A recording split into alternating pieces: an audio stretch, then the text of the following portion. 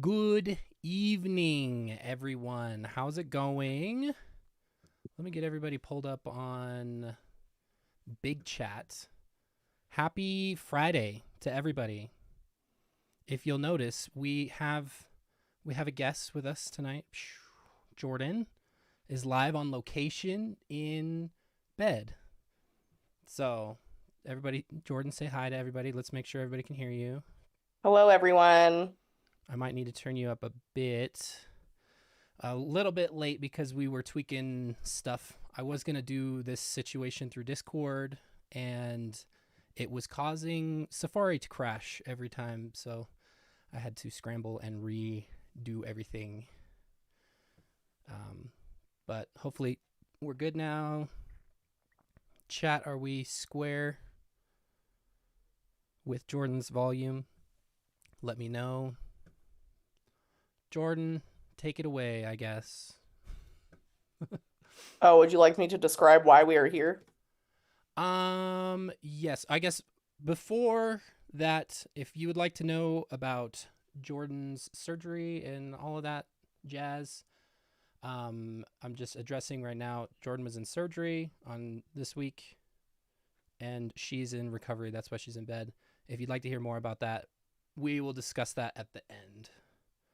But as Indeed. for right now, My we're just gonna uterus has dive. been yeeted. Your what?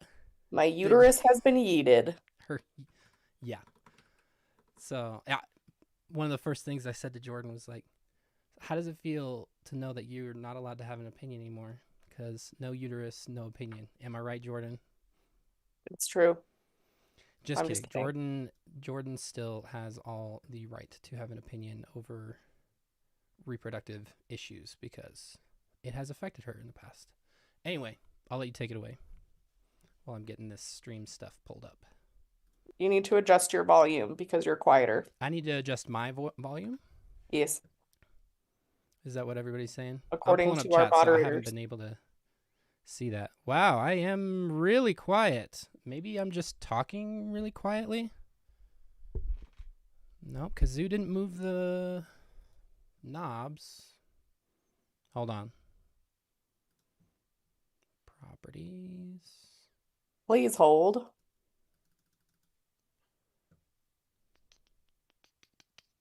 Well, I can just boost it on there. There's no problem. No problem there. I just like to have things consistent. Sorry for the hissing. Does that make the... Let me know if it makes the sound really grainy or noisy. Okie dokie. How's that? Jordan is at like 60% and McKay's at like 40. Okay. You're not quiet, just quieter than Jordan. Okay, I'll just talk. I'll speak louder. How about that? And Speak we'll... loud. Okay, Speak sounds good now, now. it says Miku's headphones. Okay, thank you. Sorry, I think I'm also just kind of speaking quietly because I don't have anybody down here to speak with, so I don't have any baseline to judge my volume off of. Anyway, I'll shut up. We'll go. Take it away, Jordan. Okay, so once again, well, first, Ricky Snowden, thank you for becoming a member. Um, we are all gathered here today because evidence from the 8 passengers, Jodi Hildebrandt, Ruby Franke case is out. Um, Ooh. so all of that came out today. Unfortunately, I am in recovery, so I sat here and had time to sift through a lot of things. I didn't have time for it to be as thorough as I probably would have if I had more time, but nonetheless, we're here. We're doing it anyway, and it's going to be fun. Okay. I mean, it's not Yep. going to be like fun, but it'll be informational. Obvious trigger warning in effect immediately. Um, we won't be, there are images that have come out of the children's injuries specifically. We are not going to be showing those. I highly, highly, highly, highly recommend that you do not look at them. Um, they I am. I'm going to second that notion because it is. Jordan sent it to me this morning, the Reddit post that contained them, and of course I'm a glutton for punishment because of I don't know, reasons, and it made me very mad. So we're gonna try and have nuanced conversation through the anger today. But yeah, I'm really desensitized to that kind of stuff because of the type of music that I listen to. Images that are jarring come up often, but this is like knowing the context and everything like that. It was just another level of anger and disappointment, and yeah, it's Indeed. bad. So just don't look at them. Just know that they're horrifying, and that's enough. I'm not going to stop you, obviously, but I wouldn't recommend it, especially if you are sensitive to these kinds of images, because you can't unsee those things once they're in your brain. So obvious trigger warning for that reason. Same rules as always applies. We have mods in the chat. Do not fight with them or be mean to them. Oh, we don't have a rules page this time. I forgot about it. That's all right. Don't use the minor names in the chat. If you're referring to one of the minor children, you can use initials, but don't use their full name. Try to maintain some semblance of privacy for these children that don't have any. No threatening or calls to violence. This kind of stuff makes us want to be violent, and that I 100% can validate. But for YouTube purposes and staying friendly with terms of service, we are going to not be doing that. And then no speculation on disability, mental illness, or sexuality. We stray from those topics generally because they're irrelevant. If there are things that come up that are mental health related, we can talk about them. But again, even as a therapist, I can't diagnose someone over the internet, and neither can any of you. So, because that's unethical and we don't want to do that. But we can talk about the things that we're seeing and whether or not there's a pattern. So there we go. We'll do that. And yeah, just listen to the mods. Don't be a dick. It's really not that hard. Are we And all my voice? Are we all ready? Are we all What are ready? we thinking? I am about to pull up our stuff over here. Okay. Check it out. Thank you, Jordan, for the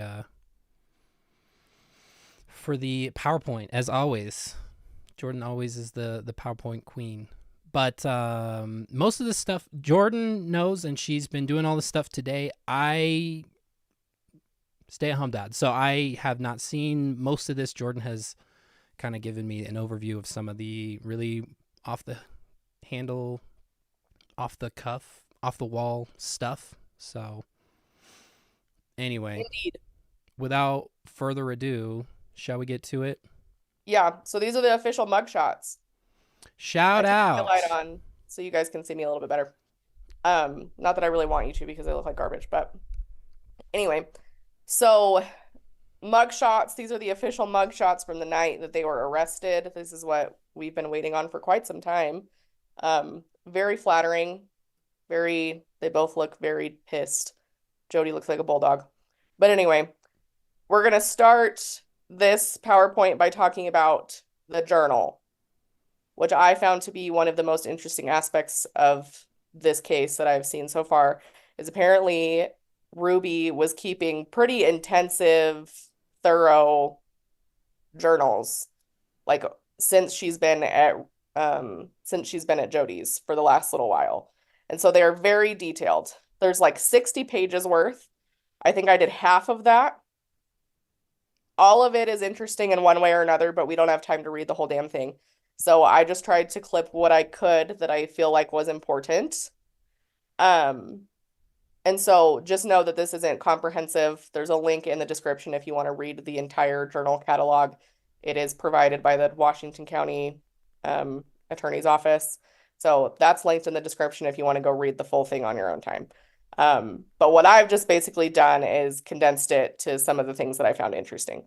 So my voice is still recovering from having to be intubated, so it doesn't feel amazing. So I'm probably going to have McKay read a majority of these.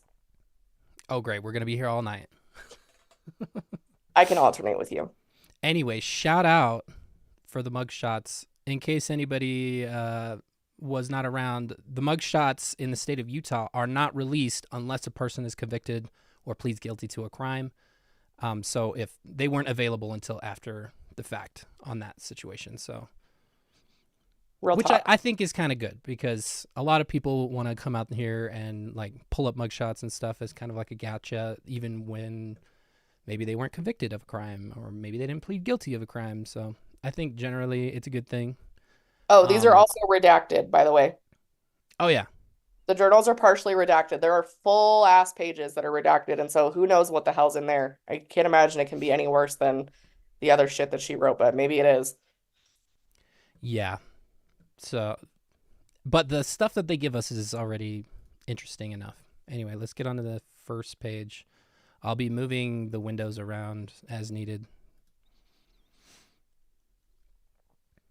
You see them, Joe? Let's do it. I don't see anything yet. Oh, now here we go. Okay. Okay. Um, so this one I included because this is at the very beginning of the journal, which I found very interesting. Here, let me move my chat out of the way Was so I this can. the only journal that they had starting in May of 2023? I'm not sure because of Oh, okay. redacted dates and shit.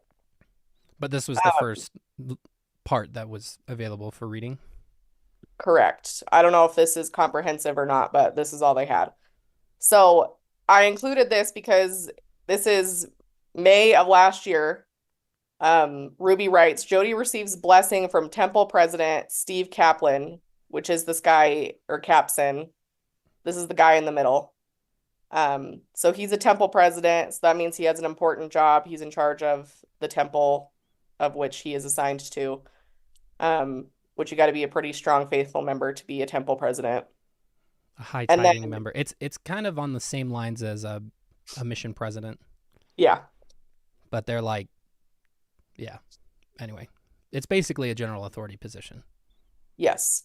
And then interestingly, a month later, Jodi goes to Salt Lake apparently to meet with this guy named Jeremy and Brad Wilcox. And if you have been around the block with us before, you know Brad Wilcox is also a general authority and he's the worst and racist and has caught a lot of flack for things that he has said recently.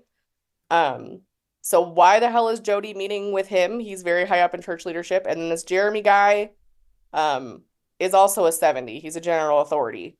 So these are all like the temple president, not so much, but these two other dudes are high ranking in church leadership. So for the church to be like trying to distance themselves from Jodi, but then this, like I'm not buying it at all. You don't just get to Yeah. meet up with Brad Wilcox. Like that's not how that works. If Right? you need a if you need a refresher on Brad Wilcox, he was making headlines, so to speak, about 2 years ago, when in a fireside posed a hypothetical question where people are asking why were black members not allowed to have the priesthood until 1979, and his addition to the conversation was, well, why were the white members not allowed to have the priesthood until 1832 or 1830, whenever it was that the Or some stupid thing like I that. can't remember the number when the priesthood was um, rest, restored. So he's pretty silly. There was a lot of backlash. He actually did like a half-assed apology even after his wife took to social media and was basically like, people are just attacking my husband and blah blah blah, and it wasn't good. But he's kind of the fail upward kind of guy. So I don't know if he's being associated with him. I don't know. Maybe he's also kind of that kind of fail upward type, but I don't know. All That's right, beside next. the point. We're going to the next slide. All right, McKay, do you want to read these ones? Yep. On June 30th, 2023, R refuses to do wall sits. He says he is done. And then on July 1st, R is to stay outside, sleep outside, only come, and then something like to the bathroom and shower. Probably come inside to go to the Yep. bathroom and shower. On the 14th, E refuses to work, screams, has her hair shaved off, which is like easily, like really at the top of the list of dehumanization tactics. And the 15th, she comes back and records. R runs away around 1:15 a.m. Ruby finds him at 3:14 a.m. Wow, he was gone for 2 hours. Mm-hmm. Yeah, we'll come back to that. And Jodi, E and J drive to Arizona and find a property land. Is Jay one of the other kids? Yeah, that's her other daughter. Okay, I forget the other kids. We don't discuss their names, and I do my best to never remember them, so Yes. there's that. So then it goes into some more detail on those things that we just highlighted specifically. But I appreciate that they've blurred out names here. Yeah.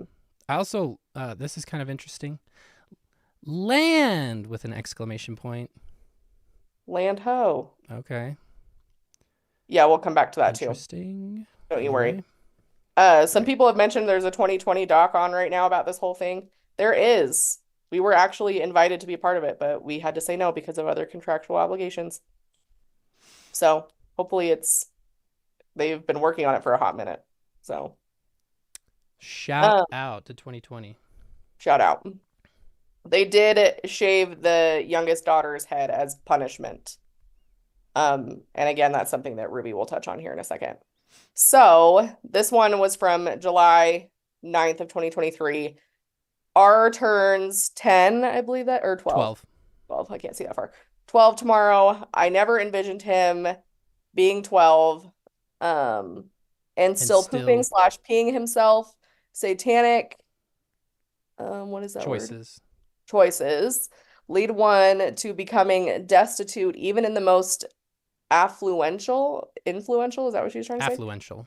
Is that a word? Affluential? I'm pretty sure. Meaning like you're well-known or... Yeah. I guess. Even in the most affluential homes. So this is interesting to me because anytime we have a child of that age who is still struggling with things like enuresis or, nighttime bedwetting or things of that nature, a lot of times it's not always. Sometimes this is something that kids just do. But it's something that from like a therapist lens, we would be looking for trauma in this situation. And a lot of times it's because it's from a trauma response and the body is trying to maintain safety. But if your cortisol levels are really higher and you're in an extremely scary or unsafe feeling situation, like the bodily functions, the bladder, sometimes those are the first thing to go. So extended bedwetting by this age is concerning. It would definitely be something that I, as a therapist, would bring up to like a parent. And so I'm assuming that this is stress or trauma related because their other daughter apparently does this also. So, okay. It could also be because they were being held prisoner. Yeah, that's what I mean. The stress and the trauma of that alone. And they just weren't allowed to go to the bathroom going to the bathroom means that they would have to come in contact with their abusers. So better just to not even bother. Sure. I don't know. That's pretty awful. That is not even prisoners, really. But it's this kind of bullshit. Satanic choices led one to becoming destitute. Oh, yeah. Even in the most affluent. Is affluential the thing, or is it just affluent? I thought it was just affluent, but the people in chat are saying affluent is a thing. So affluential might be like a less common term, variant of it. Anyway, but next one. Okay, July 10th. It's R's birthday. He doesn't even know what month it is, probably because you're holding him prisoner. E and R have been in so much deviant... Is that an E or an I? Learn to spell. I think she spelled it wrong. Deviant behavior. They won't control their bodily functions. They are both furiers?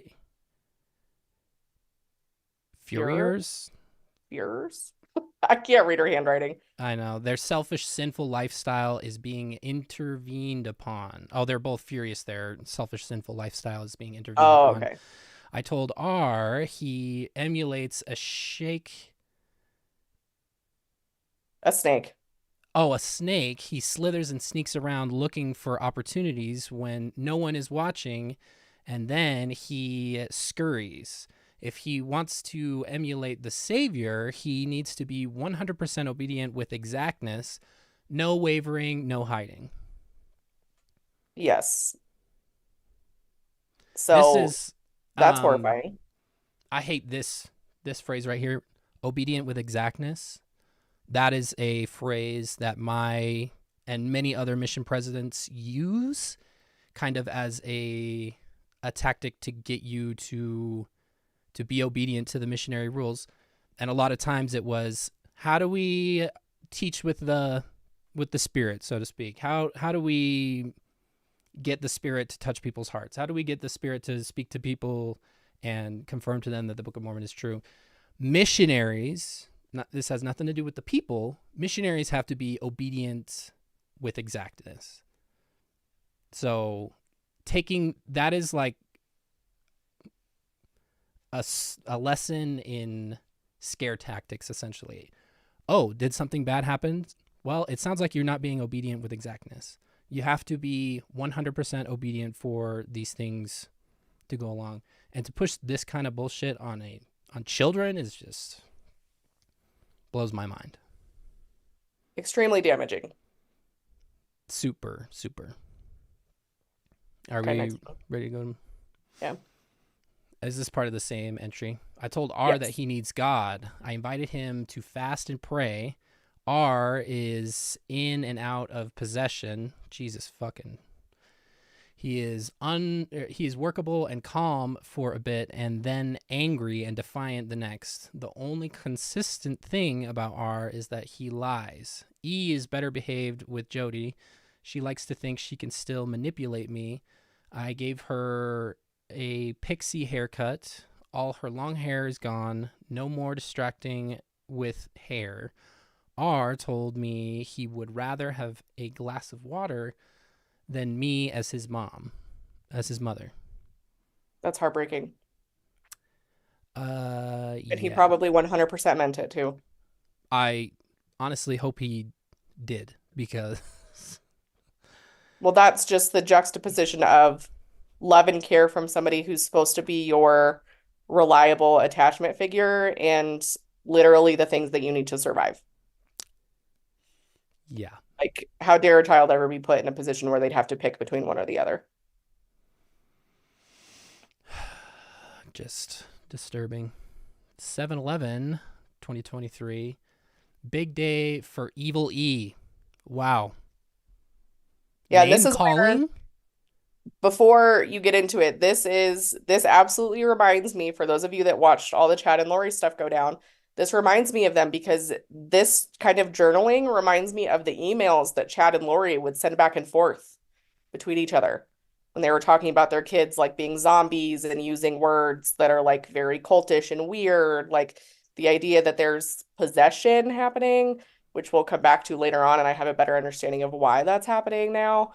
Um, but this absolutely gives me Chad and Lori Daybell vibes. Anyway, keep going. She won't scream when Jodi is around, but with me, she wails all night. E screamed, cried, and would hit her head on the floor, the tile floor. Today, Jodi confronted her. E admits to putting on a show for her mother. E says she wants to be pitiful. R was told to stand in the sun with his sun hat. He is defiant. No, I will. I tell him a couple more times. R or I should say his demon stays in the shade. I push R into the sun. Jeez, get lined paper. R comes back. I come back with a cactus poker. When I poke his back to get in the sun, R doesn't even flinch. I poke him on the neck. He is in a trance and doesn't appear to feel anything. Jodi taps him on the cheeks to wake him up. So they're This implying here is that he's weird. literally possessed. Like they're poking him with things that would be painful and he's not responding. Therefore, like the demon that they believe is in charge. Like he's been taken over by a demon. Um, which just from a trauma lens perspective, given everything that these kids were dealing with at this time, I wouldn't be surprised if they were dissociating to a pretty extreme degree. The brain is an amazing, complex thing, and it will do its damnedest to protect you from pain, especially with children in abusive situations where they have no way out. And so I can easily see like some serious dissociation happening here, basically as a survival tactic for these children to just get from one day to the next. So I could 100% see that being what's happening here. Like the manifestation of trauma here is so strong. But Jodi and Ruby have absolutely sold themselves on this narrative that, he's been possessed by demons. Oh man, rough. Yeah. Remember to if you can always come back to this later if you need to Yeah, take a it'll be break. saved if it gets So too much for you.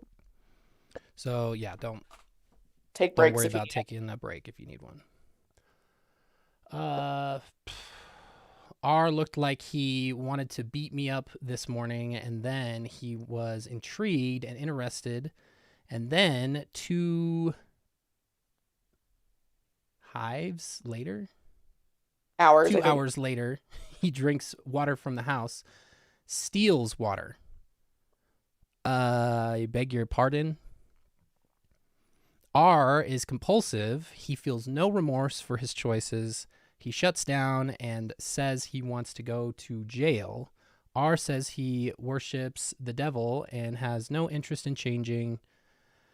I want, or he's, so he says, I want the outcome of being changed, but I don't want to do the work that it requires. I highly doubt R, he said that. I don't believe anything that she says about these kids. Especially Not even that a little bit. verbiage.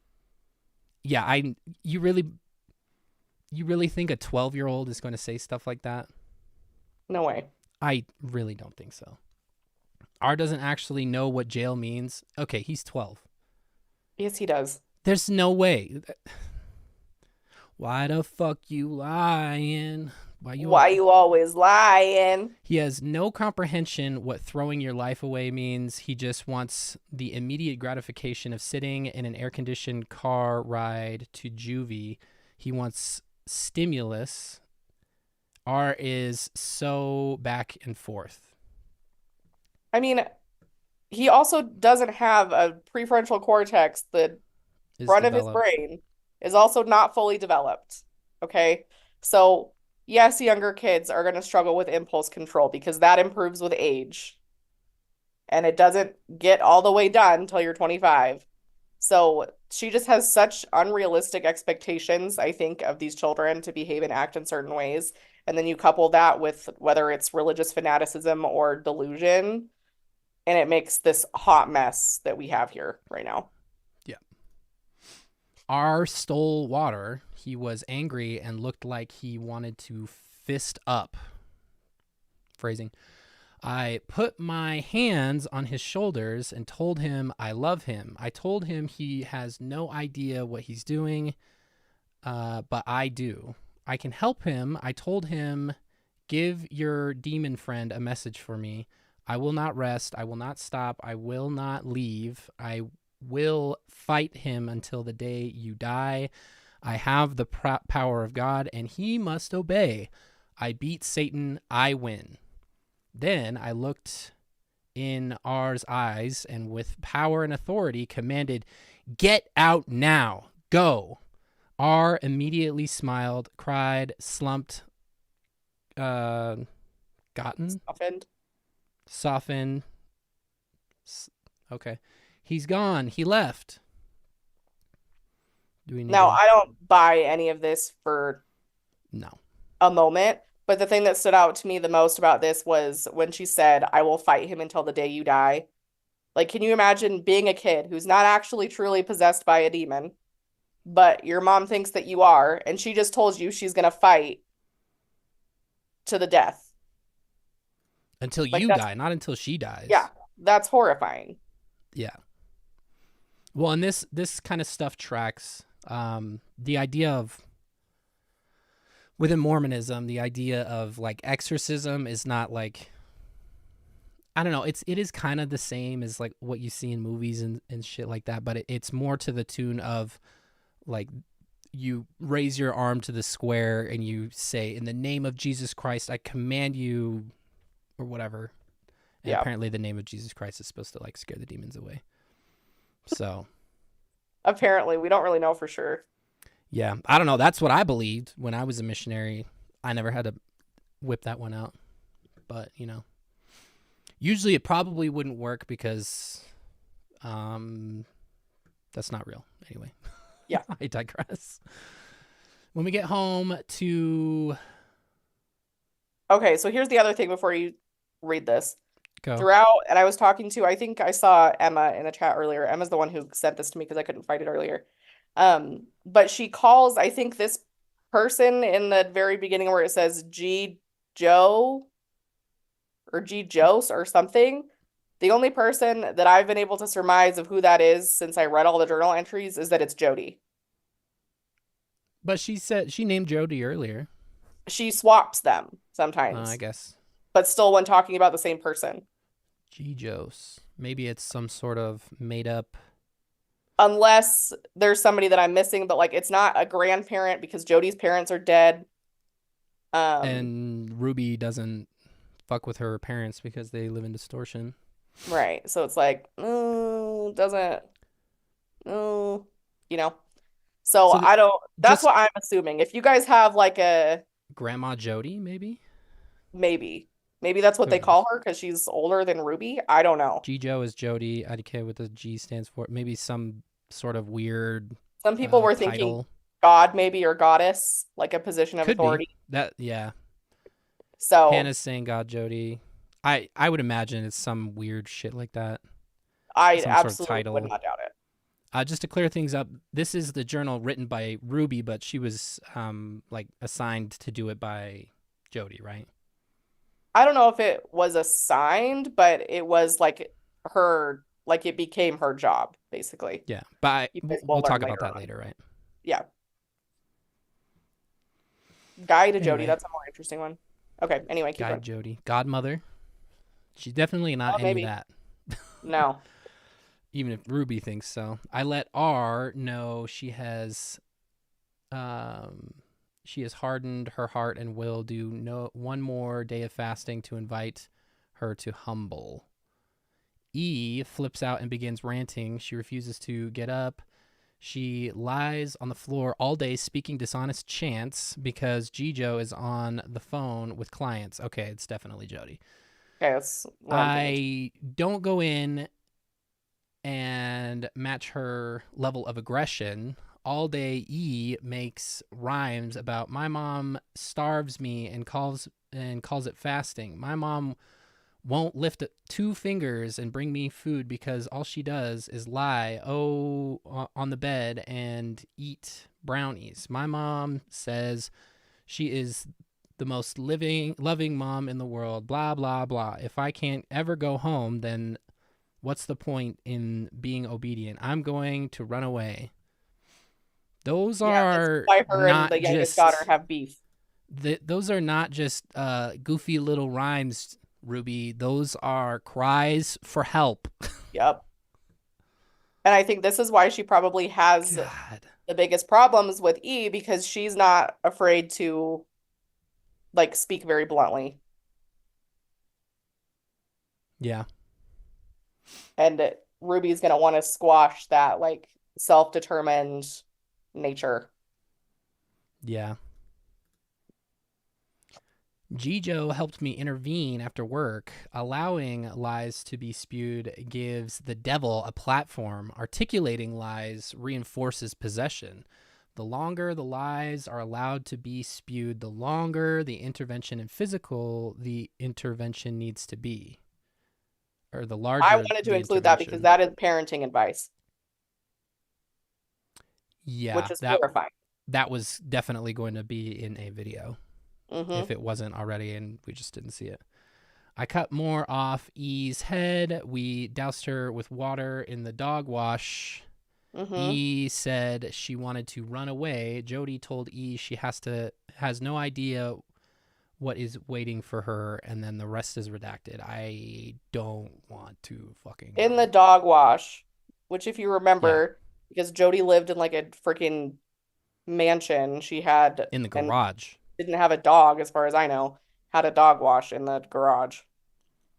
Yeah, which was nice for a dog wash, but it's still probably just hose water, which means it's cold And it's and inhumane. absolutely stripping any personal feelings potentially or outward recognizers of identity that this poor child has. Did they waterboard? I don't know. I think they would have said they covered her face with a cloth when they doused her or something like that. So it's just they doused her with water, which is inhumane, but it's not waterboarding necessarily. There's other kinds of torture that they refer to. These selfish children who desire only to take, lie, and attack have zero understanding of God's love for them. They don't know Jijo is selling her home, this priceless Snow Canyon gem, so she can purchase land where these two can work. Jijo has been working for property, looking for property with Soros cactus, and is feeling more imminent the need to get these kids to open land. She is willing to consider less than ideal property for them. This is a spiritual matter. I can't, in good faith, have you with these two gremlins. I won't do that. These are God's children. Soros don't matter when souls are on the line. So this Is becomes that a like a type of cactus? repetitive, Soros cactus? I have no idea. This becomes kind of a repetitive theme throughout the rest of the journals is Jodi and Ruby were planning on selling their home, like selling Jodi's house, and then finding property in Is she referring to Arizona, saguaro cactus? maybe. You know, I wouldn't expect her to know how to spell that. She's not the brightest. Um, Yeah, I Google Soros cactus and saguaro is the first thing that comes up. So I think that's what she's meaning. so why Dumbass. do they want land in Arizona? Presumably they want to be farther away from people because they're too close to their neighbors for the Yeah. kids to run away. Um, and weather there is very similar to weather in St. George, where it's pretty much hot all year round. And so it's kind of scary. It gives, how they always say, like, if somebody's trying to kidnap you, like your job is to never let them get you to a second location. Like this is kind of the vibes that it gives me. Like things probably would have been worse and maybe even fatal if they had gotten the opportunity to move to Arizona. Yeah. And we remember that they sent Chad to a wilderness camp in Arizona. And Correct. now with the situation that they found themselves in, they can't trust to send them to some less than spiritual camp or whatever they sent Chad to. So they're probably just looking to do it themselves. Yeah. Which we already know the troubled teen industry is already fucking bad. So for it not to be good enough for Jodi, just I can only imagine what is was going to be waiting for them if they were able to get this land. Agreed. Soros is used as an adjective to describe cactus 2 sentences up. It is not sore. Yeah, I don't think it's sores. Plus, this does not look like an E. That is an E right there. So, anyway. Next. 1 hour later, we move quickly. Jodi and Jay are going on a road trip to look at property in Arizona. Ruby has some extra cash in the bank. If the property is right, we can move on financing immediately. We decided the escalation of the kids is not manageable here and now. R is now sitting / angry / defiant. E is lying on the floor. We will bring them in. R and I will clean up out in the desert as he has pooped himself.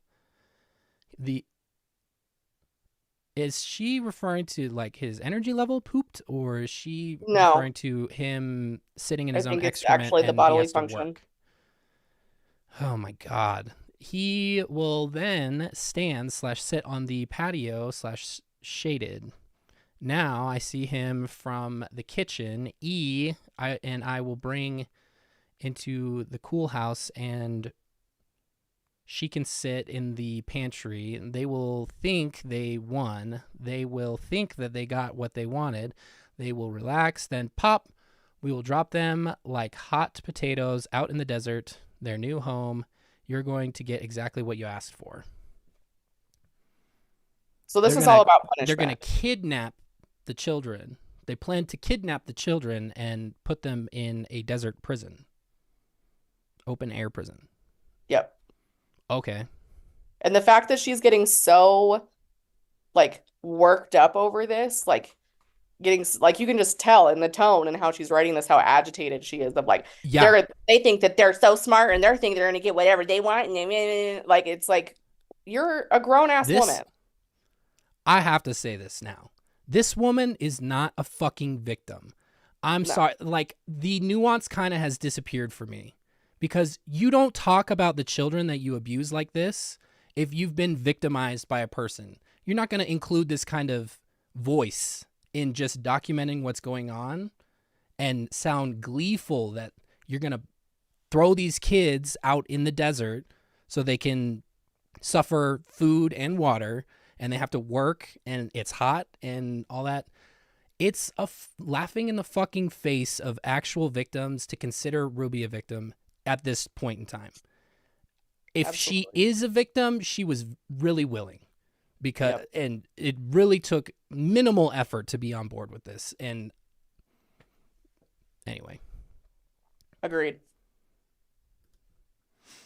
the problem for E and R is the hard labor is all. Was that just a redaction, or I don't know what happened there. I was that's wondering weird? that too. Is all for the sake of lifting, does not have meaning or do good. We need property where a ranch can be built, good can be done, outcomes of prosperous choices can be seen, explained, and felt, and the kids need a good kick from a horse and a cactus to run into. They need natural outcomes. This is not a natural fucking outcome. No, it's not.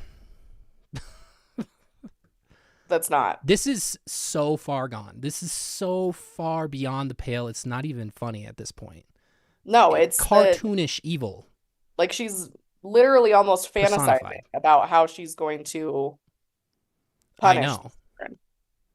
And that's all that's I if she only gets 4 years, I'll leave it there. Yeah. Yeah.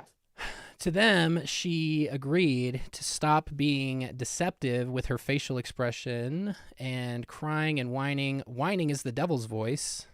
Tell that to Tom when he's fucking hungry. Whining is always a demon. It doesn't say who this was. Blank hurt facial expressions. Blame me for her misery. I guess it's E. It is E at the center of her misery. Her face is deceptive. After E did stairs, she sat on the park bench looking at the mountain views. She was told to sit and be still and eat her dinner, carrots / hummus / grilled cheese / water. Break. She did the first set easily and agreeably. After 5 minutes of rest, she began whimpering. When she got to the bottom stairs, she slipped and dropped the box. I put her in the dog wash and shaved her head. Then back to the boxes. I told E, is this So that was continued on the the next one? No, that was kind of the timeline for the complete shave of the head was she Oh, was okay. whining. And it's not even whining. It sounds like she's whimpering because she's carrying heavy boxes and she's probably exhausted and she doesn't get enough food or nutrition to be able to be doing that in extreme circumstances, let alone at all. We He takes the bowl and begins eating. I say no, thank you. Are you going to acknowledge that acknowledge the woman you've been abusing just brought you The dinner? irony here was not lost on me. Oh my god, it was absolutely lost on her. That's Was. for sure. R, well, I would say thank you, but I wouldn't really mean it. With that, I reached down and grabbed his dinner and water and said, wow, wow. R tried going back on what he said with some explanation, and I stopped him. I will not talk with a demon. Your soul is damned, and I will not hear your damnable words. Straight to bed, underlined multiple times. This is not healthy or normal No, parent interactions at all. no, not at all. And here's also what I will say. Well, you should, or hold on. No, thank you. Are you going to acknowledge the woman that you've been abusing? I'm just going to overlook the abusing part who just brought you dinner. That is your fucking job. You brought this kid into the world. You are expected to take care of that kid, and you are not to be expecting a thank you. A thank you is just a societal thing that we do to show our gratitude, but you do not deserve a thank you for doing the bare fucking minimum at all. Yep. And any person who is out here like, oh my God, I can't believe my kid didn't say thank you, and then they revoke food, pure evil. Pure evil. And then also to go on and say, oh, he's abusing me. Be for real. Ear cannot be reformed, in my opinion. Just real quick, I was going to say thank you to Matt for the super chat. Releasing all this was a life or death sentence. She's done when she gets out. I surely hope so. And then our lovely Tater Tot, you guys are amazing for covering this for folks so they don't have to go through it themselves because it's so dark-sided. Take care of yourself, BBs. Thank you. Appreciate it. Also, your baby's really cute, Tater Tot. Jordan shared with me today. Anyway. Give me baby fever with the one ovary I have left. And no Okay. uterus. Next one. Kids are all in bed. E ate her mashed potatoes and turkey and milk. Jijo and Jay are looking at RV trailers. These kids have no idea the sacrifice being made for them or Jesus' sacrifice already made. Honestly, the fact that she calls them kids, she doesn't deserve that. You better refer them to your prisoners because that's what they are. They're not your children anymore. Well, it's just giving like what we're gonna buy an RV now? Like they're gonna RV over to Arizona? Like what? Yeah, that sounds awful too. What are we doing? Well, I hope it would have been awful for them if they actually went through with that.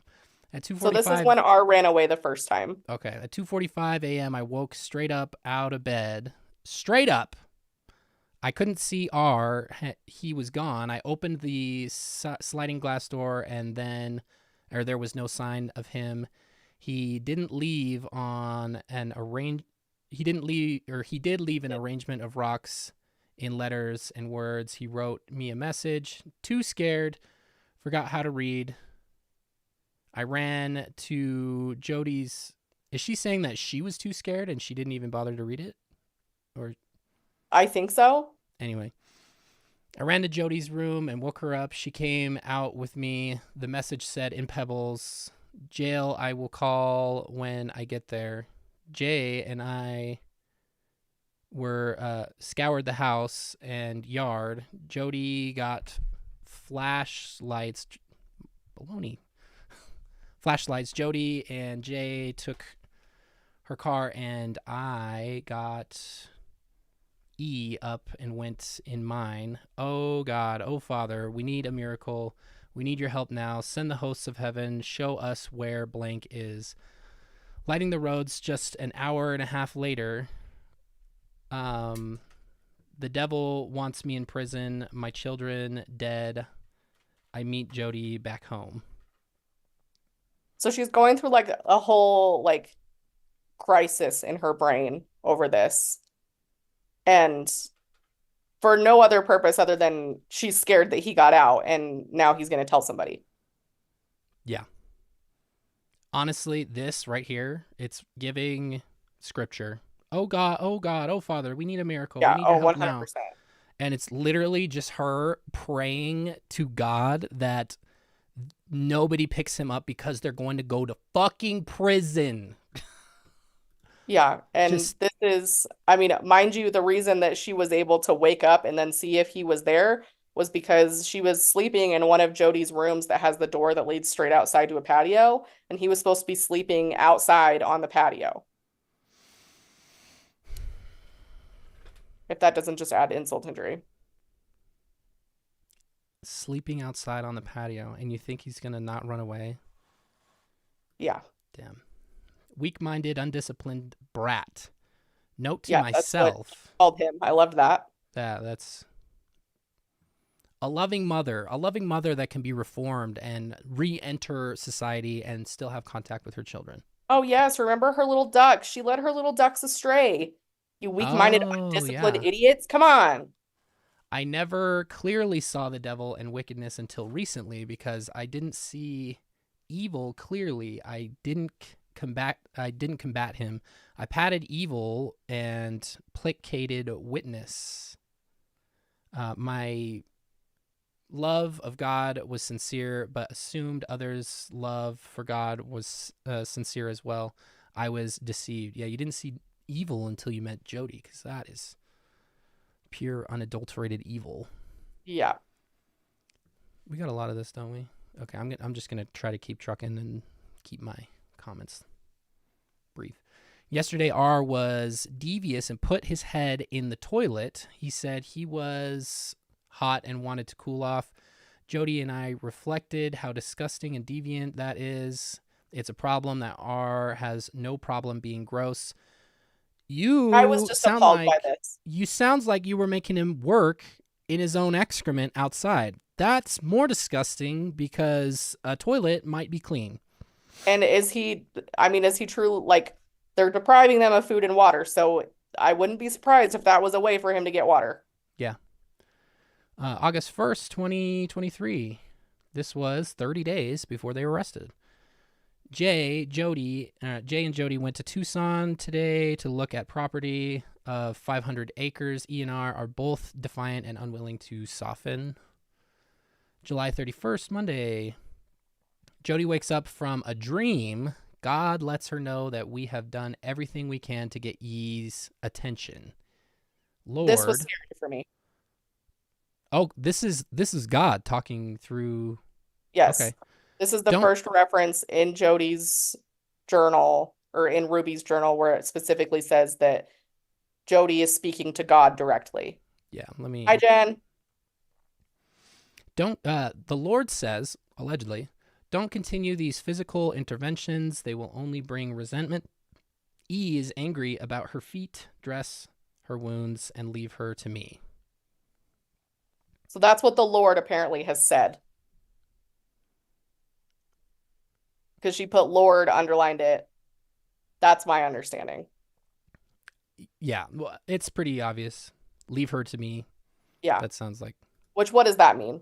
It is giving Daybell, like, to an insane degree. Mom to R. We never did sell your. When did you? Oh, when did you sell your soul to the devil? R, 2 or 3. That's the Mom. age that he responded with. Oh, is that an age that he's saying? Okay. Did Yes. he come to you or you to him? R, he came to me. Mom, and what is he giving you in exchange for your soul? Money, fame, strength, a person? R, nothing. Tell R can still keep his soul. He can have a life. He blank to stay here. I told him to think about what he wants to be obedient or something. There's a bunch of Why he scribbles here. wants to be obedient to Why a he wants to devil. be obedient to a devil who offers nothing in exchange for everything. R becomes aggressive and destructive. He started banging and hitting doors. I went in and kicked him, knocked this off. R So again, continues once again, we have evidence that this is not just a physical Jodi thing. abuse. Yeah. R continues to be destructive and violent. I put on a pair of boots. I went in and kicked him again. You want me to stop? You are. What are you getting from Satan when he tells you to kick the door? I can't tell what that is. Would be my guess. Huh? There's two H's in that, Ruby. Nothing but more pain. You want me to help you? Yes? No? Ruby, you want me to feed you? R, yes. Ruby, no. You want me to something and provide for you? R says yes. Ruby, no. I want you to serve the devil and fight me and You want destroy to. all. Oh, you want to destroy or to serve the devil and fight me and destroy all that I provide, and then expect me to give to you. Go ask the devil to help you. Go ask the devil to feed you. I don't know what Ruby's aversion is with not feeding her children, but she This is a will pattern. come up with any excuse. Seriously. Any. The world we live This in, is the most boomer thing I've ever heard. the world we live in does not support children being uncomfortable. The adults are uncomfortable with children being uncomfortable, and so children are comforted, entertained, distracted from the need to confess and change, stripping down a child's world to the basics of beans and rice, and hard work would be considered abuse, and it's not. It's necessary for the prideful child. This is just straight up. Again, more parenting advice. Yeah.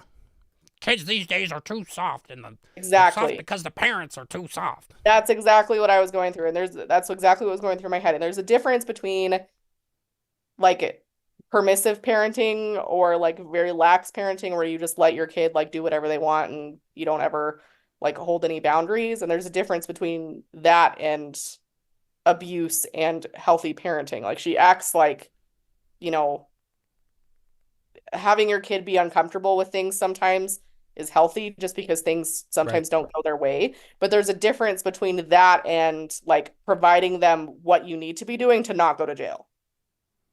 Yeah.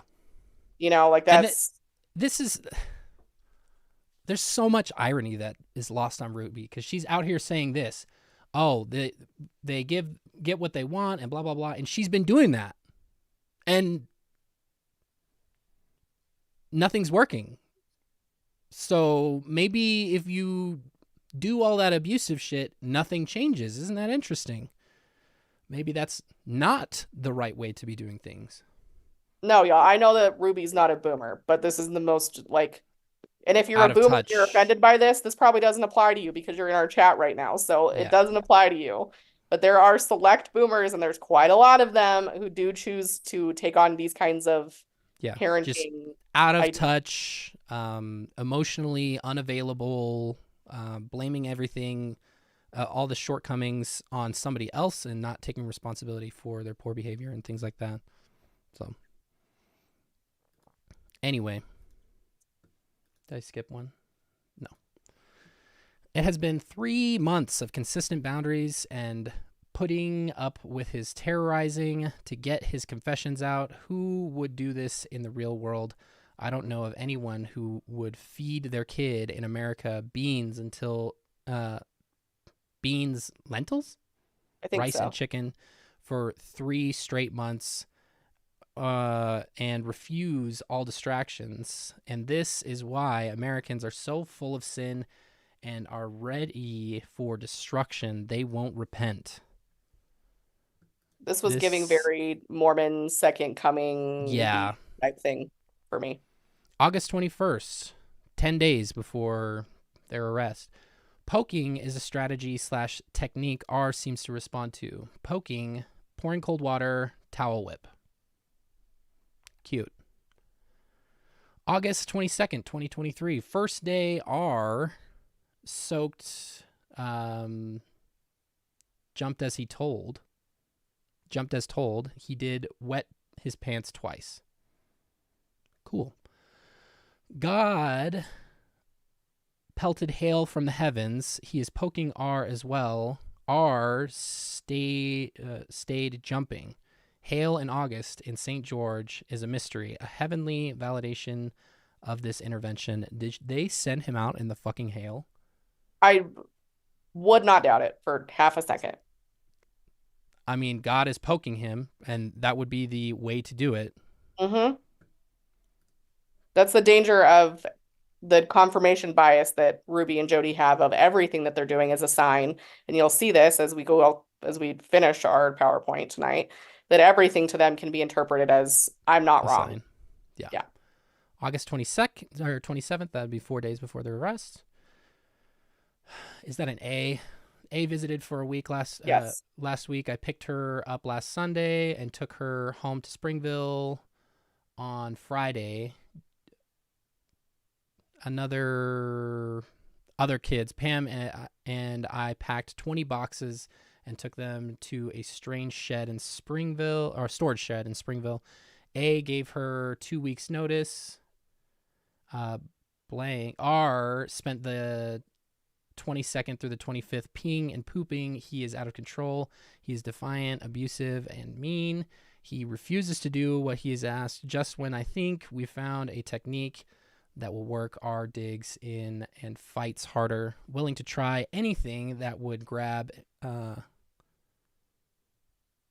his attention. I whipped him with a belt yesterday. E, too, she peed all over Jodi's garage floor, screamed at her and lied to her. She is out of control. E seemed to give me her attention after the whipping. She swept Ruby. Come on. Swept the garage floor with some muscle and mopped it. She did a good job. R increased his defiance. Okay, So go is back. this from the police report? Yeah, so this is, again, this is only half the journal, right? I tried to pick the things that I felt like were the most pertinent and that we have the most context and background on. But this is right before, you know, the whole moving situation. So it was suggested that Jodi had found land, if you remember at the beginning of this. Jodi had found land, and so she was starting to put her stuff in a storage unit so that they could get ready to sell the house and then get the RV and move to Arizona. And so they were like kind of right on schedule with this plan before the arrest happened, which I thought was interesting. Yeah. So again, if you're interested in reading the full journals, the Washington County Attorney's Office has them on their website. I've linked them in the description as well, so you can go and read them if you wish. I do not recommend it.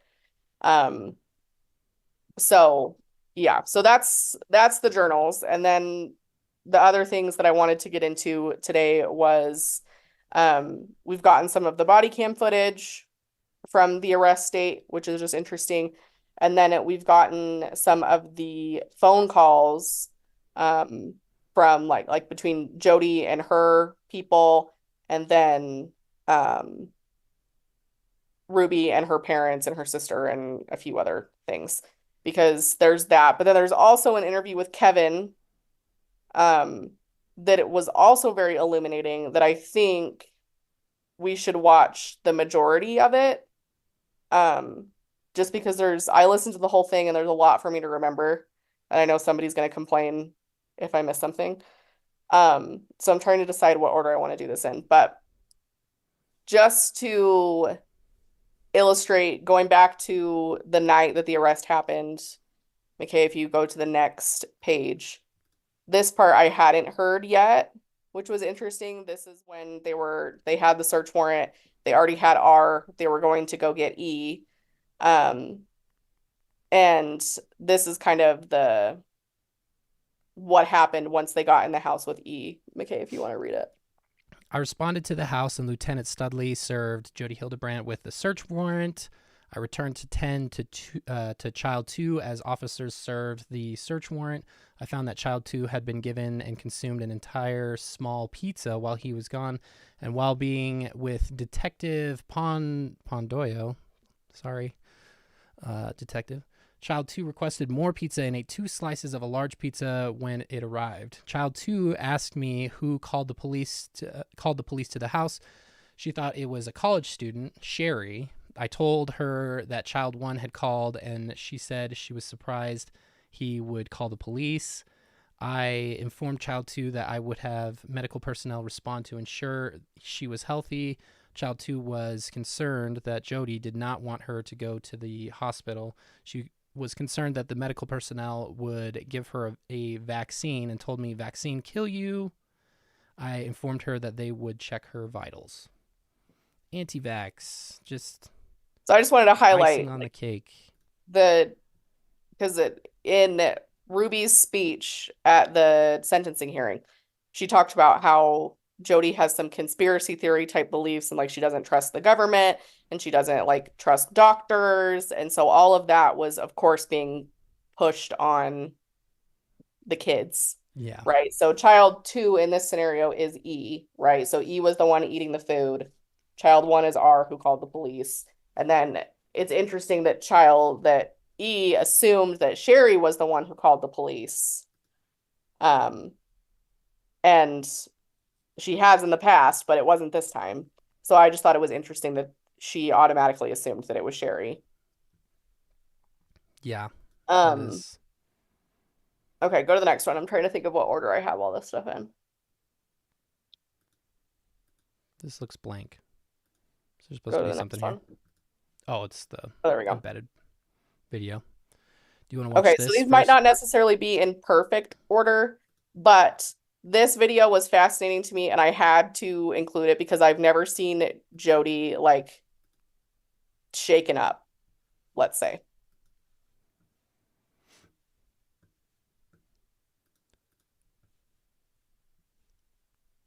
Let's see here. Why am I not hearing this? I can't either. Can people hear this? Nothing. Maybe if I go into YouTube.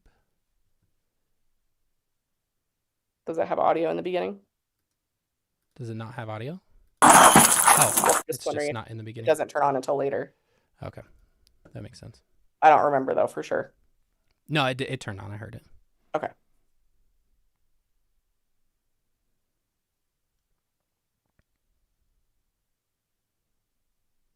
Get these guys for driving without seatbelt. Psh. Can we skip forward? This is just... Oh, they can guns going and everything. Yeah. Ring, ring, ring. No, go.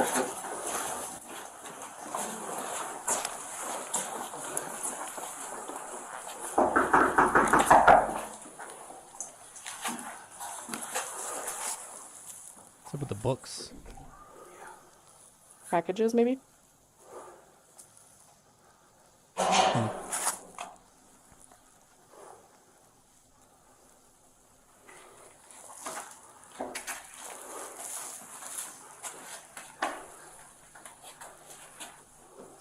really thought the audio would be on by now, but no, I don't remember. Police officers, open up! I don't think they're just regular knocking. Right there. Contact? Got movement. Open the door! Can you just imagine the panic? Oh, and you'll see the panic. Jodi? I need you to step out. I have my attorney. That's great. Step out Yeah, of the there's house. audio on there. I have my attorney on the phone. Can you, because everybody else hear it? Okay. Yeah, audio's on. Okay. Okay. Audio. I'm not gonna step out of the Step out of the house. house. Step out of the house. Whoa, whoa, whoa, whoa, whoa! We're just gonna see if Whoa, they'll be whoa, out. whoa. They're gonna be out home. Wait a minute, how do you come to my house? Right there. Look, they come into my house. Just have a seat right there. Do you have a search warrant? Have a seat right there. Do you have a search warrant? Have a seat right there. I'll explain everything God, after. she is Have a seat right there. You have a search petrified. warrant, sir. Control 12x11. Can you hold the air? We're searching the house. I can tell you what's in the house. Okay. Just have a seat. What a feeble attempt at diffusing the situation.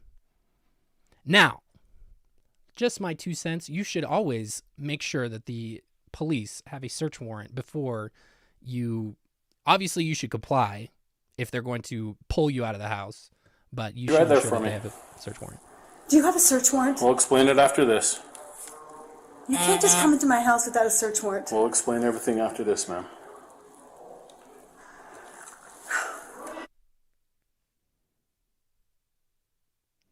Oh, it's probably muted because they're sharing Well, that's one of the reasons why we're sensitive here. information.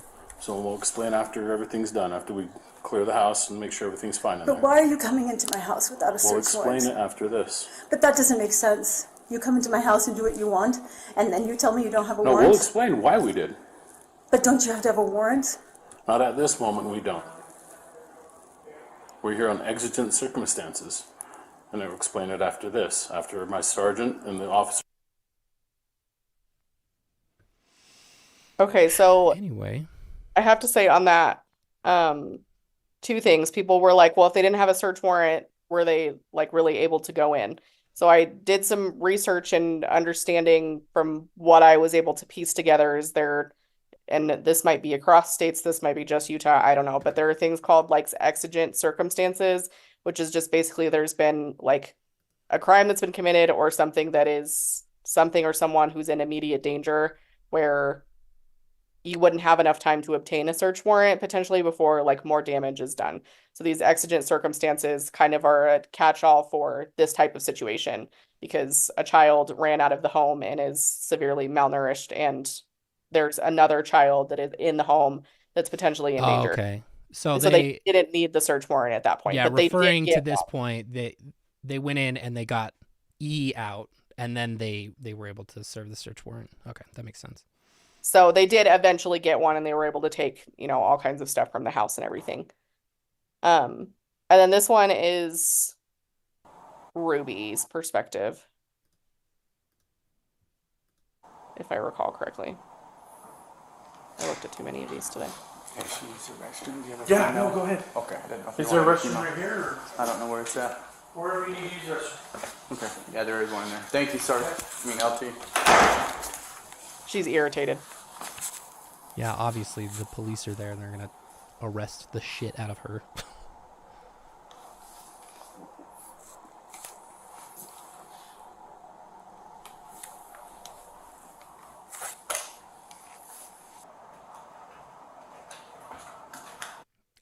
They're not going to show the kids. Ours condition would get it removed from YouTube. Let's put it that way.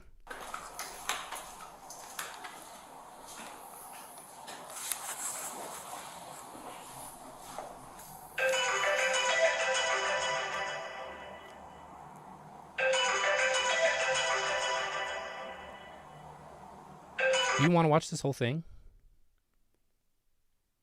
No, there's just some shots of Ruby that I thought were interesting. Do you want me to scrub it all? Or? That's just really loud. I'm trying to remember. What's that? Keep watching it for a minute. There must have been another reason. Yeah, where's it at?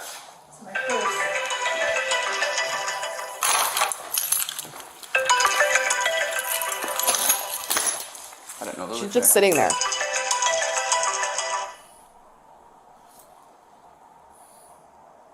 She's doing her best to pretend like she's not an accomplice. Thank you.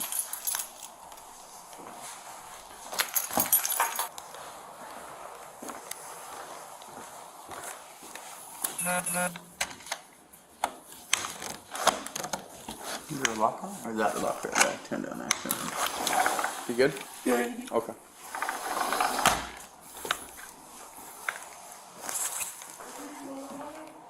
What's that? Oh, I'm sorry. I thought you said something. He was yelling something to him. I apologize. This feels like an Airbnb. Who would want to live there? Because it is. How are you? Alright, well, it feels good in here. So, hey, Ruby asked this, and I know you said that you're already detained, but I'm going to be taking you back to the police department. Okay, so I'm going to have you pop up. See if I can fit through You here. want to put it in one of our vehicles? Yeah, you want. Okay, just place your hands on your back for me. Here it is. Perfect. Oh, this is so delicious. And then, right now, I can put a finger in each of these, okay? And I'm just going to double up those so they don't tighten up on you on the way out there. Wow, isn't it interesting that the police are offering more of a courtesy than they did to a literal child? Interesting. Where's your car? It's out there. Yeah, you About can by the take it. command. You don't have anything on you that I should know about, correct? Any weapons, anything that we're going to find. Before you put you in a police vehicle, Just look we at need her to face. search your person to make sure you don't have anything on you. Is there anything you have on you? Okay, I'm going to search you before we put Bro, you in. this is just an obstacle for them. She's like, you're really getting in the way of me beating this demon out of my child. Literally. It's the sense of entitlement. I'm more important than you. I'm more special than you. I have better things to do. Yeah. That's just protocol, so I'm just going to have you step right over here. And then just widen your legs, widen your stance. Yep, perfect. Are you wearing a bra? And I was Okay, dying because I'm just anytime gonna they go walk like her this anywhere, through she's trying to and walk make so sure you don't have fast. It's like anything. she's on a leash. You said you're not wearing a bra? Okay. Is that just like a tank top under here? Okay. Her garmies. Everybody say hi to Baloney, by the way. There we go. Anyway. Just gonna lift up your hair. Okay. Alright, you're just gonna walk with Officer Hines. No, go out this way. And then, hey, Hines. You want to go this way or that way? Yeah. Okay. And then if you want to go down the downstairs Yeah. into the interview room downstairs. Sounds good. You going down or I'm going down? You're going down. Won't even look at him. I appreciate it. I was gonna ask you to come turn my car off, but No, thank you for leaving taking now. my So son we're to good. the hospital. It's still on. Being irreparably harmed. Anyway, do you want me to scrub through this? This is a lot of just walking. Yeah, I'm trying to scrub a little bit more. I'm trying to make sure there's not something else that I wanted you to see in here. Oh yeah, go here. Interview room. Pause there.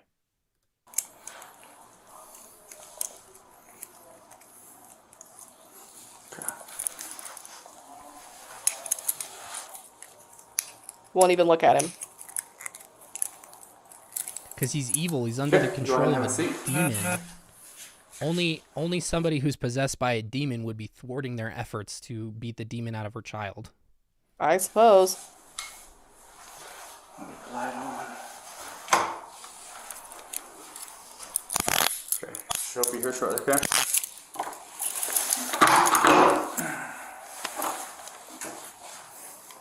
Stay in timeout now.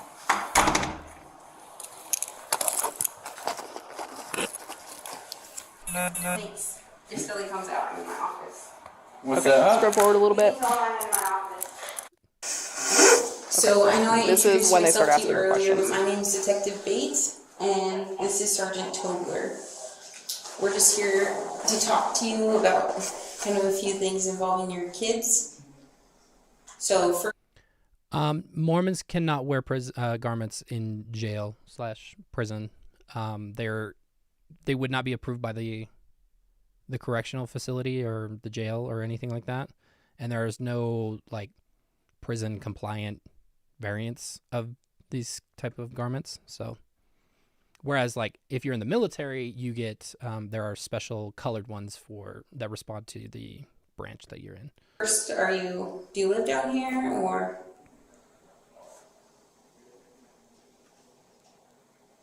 do you live up north?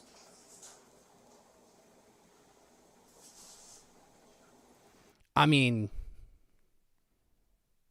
don't talk without a lawyer present, but also just the blinking. Mm-hmm. Do you want to talk to me about where you live or how many kids you have? It looks Like like not she's even So we refusing. just spoke with your husband, and he said you guys have Somebody said 6 she looks like kids. she's blinking in Morse code, Are and it those definitely does look like all that. together? Are those all your kids? You know what it reminds me of? It reminds me of that one State of the Union address when Trump was president and Nancy Pelosi was just in the background, like blinking the whole time.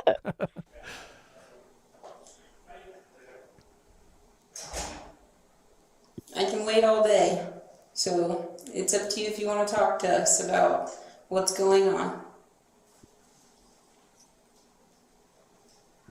Yeah, like just Would you say feel more I comfortable talking won't to talk one of without us? my lawyer.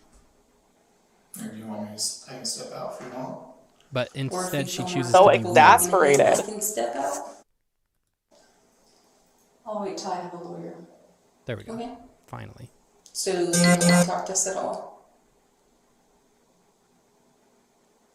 So that's basically it for Ruby's like interrogation piece because she doesn't say anything. She does her little angry boo-boo face and then asks for her lawyer. And so there's not really much that came out of that. We got a little bit more out of Jodi specifically. If you go to the next one. Isn't it funny how she's emulating exactly what she is abusing her children doing? Yeah. So this is when they get pulled from the All right, I'm gonna have you stand. it starts with Jodi, I think. Yeah. Baloney is accosting the pointer, the mouse on the screen, and I can't see. So up, all right? These are all videos that came out today. Thank you. Go ahead and face this officer. Go ahead and put your hands on top of your head. I wanted to show you this one for this Notice your reason. finger, please. Thank you. Just put your hands on top of your head. You're good. Look to your left. Girl, what's going on with your hair? Okay. Thank you. Hey, Friday is not going to work for the interview, but I got Jessica. She's going to give me a card. We can schedule another day. We're thinking like Monday, maybe, for that interview. So, on Monday's holiday. If you want. Now Jodi's in cuffs. We'll get you a card. delicious. You can get with Adam and schedule that. Okay. How do I schedule that? Is you guys on We'll give you a card with the phone number. next year? And then, yeah, you can call Adam and have Adam call us, and we can schedule it, or you can call us and schedule it either way. Okay. Just gonna do another quick check. Another eye search here. Nothing in your pockets? You have nothing on you at all? Okay, let's go ahead. You can go out the front door to my vehicle out there. And then if you fast forward a little bit, hold on, I gotta remove Baloney from the premises because I can't see where I love you, dude, but you're kind of in the way right now. Also, you're gonna damage my monitor. She's just going. so she whines about the handcuffs being too tight because apparently she just had shoulder surgery, so they fixed it so that they're in front instead of behind. But then if you keep scrolling, keep scrubbing all the way back till you get to Ruby again. Because what I found interesting was if you go all the way to the end, go there. Because they put them in the same car. Okay, so I just spoke. You can turn to face me. So I just Jodi spoke sitting with there. Jodi, but you both are under arrest right now for Still child Ruby abuse. having a pissed off And you'll moment. have 2 counts of that, one for Eve and one for Russell. Okay. It's for the malnourishment. You guys are in direct custody of those kids. So she's just explaining the charges. Is there anything Yeah. else after that? Nope, I just thought it was very fascinating that they put both of them in the same car. That is very, very interesting.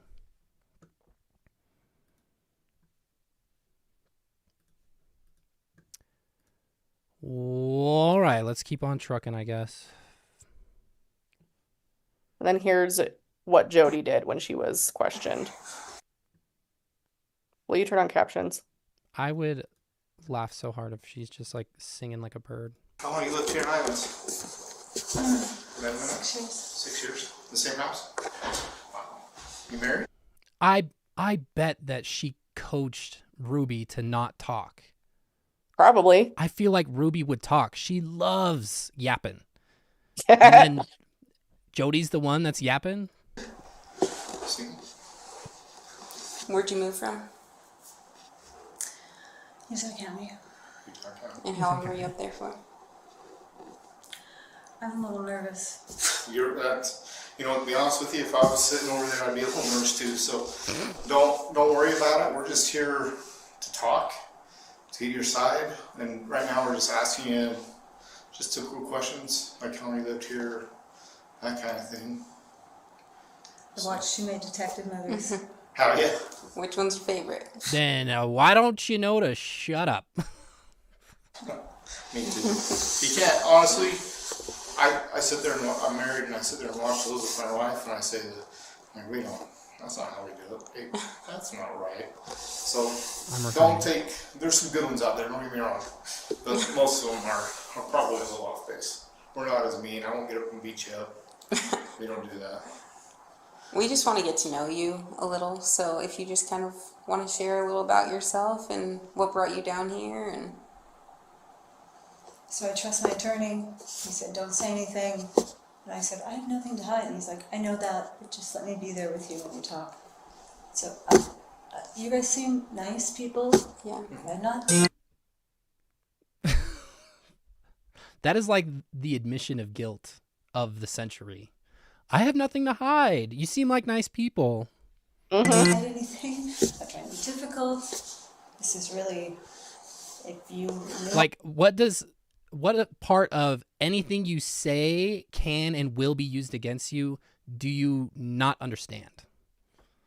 All the pieces, I think you'd have a lot of empathy for what's going on. That's really what we're looking for. And you're an adult and trying to manipulate the thing about our situation in her interview, favor. If we ask you any questions that you don't want to answer, She you can- really thinks she's just above anything. She thinks that she's it. She can handle this situation. Oh yeah, my lawyer said I'm not supposed to talk, but you know what? I don't think he knows better than me. I can get out of this. just tell us, I don't want to answer that question. But we do want to have a basis and an understanding of what's going on in that home or what went on up north that brought them into your home. And so if you want to share any of that and you don't want to answer any other questions, that's okay. I'd like to just tell you, but I don't know who you are. I don't know if you're gonna flip my words. I don't know. And that's the good thing about cameras. Everything, it's pretty much double recorded, audio, video, and it's for the safety of for you and for us because we don't want to flip your words. And this will all be pretty much right How can they say that? there to support you. So we're not going to use anything against you. Be so insistent. We're not going to use anything. I Hey, digress. dumb enough He's to an believe it. Let her honest, Yeah. talk. Let her gab. Man goes to church. I trust him. Why would he say that to me then? I don't know your attorney, to be honest. Well, I'm just saying he's a He's good honest man. Yeah. Notice how she pulled the Mormon card, like Immediately. I trust him. He goes to church. Yep. And I'm an honest person as well, so we get along great. And he just said, do not say anything. Maybe just as an attorney, They always say that. they always want to be with their This is playing dumb. client. I'm not sure, but like I said, at any time, if you don't want to answer a question, you don't have to. So the ball's really in your court on what you do want to answer and what you don't. So, Well, I think it looks bad that I don't want to answer anything, but it's not because I'm trying to be difficult. I'm really hanging on what he told me to do. Yeah, who's your attorney? Adam,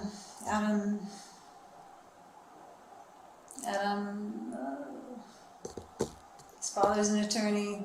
His brother's an Is attorney. he local? Yeah. Is it? Oh, I don't know. He's down the street where the town hall is. Well, They all have the same name. the whole reason we're sitting here today is there's a lot of questions we have that we just maybe misunderstandings that we just need to clarify. And I know, and I'd love to tell you if you were here, because I don't know. I don't know what's going to happen with what I say. You know, I'm a psychologist. I've watched people flip things all the time. So I get it. Adam God. I sit on your side. I get it. Okay, girl. Psychologist now. Right?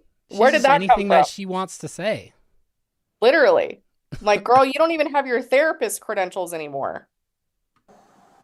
So now you're trying to say you're a psychologist? An entire certification and degree that you don't even have.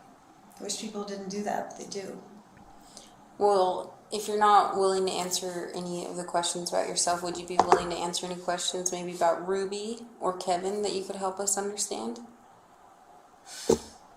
We just honestly want to understand what their dynamic is, what happened to the children, what caused their separation. Right. And after talking to Kevin, it sounds like you know a lot about their dynamic and their relationship. So if you could help us understand that at the least, that would be awesome. And that's nothing incriminating towards yourself because it's not pertaining to you. So if you could help us understand that. Jodi, we're going to do this. You asked for your attorney, and we'll leave it at that. We'd like to maybe talk to you later when you have your attorney here present, Absolutely. and we'll He go made down an there. appointment at 4 on He made Friday. an appointment Here. here at 4. He talked to the officer Okay. and said, "Can we make a time?" And he said out loud, "Do not talk to them." Yeah. Was Friday the day after? I don't remember. Actually. Also, was her attorney local? I don't think he was. I thought he was from the Valley. I have no idea. I can't remember, honestly. Well, I'll talk and see if we can schedule that, and maybe that's just something we just do with your attorney. Okay. Do you have any questions for us? Anything we can answer in the meantime? No. Okay. No. Oh my God, she is All right. like a wounded Appreciate your dog. time. Well, Consequences of my actions. Chasing me right now. Okay, what did I put after this? I'm trying to remember. Next one is with Kevin. Okay, so Mr. Worldwide. here's my deal. There's this version, okay, of this interview. This is the first interview that happened with Kevin, which was the same day that the arrest happened. And there's not a whole lot of interesting things that come out of this. He has no idea what's going on. He hasn't spoke to his kids in over a year. He has no idea what they look like or if they're malnourished or emaciated or anything. And he only talks to Ruby when they need to talk about finances. So they tell him about the condition of the kids at the end of this video, and he gets emotional. But for the most part of this video, he doesn't say anything. Because he's like, oh, well, I trust my wife. I trust Jodi, blah, blah, blah. Like, so he was very much in that camp, but had a lot of cognitive dissonance about, like, okay, well, you're telling me that my wife's going to jail for this thing with Jodi also. And so he kept what he said in this video pretty limited. In his second interview that he did with the police, he spilled the beans on a bunch of stuff that I didn't know about, that we had speculated about, that we'd been speculating about since there was that weird Reddit post a long time ago where somebody had said that he moved out of the house. Like, his second interview that he did really clears up a lot of, like, the difficulties and communications and, all these things. So my preference is, because we're not going to get much out of this video, we just watched the one where he basically spills the beans because it's longer anyway. So what do we think Okay. about that? I think that's fine. Basically, in this video, he was just going, for everybody who's been going through tough times, believe me, been there, done that. So, thank you, Mr. Worldwide. So you're gonna have to scroll, McKay, to What is this? those are evidence photos, not of the skip those for now. It's not of the Okay. kids. We can come back to those. Skip those to we can come back to that. Come back to that. That's Ruby and Kevin talking. I don't want that one. Did I not include that in here? Keep going. Second Oh, yeah, police here we go. interview. Yeah. Let's put this full screen. There is no visuals for this. It's just okay. so Is sorry you there have to closed stare at a captions? black, Were you but there the first? I don't know if they'll be able to do captions or not, which is gonna suck for me because I can't hear anything on my end.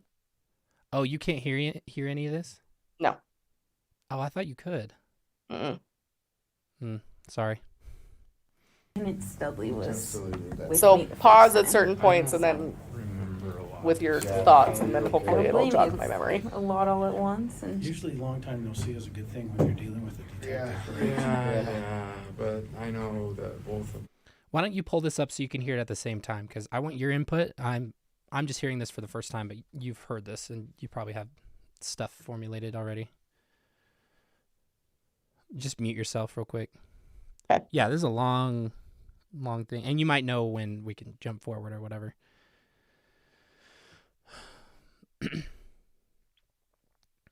Let's see. Rachel said when she said, he told me out loud when Jodi had said that, and she said, as opposed to what? Telepathically? I thought that was funny. And it was kind of an ill-timed laugh when Jordan was talking. You got it pulled up? Yeah, okay, I'm ready. 23 seconds in. 23. Yep. Okay. Okay, ready? 1, 2, 3, go. my kids have mentioned both of you by names, and particularly with you. And It's a good kid. Do you have This is by chance really quiet. a card? I do in the car, Okay. but not Okay. on me. So I'll grab that for you though. Okay. So, like I talked to Mr. Kester about, I just want this to be totally ran by you. I won't ask you any questions that are incriminating. We're Are not we looking able to at you hear? as a suspect or anything like that. We just are more curious of the dynamic and Jodi coming into your relationship, your lives. So, if you kind of just want to walk us through that on how she came into your lives, and then where things started to change. Jodi, you mean? Jodi. Jodi. I thought you said Julie, but Oh, you meant Jodi. Jodi. Yeah, Yeah, yes. Jodi. yeah, I can do that. I'll ask first. Have you found the pen papers? The pen papers. So we found quite a bit of different. Will you adjust volume? Yeah. we don't have Will you captions on pause this. on your end real quick? There are no Yeah. captions because this is on Reddit and they don't, I don't know. if Well, they this is also generate- just an audio from the police department, and so they didn't caption it. We should have just uploaded it into YouTube real quick beforehand, and it would have generated some captions for us. But let me see if I can boost the audio real quick. Maybe I can do it in loop back. Maybe not.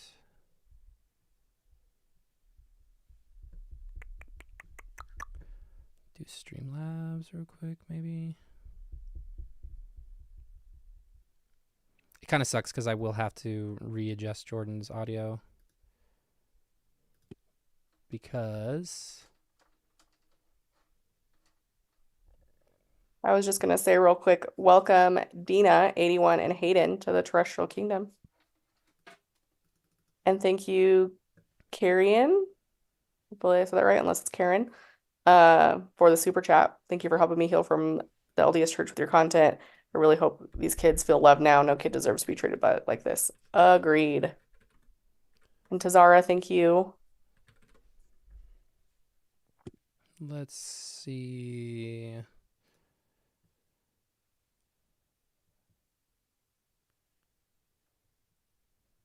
I'm I'm not seeing any way that I can boost the audio in this right now.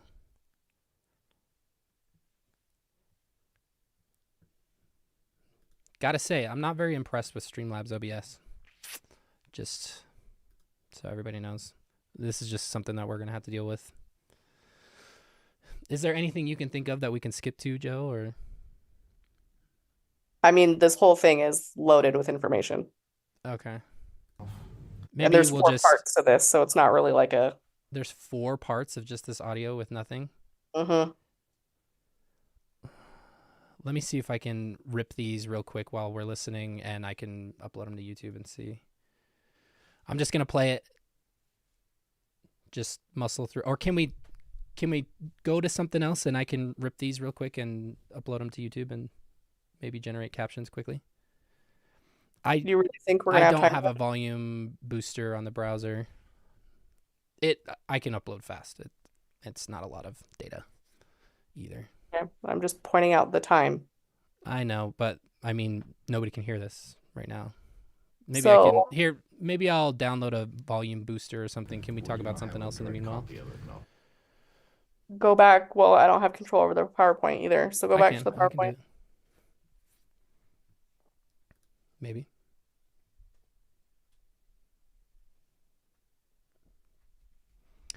Great. Now we're waiting on Canva to load. There we go. Why doesn't this one load? Okay. Baloney's fucking around over there.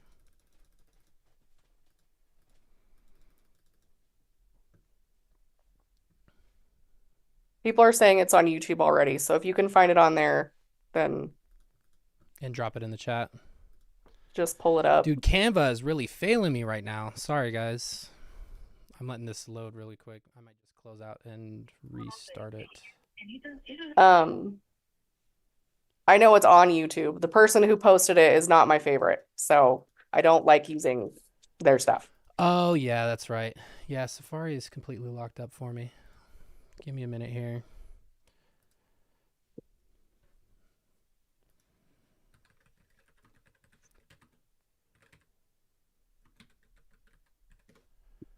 We're just fixing some stuff real quick. I don't know why Safari is absolutely just losing its mind right now, but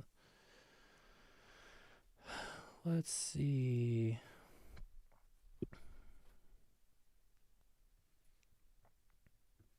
Sound source.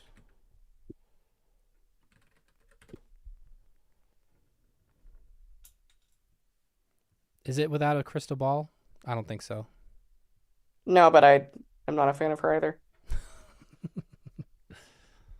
God has a... Is this something that I'm going to be able to do quickly? hand in... If you're asking that question, probably not. Let's see. Without a crystal ball is not a reliable source. She makes stuff up and didn't she dox somebody? Yes, and she's constantly getting sued, and Yeah. she lied about stuff with Sister Wives and the Browns after Garrison died by suicide, which was just really poor taste. Yeah. What is this? Boost? Let's see if this will do it for us. Hold on. Wait.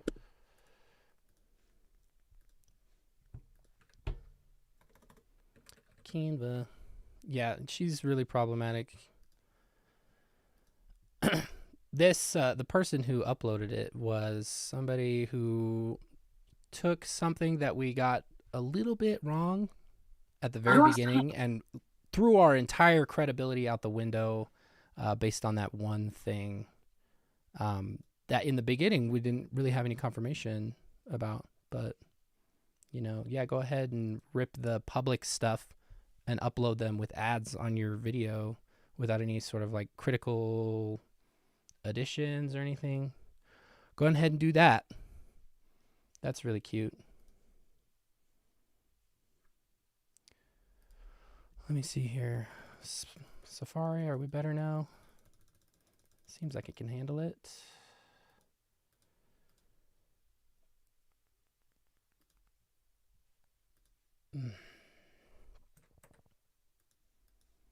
I don't know why Canva's having so much trouble today.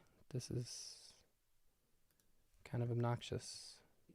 Because we didn't have technology issues to start with, so we're having them now. I know. Now we're getting them. It's been a little while. I think it's your Reddit embedding that's fucking it up. Of course it is. I don't know. Let me do it outside of presentation mode. I don't think there is a version of the Kevin interview that has been uploaded to YouTube yet. That's not the first interview. Let's see if we can hear it Thank you for better meeting now. us. Were you there the first? I was there. I don't think I interviewed with you. Okay. Lieutenant Studley Lieutenant was Studley did that with time. me the first time. I don't So. remember a lot. Yeah. I don't blame you. It's a lot all at once. And Usually long time no see is a good thing when you're dealing with a detective. Yeah. right? I don't feel like that did anything.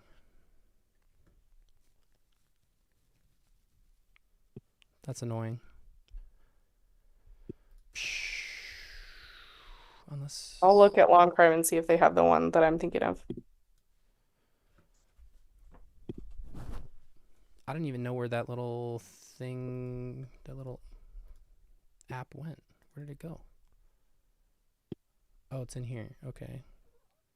So I boosted it. Oh, wait. Volume overdrive. Yeah, but I know that both of my kids have mentioned both of you by names, and particularly with you. And It's a good kid. Do you guys by chance have a card? This I doesn't do sound in like the it's doing car, anything. Okay. but not Okay. on. So I'll grab that for you though. Okay. Unfortunately, when you're on Mac, you can't just like... Sound was much better? Oh, it does sound better. Okay. It doesn't sound any different to me, so... If that's good, then we'll go. Sound max, my audio's maxed and it's a little hard to hear. Yeah, sorry, this is just like microphone on the table or recording device on the table. Yeah, Long Crime has the first interview, but not the second one. Okay. Well, people said it was better. I can't hear it, but... Okay, it's fine, okay. Sorry about the situation there. So, like I talked to Mr. Kester about, I just want this to be totally ran by you. I won't ask you any questions that are incriminating. Do you want to... What time code are you at, Joe? I have to find it again. I'm at 48.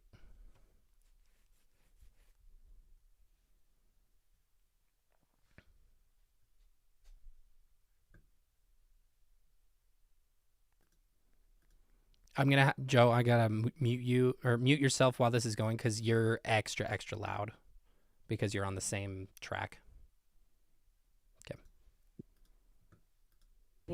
We're not looking at you as a suspect or anything like that. We just are more curious of the dynamic and Jodi coming into your relationship, your lives. So if you kind of just want to walk us through that on how she came into your lives and then where things started to Jodi, you mean? Jodi. Or Jodi. I Jodi. thought you said Julie, but Oh, you meant Jodi. Jodi. Yeah. Yeah, Yes. Jodi. Yeah. yeah, I can do that. I'll ask first. Have you found the pen papers? The pen papers. So we found quite a bit They're- of different We journals. believe they're on the computer, and the rest of them are sealed, like they're trying to mail them off. But we do not have a direct copy of it, no. Because my understanding was we had purchased as a Christmas present for Jodi in 2021 a leather folder that 3 inches thick or whatever, and it had engraved on the leather on the outside the pen papers, and Ruby wrote detailed notes of everything, all interactions with Jodi and Pam Botcher from August 2021 until I don't know when. And you're saying something like, was it like a satchel looking leather? I'm gonna pause this for a second and bring the volume down so Jordan can talk again. So this is he's not referring to the journal that Jodi or Ruby was keeping, right? No, it's suspected that they don't have this thing that they're talking about. Because the pen papers are just, it's like basically dictated scripture from Jodi to Ruby. And so there's confusion on whether or not like what we just read a little bit ago was that, or if it's something different. I think it's something different because all of that wasn't just things that were dictated by Jodi. So Oh yeah, that's true. I believe Jordan McKay. Yeah, there's no visual right now. I can throw up the black screen, but no, it's like but that's about it. All right, I'm gonna boost the audio again, so mute yourself. I don't even know what to call it. But it's flat. It's so It's you just like see a shorter, because we do have Ruby's journal, which is from those dates that you mentioned. these things are going to be so. She wouldn't write the stuff she wrote in the pen paper. She would not write in her journal. Okay, there we go. The stuff she wrote in the pen papers was not intended to be read by anybody until God would decree them to be written as scripture for the whole world to read. Okay, pause. I believe that's what we have. This is already not good. That is like, I don't know. People who receive visions or whatever from God or so whoever it may be, if you fall under that, you need to get everybody under control, because usually when people are receiving scripture or whatever, it's the beginning or a reason for them to be able to commit a crime. So, Jordan, did you have anything? I have your volume down. Okay.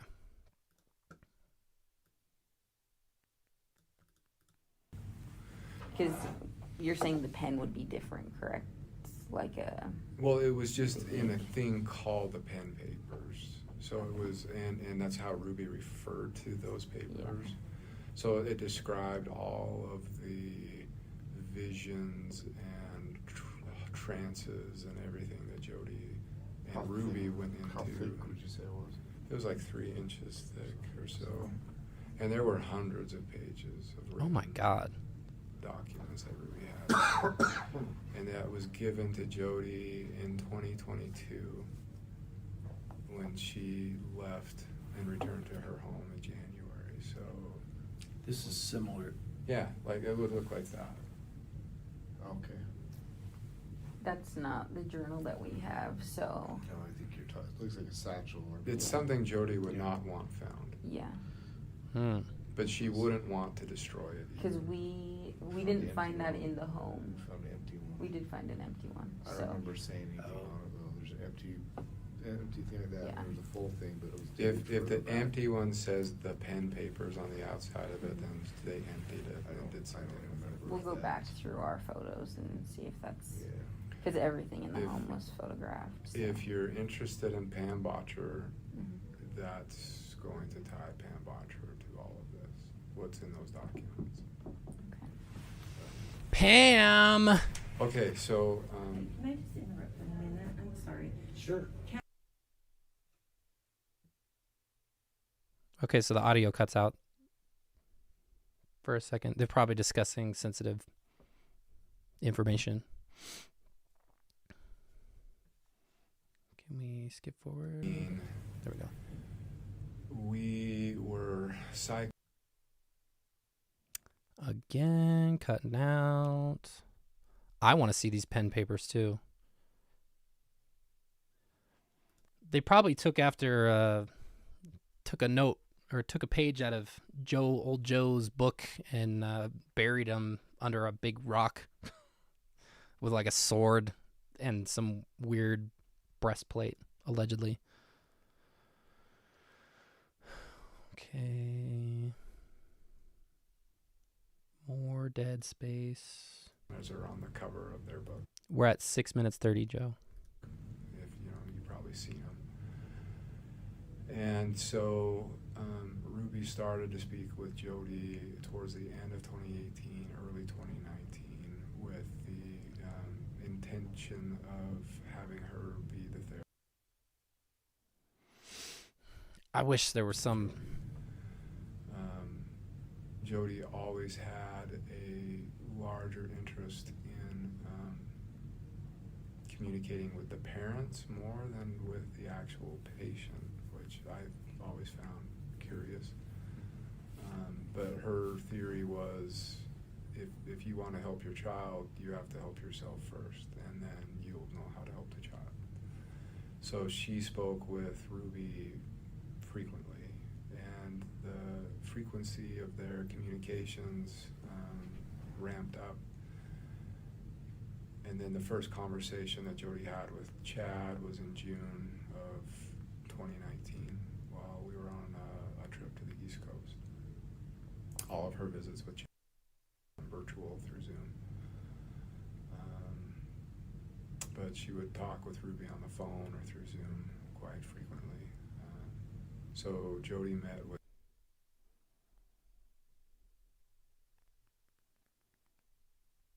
Dang it.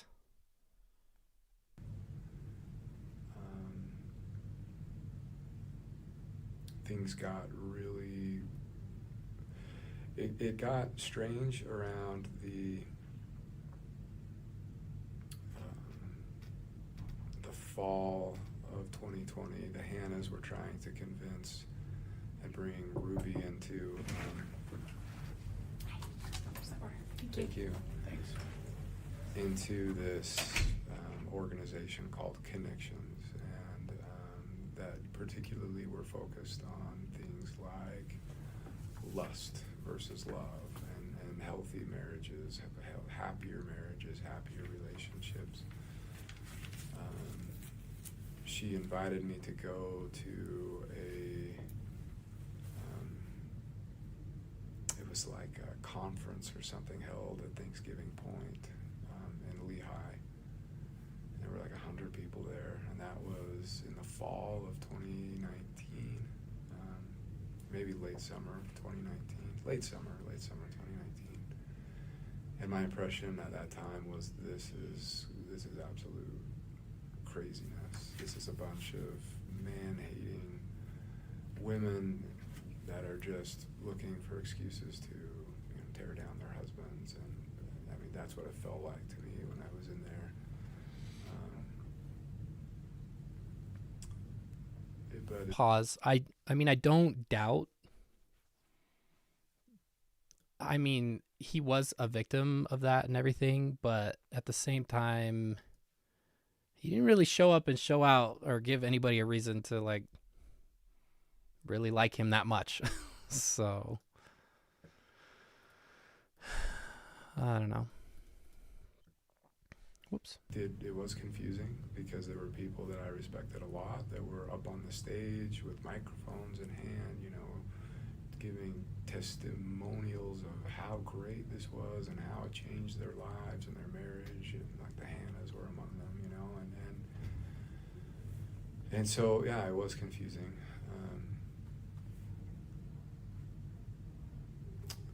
Ruby, then we went on a trip with the Hannahs to the UK in October of 2019, and I swear the whole objective of the trip was to like convince me to get into Connections, because all of them were in it except me,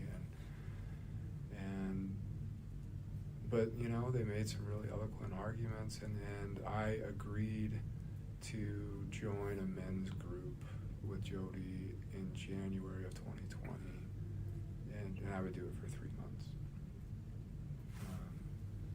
So I started that men's group in 2020, and the group, I don't know if you've ever been to like an addiction recovery group, but that's what it was. That's what it felt like. I mean, there were probably 10 men in there. It was on Zoom. All of them were like working through, various stages of like sex addiction, porn addiction, drug addiction, and it was just it was like a 12-step group, but intended just for general like addiction recovery, and I really was like, what the hell am I doing here? Like, I don't belong here. But everyone was like, no, come here, like you can learn to have a better like life and a better marriage. And so I thought, okay, whatever. That sounds exactly like a cult. My obligatory 3 months, and I was ready to leave. And then I got challenged to. Oh, thank you. And then I got challenged to sit down and have a vulnerable conversation with my wife and ask her how my lustful choices have affected her. And, to me, that was like a loaded question. I thought, I still didn't see what I had done or anything that would constitute any form of like, abuse or anything like that. And, but I did. I took the challenge and I sat down, and for 2 hours, Ruby very emotionally just shared how she felt in our marriage and how the things that I, over 20 years of marriage, asking for sex as a husband frequently, or asking her to wear lingerie or things like that, how that made her feel. And it was really emotional, and it touched me. Like, I didn't realize that she felt so strongly about that she felt so hurt by that. And so I committed that I would really give it a go. And I stayed in the men's group. And so, in that men's group, I met with Jodi every week, with the other men that were in the group. And then it got weird because like our marriage felt like it was getting better and stronger. So this was now, summer and fall of 2020. And in addition to that, there was the whole YouTube cancel thing. I don't know how much you guys are even interested or aware of that, but in May of 2020, some videos that Ruby released on that dealt with Chad just blew up in her face, and it was all over the news, and hundreds of thousands of TikTokers and all this stuff were just piling on and basically burned down like our YouTube channel. For good reason, buddy. You're acting like you didn't do something that was bad. I'm sure that Ruby was the one that was doing the bad things. I don't feel sorry for piling on. We were all saying, hey, these people are on the internet and they are like mask off. And it's bad. Anyway. Overnight, like the income went, we lost 90% of the income overnight. And that was hard. Was this like which episode was this? Was this the one where they talked about like the beanbag? Or okay. Yeah, and then they started going back and trying to dig and find, and then they'd find these little nuggets like, oh, look, Eve went to school without a lunch one day, or stuff like that. Oh my God, is he really downplaying? I don't fucking feel bad for this guy. You're really gonna downplay that, and then also seeing how that previous behavior played into the future behavior that your wife had toward your children? The density of this guy. But it was the beanbag video that really set people off. So then they went back from there. Mm-hmm.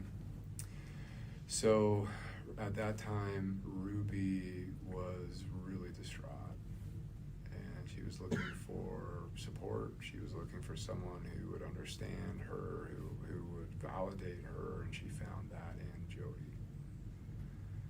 Jodi. All the stuff she did with Chad was because of Jodi, and so that's the end of that one. Let me bring you down, Joe.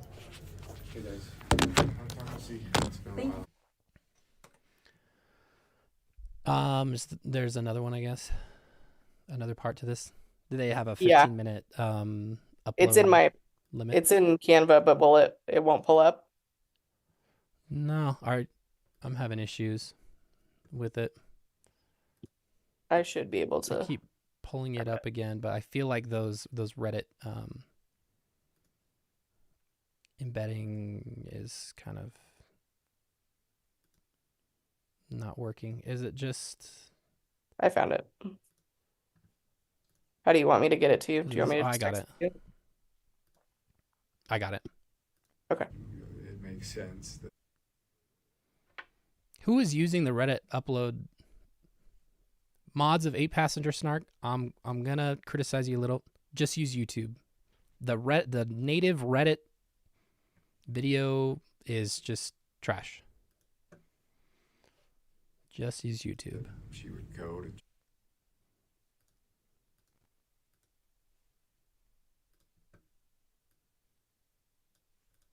All right. Jodi, you know, for Second part emotional gets support. juicy. All right, mute up.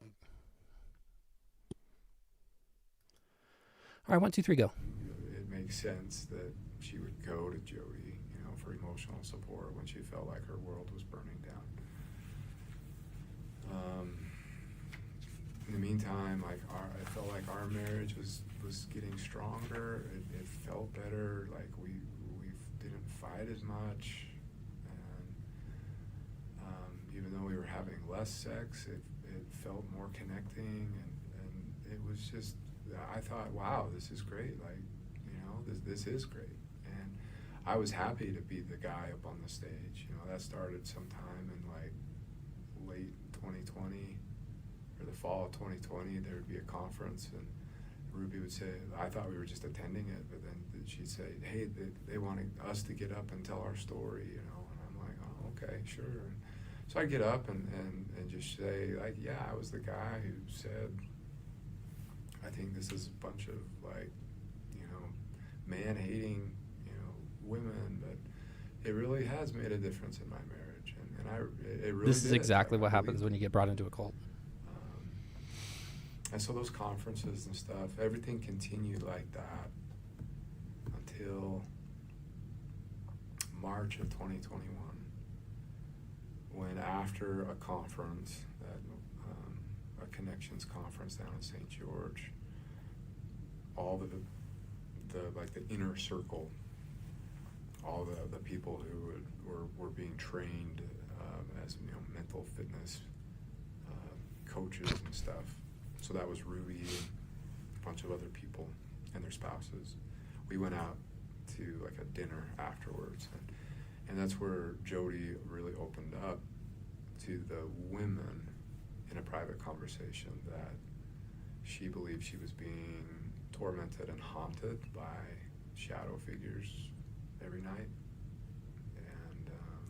and that was spooky, you know. Spooky. And I don't know exactly what happened, but the Hannahs do. All I know is at some point, within a couple days of that, in that month of March, The Hannahs are other influencers, just in case you don't see it in the chat. the Hannahs drove down from Mapleton and picked Jodi up and brought her back to their home in Mapleton, and she lived for 6 weeks in that home in Mapleton. And this is where, like, I don't know what happened, but I do know that there's two different sides of stories. They tried to introduce her to a new cult lady that the Hannahs were getting into, so they wanted to merge their cults into one, apparently. I like how he's calling it a cult. They referred to it as a cult at the time. Oh no. No one in a cult says I'm in a cult. Right. Pause. But for me, This is just the self-awareness here is like really uncanny because he's like, oh yeah, that's a cult, but he still belongs to the Mormon church. So anyway, Mr. Clean spilling bean. That's the best thing I've ever read. two cult leaders merging together. From where I stand now, absolutely. According to Jodi, she was held against her will for 6 weeks and was kidnapped, and she escaped and got out.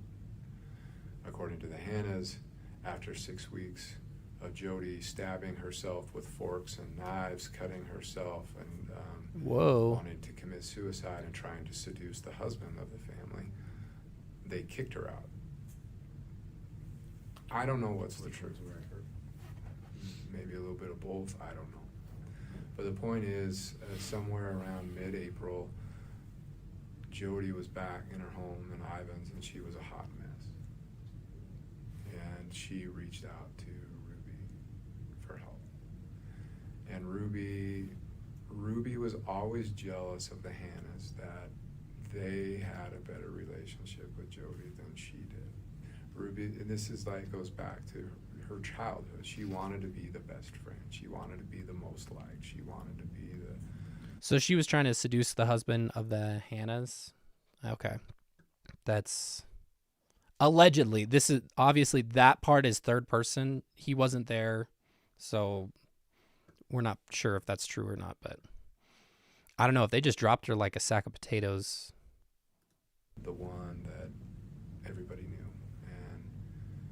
And so it hurt her that she felt like she was being excluded from what was going on at the Hannah's house. And then she'd say, why so many secrets? And the Hannahs would say, it's not secret, it's sacred. And when the time's right, you can know too, you know. So we went down to Jodi's house in May of 2021. That was the first time I'd ever been there. And it blew my mind. So pause, just a recap. He's alleging that she went to live or be around because the Hannahs were the favorites, the position that Ruby wanted to be in. And he's saying that after an amount of time when she was close with them, she all of a sudden just dipped and they didn't want anything to do with her because Kevin is alleging that Jodi tried to... Can we not? Jodi tried to seduce the husband of the Hannahs. The Hannahs are another influencer couple. I've never heard of them before. Jordan, it sounds like Jordan has heard of them before, but... Yeah, they're another influencer couple. Hold on. You're loud. Do you have anything else? Don't forget the stabbing myself repeatedly with forks. Yeah, that's... Just overall seemed mentally unwell. Not Yeah, just like it's an imposition for me to be here, but like this is I'm actually not okay and probably what are their first names, Joe? I don't remember. If you scroll back far enough on the Moms of Truth page, you'll see them on there. Okay. They're not like big time though, right? Not as big as Ruby, I don't think. All right, get back to this. Walked in there and gone, how does a therapist look like this? Like, Paige Hannah, it sounds like. Didn't make sense to me. But we were there, and she opened up and talked about, you know, her struggles and what was going on. And I gotta say, like, I'm a smart guy. I'm an engineer. Are you? I've designed and helped build some really big stuff. I've been a college professor. I can't explain some of the stuff that happened while we were there. Dominique said she was held hostage and escaped. Oh, because they were trying to merge cults or whatever. I don't know. I'm going to take with a grain of salt whatever Jodi described as happening because she is not a very reliable source of truth, ironically enough. Like crashes in the basement while we were talking upstairs, and plates like in the kitchen just flying off by themselves, like full speed, smashing on the wall and falling to the floor like by themselves. I can't explain it, but I saw it with my own eyes, and I don't have any way to explain it other than there's some crazy shit going on. Ruby was He dropped the convinced that shit bomb we too. could intervene and help Jodi. I didn't want a thing to do with it. I tried to like get her bishop involved and say, hey, go to the priesthood and the church and all that stuff. Just go to your support network. But Ruby continued to be like, no, we can help. Like, she doesn't want that. Could you imagine like what happened to her reputation if this got out and stuff? Let's help her. So we went down like a couple more times between May and August, but it reached the point where in August, her bishop at the time, a guy named who's down there in Cayenta named Yes, they get earthquakes down in St. George too, technically, because they're still along the fault line, if I'm not mistaken. Scott Galbraith. He's not our bishop anymore, but I mean, he was going over there like every night, and he'd be there for like 4 hours, and he'd be like, I'm fighting evil spirits, I'm casting demons out, I'm crazy stuff going on. Haunted House was definitely not on my He's like, I can't do this anymore. Like there bingo needs to chart. be some sort of resolution. It was at that point that they said, why don't you take her up to your house? And I was like, oh, hell no. I don't want this in my house. But I was beaten over the head with it. Like, that's really insensitive. You know, she's done so much to help our family, and you're being selfish, and she has needs, and come on, like, it won't be for long. And so I relented, and I was like, okay, actually, you know, this could kind of be fun. Let's just make it fun, and we'll, like, she needs a vacation, so we'll just go take drives up the canyon and stuff like that. And it turned into just a crazy house. The moment she showed up in my house, just the weirdest crap started happening. Lights turning on and off, sounds of people walking in walls, and like sounds like footprints going up walls and across the ceiling, and like stuff floating around, and it was weird, and I hated it. And I became the resident exorcist. That was the title I came up with myself. I thought it was kind of funny, but it was my job to like go and give her blessings whenever she started to like go into a trance and go into possession, and which started to be a lot. And Ruby would go up and check on her. It started like every 4 hours at night, and then it moved every 2 hours at night, then it moved every hour at night, and then at some point Ruby said, you know what, I'm just going to start sleeping in there, and if I need you, I'll come down and get you. I'm like, that's kind of weird, but okay. And that was that. They started sleeping in the same bed, and holy shit, this is. Then she started having like trances and stuff.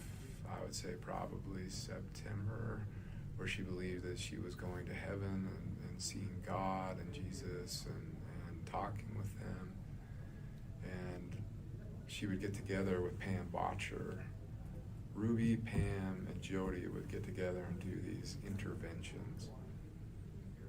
That's what they called them. And so they'd just go up and lock themselves in a room for 4 or 5 hours, and then they'd come out and they'd all just be on cloud 9, and Ruby would share with me like she had this amazing vision, and I wrote it and recorded it all down, and we have a work to do from God, and you're part of it, and the bishop's part of it, and we're all part of bringing all this stuff to the world. Oh my God. So it was, and it continued like that until I wanted to move on with life. And I would call it dragging my heels, so that was around October, and Jodi flipped out because during one intervention, Chad was in the backyard with a bunch of friends, and it was my job to keep all the kids contained in the basement watching movies or playing video games. And I took the dog on a walk, and I thought they were done, but they weren't done. And Chad had all his high school friends over in the backyard. Jodi flipped out. She was ready to come back to Ivan's on her own that night, and Ruby and Pam talked her into staying. But that was the first night where Ruby said, I want a separation from you. And it was an in-home separation. And so it was,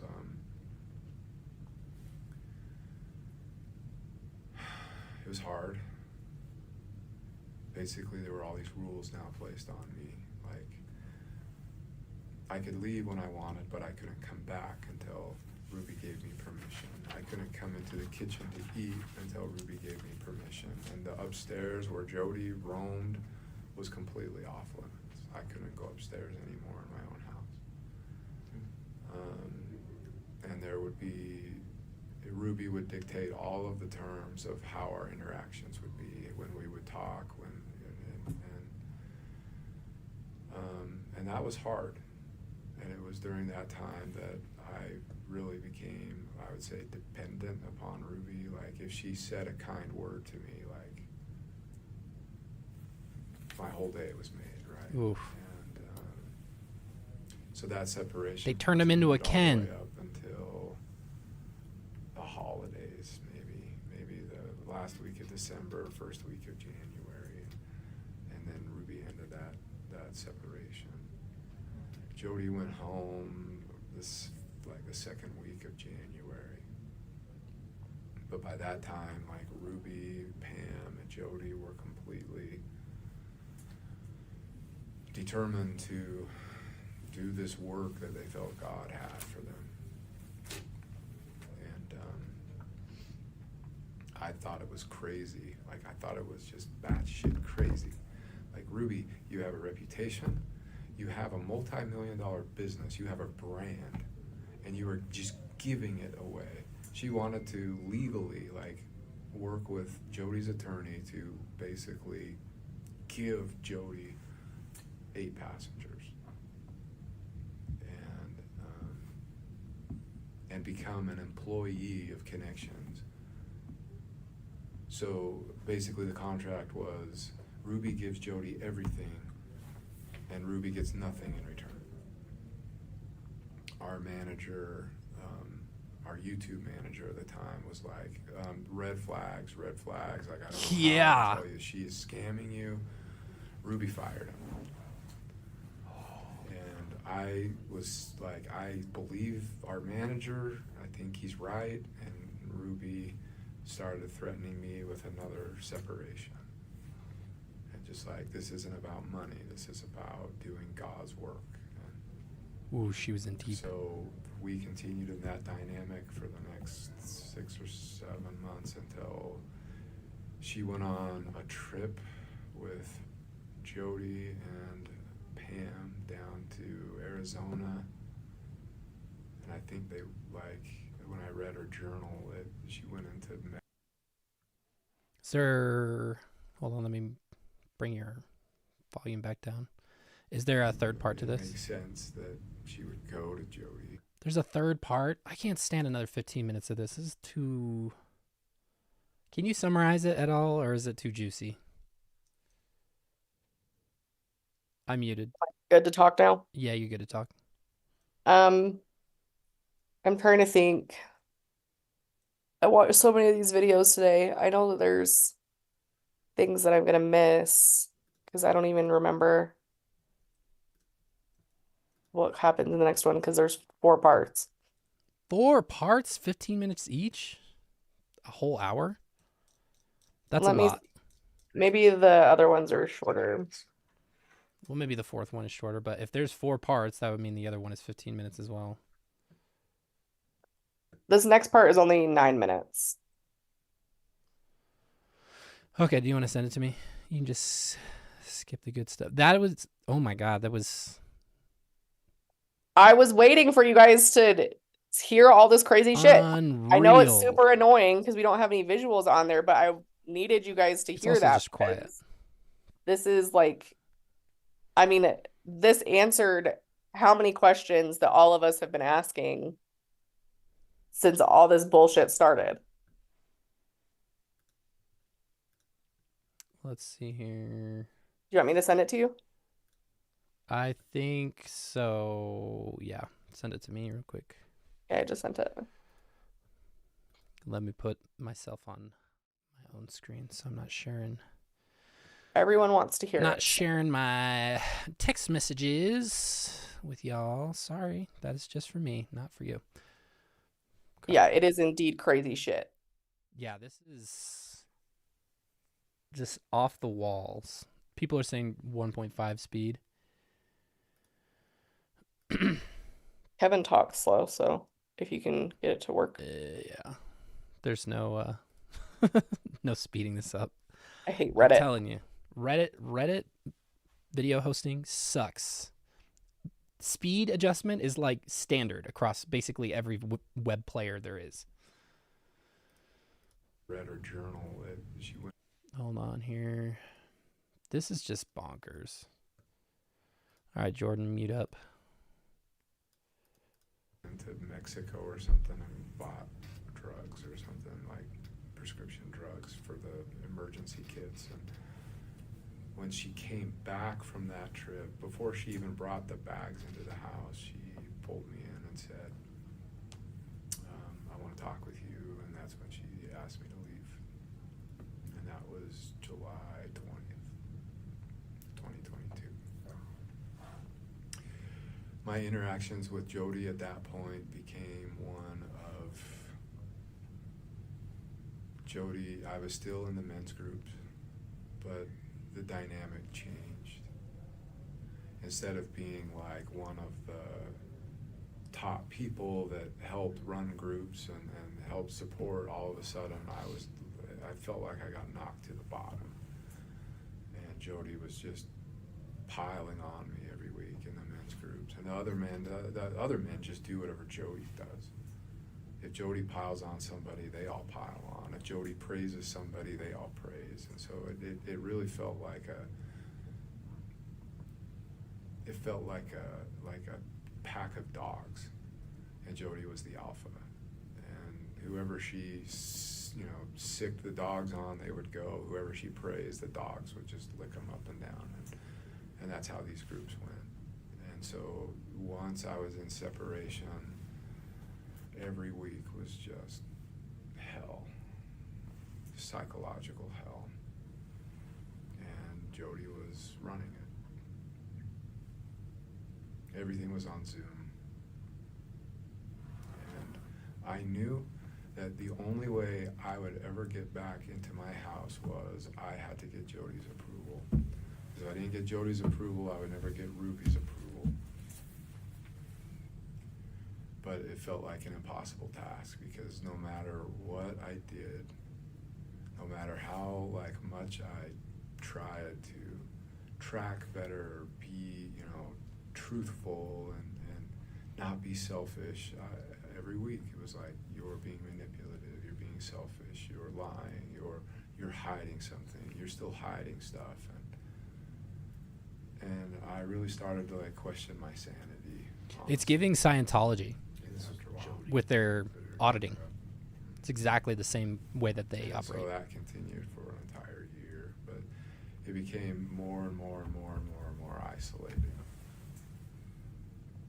until Jodi had an approved list of men that I could make phone calls to, and it was basically 3 men. But 2 of those, all 3 of those 3 men were like, we don't want to do phone calls with you anymore because you're being manipulative. And I'm like, well, who told you that? Well, Jodi did. So I was completely cut off.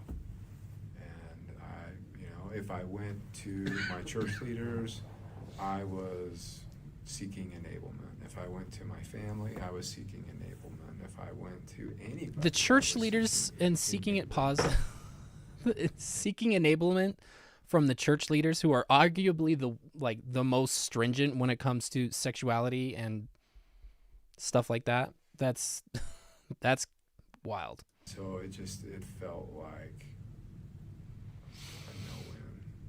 I felt trapped. And that's where I was all the way up until the last week of July, when Jodi called me one day out of the blue and just said, I don't understand why you're not getting it. You're not changing. I don't get it. So I've been asking God what to do, and God told me that you need just to have complete, what's the word they would use? Solitude with God. Become a monk. Yeah. And I was like, what do you mean? And she's like, I don't want you to come to men's group anymore. And I don't want you to do phone calls with any of the men. And I'm like, well, then who am I going to talk with? Who's going to support me? God will. You need to learn to go to God. And so I'm just like,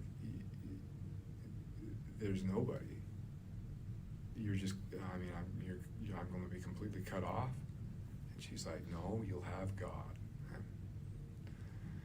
So that was the last week of July, and that was my last interaction and contact with Jodi.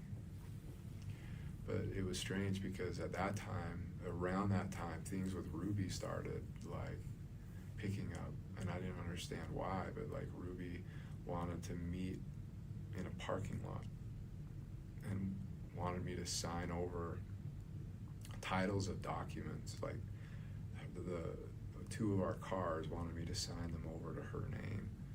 And to Ruby. Mm-hmm. But I was like, okay, I'm just not, I'm in total compliance mode at this point. Just like, I'm a good husband, you see, you can trust me. And so whatever she asked, like, sign over the cars to me, no questions, just okay. And then another thing, she was like, I might want to do an investment, but I will need your signature. Do you trust me enough that I could get your signature if I wanted to pursue my own investment? I'm guessing that was the land that they were trying to buy. Whatever you said. This was in July. How big of an investment was she talking about? Or did she tell you? She never did, and I never signed anything. She never brought anything to me. But when I returned to the house, everything was packed up, and a neighbor came over and said she asked for the HOA rules and mentioned to him that she wanted to rent the house out. Which I was like, are you kidding me? And apparently she wanted to sell the house, but couldn't because my name was on the mortgage. And I think that's what she was talking about, of, will you sign something if I just put it in front of you? And you know what? I probably would have. Like, that's how messed up I was. I'm glad you didn't. Me too. I'm going to pause here. I see a lot of stuff in the chat. I would like to preface this with, I don't like Kevin. Before, you can unmute, Joe. Before they were involved with Jodi, he completely wrote off the shit that people were calling him out for. So in that sense, I don't feel bad for him, because I don't think that before Jodi was involved, he was doing anything to, mitigate abuse and stuff that Ruby was doing. However, big however, because people like Jordan and I and most of our mods and a lot of other people that are in the chat, we're all victimized by the Mormon Church and other organizations in very similar ways, where it gets to the point that you're indoctrinated to the point that you don't see that this is not for your own good. You're being taken advantage of, and you will do anything that you can, even if it's emasculating, even if it's going against your own interests or what have you, to be in good graces with, whether it be God or in this case with their wives. And we saw it with Paul Adam Steed and everything. This is the way that Jodi operates, where she essentially puts the husbands in a cage. She separates them. She makes them feel like they are lower than dirt, and that anything that they are doing is not going to be enough. So they're doing as much as they possibly can, even though it's not going to be enough. So yes, he is a victim of this. Yes, he failed his children, but he was basically set up to do that. So in that sense, we have to cut him some slack. I know that nuance is hard in this situation. We want to be mad at people, but he definitely was victimized. He was indoctrinated. He was absolutely just a shell of a human because he had it all, supposedly. He was married in the temple. So like in his worldview, he had everything. He had the children, married in the temple, good graces with the church, employed by the church through BYU. And then all of that was slowly being stripped away from him for seemingly no reason. At least that's what he's conveying here. Obviously that is his point of view. I don't know if he was doing anything out of there, but yeah, this definitely doesn't exonerate him. You don't have to like him or anything like that. But in these situations where he's talking about that everything was taken away from him because of Jodi, that is not necessarily his fault. So, do you have anything to add, Joe? No, I think you covered it pretty well. Anyway, we'll go back to this.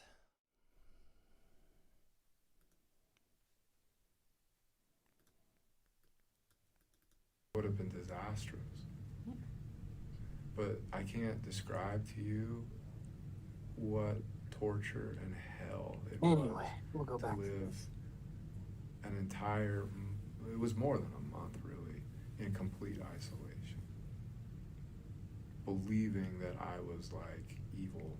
But I can't describe to you, I mean, what manipulative and lying and selfish and I had abandoned an entire, it was more than a month. Can I hear you, Joe?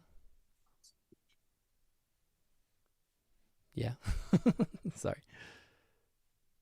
My family, and that I was more interested in my selfishness than my family. And I think moving forward, you going through that is going to be extremely helpful. I felt that way because a lot of those are the same words that were used with them, and you're going to understand how they felt, you know. We've already talked about that, Yeah. actually. And the couple of times we've met, I've said, this is how I felt. Did you feel that way?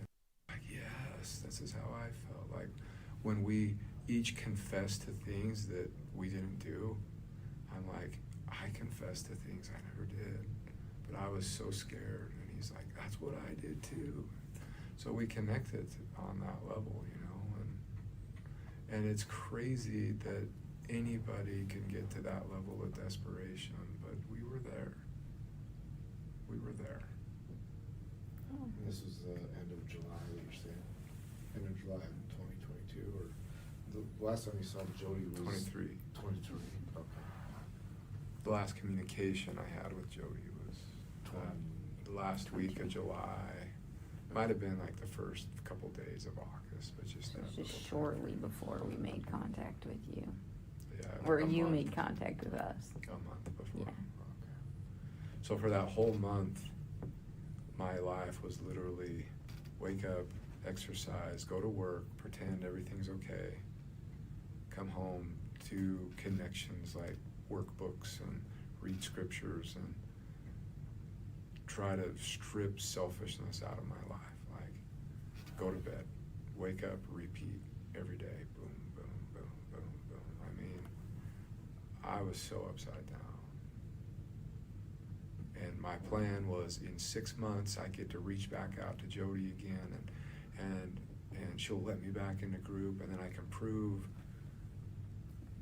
I don't know if I heard a door knock, but Might be your kids. might be.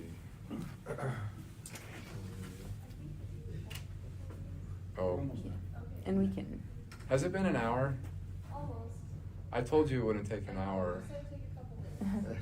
I'm And sorry. we're good too if you need to head out. That was seriously. I guess We just wanted. Will you send me the last one? Somebody put an interesting comment about part 4 that I wanted to get to. I was like, wait, what?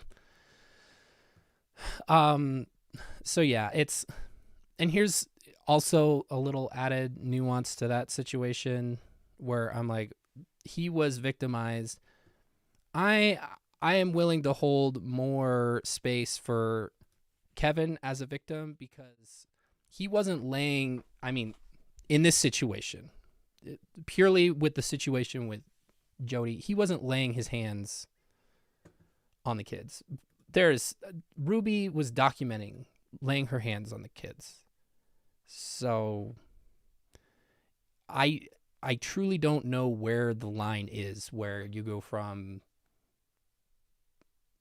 like, yeah, whatever Jodi says is good, it comes from God, to God wants me to kick my child with boots on. So yeah, and that's why I say it's hard to have nuance with Ruby because she was an active participant. Whereas Kevin seems to have been, in this situation, these specifically passive participant. So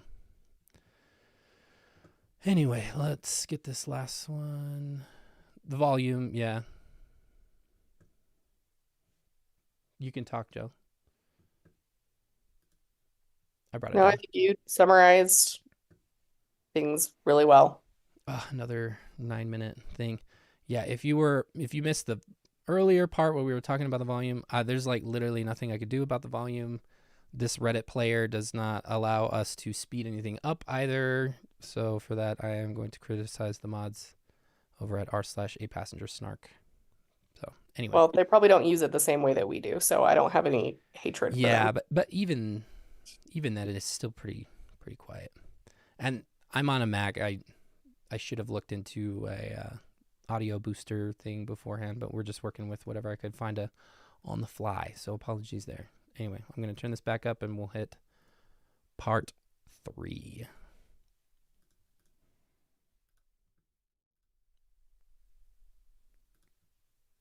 And learned that, all about. The only questions I would have, and just going back, you said that she was having like these visions of like were you ever privy enough to understand or be told what those visions were? A couple of them. What were the two that should we tell you about? So, like one of them, she was walking along the beach with Jesus, and Jesus challenged her to go walk on the water, and it was a whole lesson on walking on the water. Another, she would walk with Heavenly Father and Heavenly Mother, and she learned about, she had a pet lion in heaven named Charles. I don't know why I never forgot that name, but it was like this massive lion, and she got to ride the lion and why was it named Charles? Who she was and this pet lion and all. There was another one where there was a lot of satanic ones where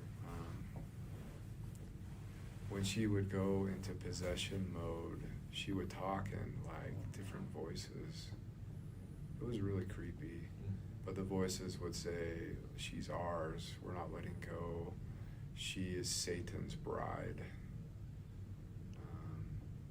She's mine. I'm going to marry her."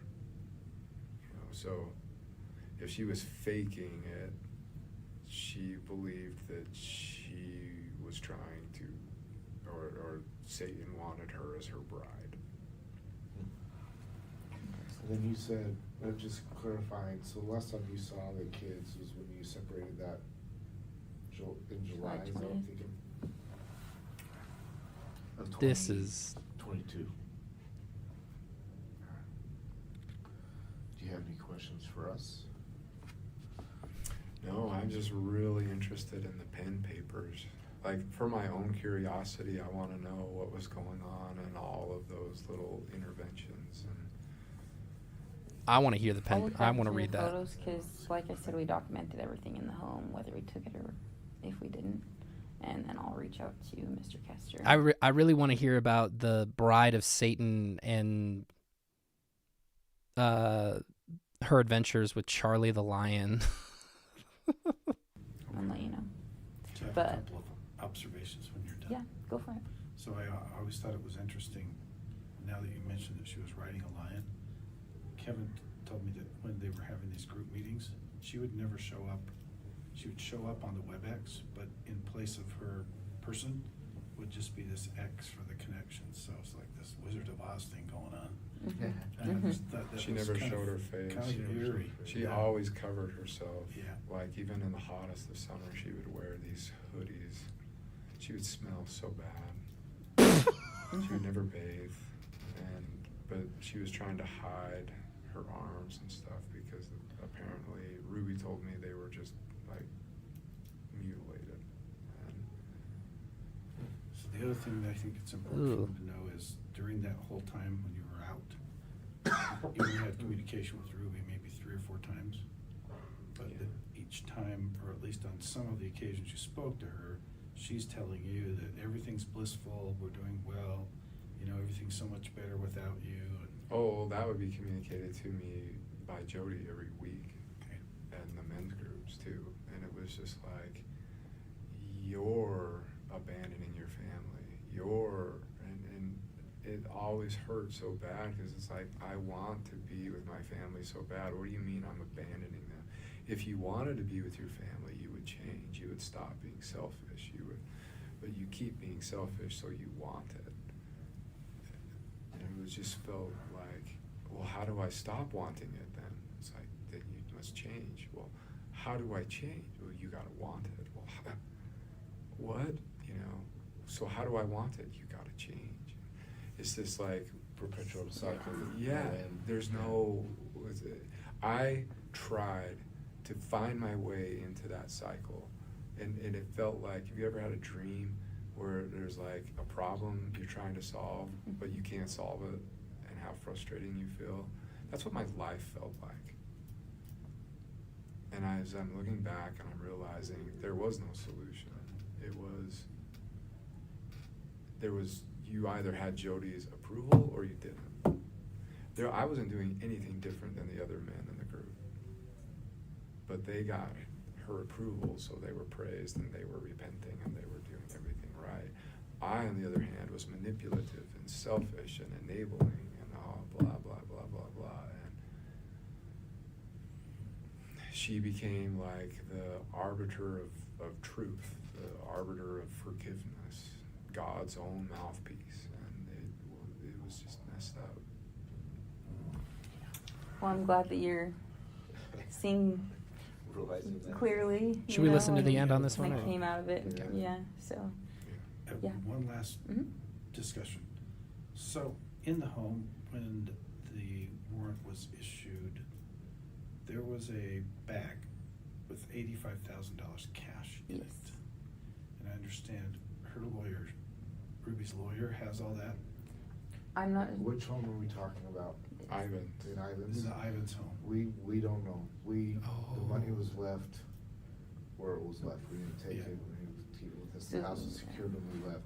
We're assuming that Lamar Windward was able to retrieve it, but we don't. I couldn't tell you. One or the other. So, here's kind of the issue. That money. $85,000. Their bank accounts.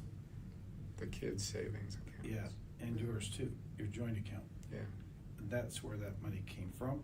Mm-hmm. So I don't know. Oh, that was for the land. You can have, or if I need to have a discussion with the county attorney, Kevin would kind of like his kids' money back. Yeah. So it would be civilly. So I would go address that. Talk to Lamar. See what those funds are being used for. I don't think he wants to give them up. And I wouldn't either if I were him. Yeah. I think he's using it for attorney fees. Yeah. I don't know if the county attorney is gonna be able to separate that out unless the judge has already separated it out.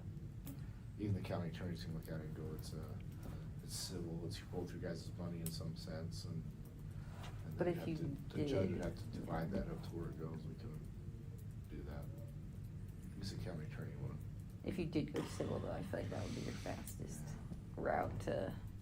It's just dirty what she did. Yeah. She No. stole Yeah. money. She stole money from my 18-year-old son out there. Of course. $85,000 in cash. You know that these people knew what they were doing was wrong.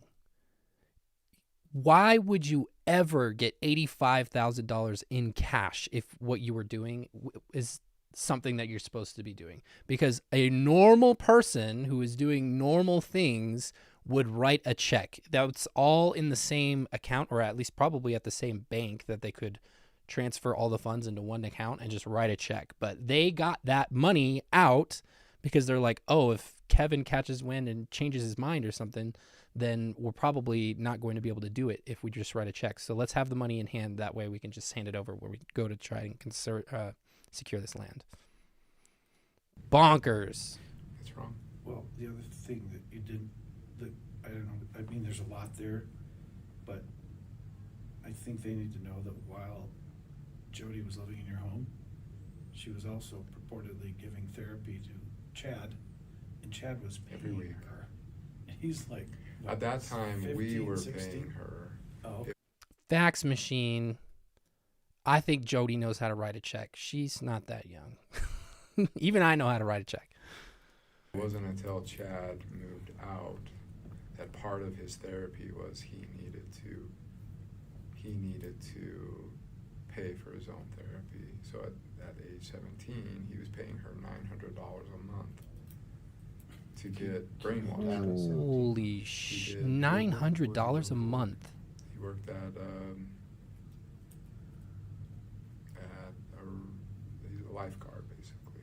Okay. Lifeguard supervisor at two Most of his different rec checks, yeah. centers. So it was like the majority of his check was going to Jodi. he was paying her more than he's paying rent, wasn't he? 3 times as much. Jesus.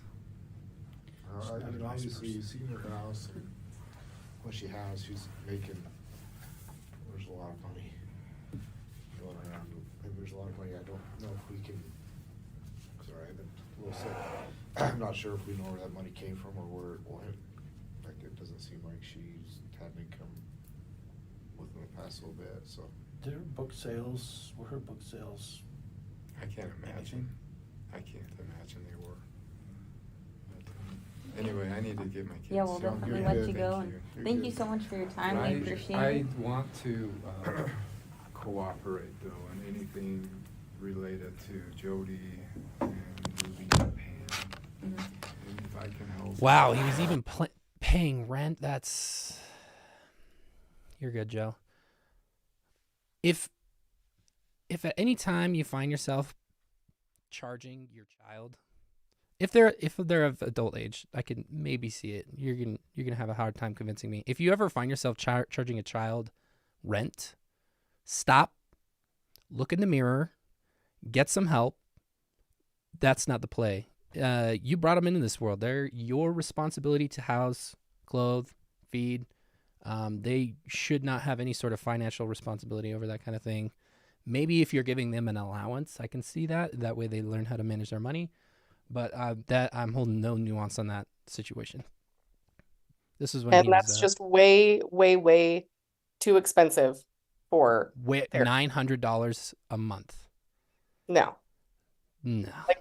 I go to a fairly expensive therapist because she's really good at Therapist. what she does, and I don't pay that much. You go to a therapist. This is a mental fitness coach, quote Yeah. unquote, as she has self-described. And some therapists are up there in pricing, and it's because they've got lots of experience or they've got like really unique training. They're not coaches. They have master's degrees. They're held to a standard, you know? Yeah. The only question I have, Sheesh. and just going back to But yeah, Jodi's, apparently having Chad pay for all that, pay for his own therapy and pay rent, Rent. because it sounds like he was desperate to get out of that situation. Average Utah rent, I What- wouldn't be able to tell you what the average was. I remember in kind of a newer complex, we paid, I think it was 19, no, Like 1,400. like 1,400 for a 1-bedroom, 1-bathroom. Yeah. And that was kind of like a newer build. And then we also had a newer town home that we were living in that we were paying, like, it was 3 bedrooms and it was like 1,900 a month. But that was like way up in Ogden. Down in like Salt Lake County, and Be way higher than that. it'd be way higher than that. Okay. Do we want I have the prison call to her parents, Ruby's parents. Yeah, that one is What else do we interesting. have? And then you want to do the prison call with her? With her parents would be good. Okay. Again, on the same damn... We should have just ripped that video and uploaded the audio ourselves. Hindsight. Hindsight. It is what it is. All right, mute up, Joe.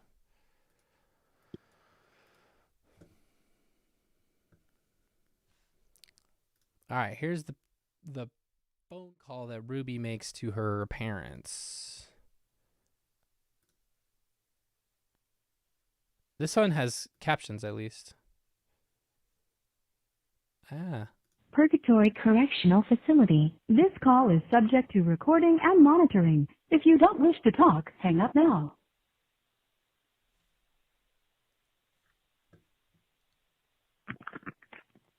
Hello?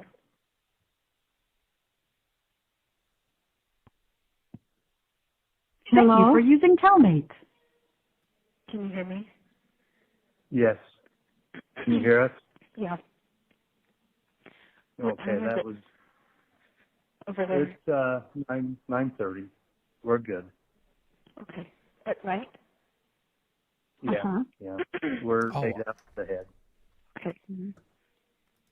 Why is this in stereo? I was like, why can't I hear half of this? I only have one earbud in.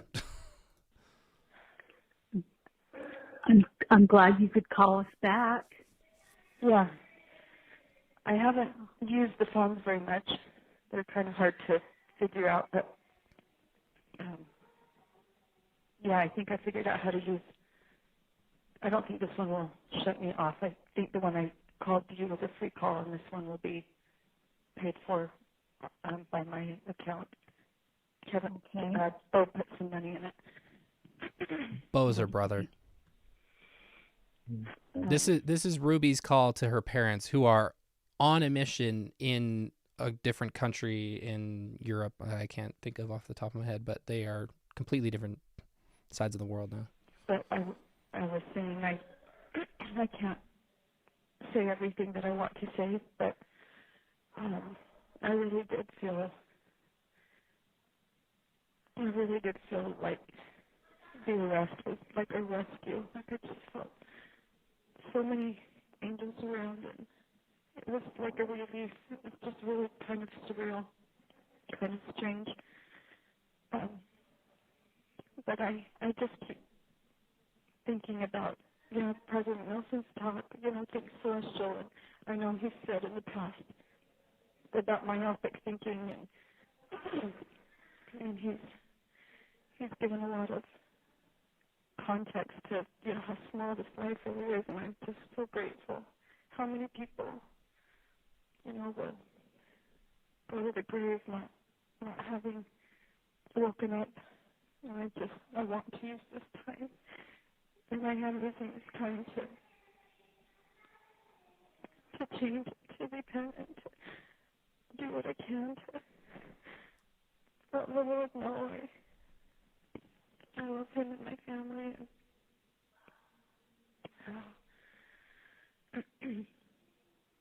and I've had many experiences here to kind of guide my thinking. It's like, I don't know, my attorney's been really good. Did you know my attorney is... Interesting. That was They really... call from and paid for... Shut up. That was really tough to hear. I don't know. if you guys could make it out. The captions were not really doing much help, but Captions were not captioning, they were not captioning. as someone said in chat. Yeah. The gist of it, the reason that I included it was because I feel like it's just a good representation of like how much Ruby can flip and how it doesn't feel genuine at all to me. Yeah. And maybe that's because I'm biased, but she's like, no, when I got arrested, it was a good thing because there were angels and the angels were there to guide me into my prison cell. And like, girl, you were so lost in the sauce. like you don't even know what you're saying anymore. Was there another part for that call? No, that was the only one. Okay. Do you want to do the one with Kevin next? Yes. Keep in mind this was like immediately after or the day following, I think, when she was arrested, and so Kevin had not changed his tune yet. All right. Turn this up real quick. The captions are probably not going to be captioning very well. Whoops. A free She call talks way from clearer in this one. Okay. press 1 to accept all communication. To deny this call, press.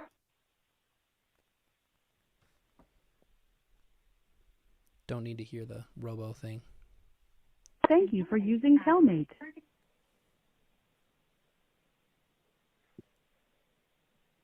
Yeah. Yeah, hi.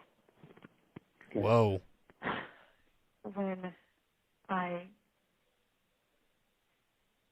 saw how long this separation was lasting, I wanted to think of some ways that I could bring in money or make some money if you didn't ever come back. So that's when I asked if you would co-sign on a loan if I found a house, and maybe I could Airbnb it or rent it out, or I've been playing with numbers in my head and I think I could make something, but I don't want to be dumb. I want to be very conservative. So I pulled the money and I have it in a bag. And With you? Do the police have it? well, I don't know what the police took. I don't know what the police have. But the bag is at Jodi's house? They can't just take people's money. I mean, that's not right. Yes, they can. And by the way, this isn't us compiling it or uploading it or whatever. This is what the mods in the R one of the mods in the r/8 passenger snark uploaded to Reddit. It's just taken straight from the information that was released. So. Well, they're not going to take the money, but when they have a search warrant, they have access to everything in the house. Sure. Yeah. I have a feeling we're going to need that money. We might do. So, I haven't been making big purchases. I've been very conservative. I think the biggest expense has been the kids' schooling, and that's... What schooling? I guess the other kids, they maybe. have enough curriculum to get them for a couple of years. Homeschooling. Okay. I just received a text from Ted Dawson out of the blue. Ted Dawson, who I haven't heard from in years. What, he just texted you? Yeah, the story's out. I'm guessing that's somebody in their ward or something. Or just a mutual friend. Stormy sent me an article and it just broke my heart. I just wanted you to know I'm thinking about you, and if I can ever be a resource, we are always here. Are we in the news? Oh my God. At least are we in the news? Don't know about me. I don't know what he's talking about. But I'm wondering if they went to Sherry to ask her questions. I don't know. These bookings are public. I know they are. And a couple months ago, Business Insider was reaching out to me, and I ignored their email. But I'm going dark. This is a witch I'm not hunt. at BYU. I'm not at BYU. And This is a witch hunt.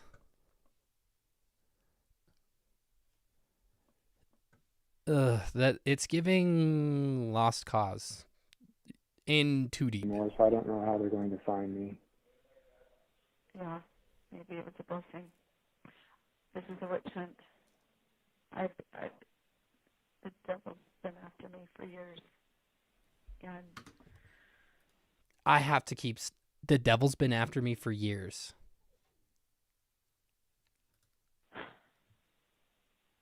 he's mad as heck that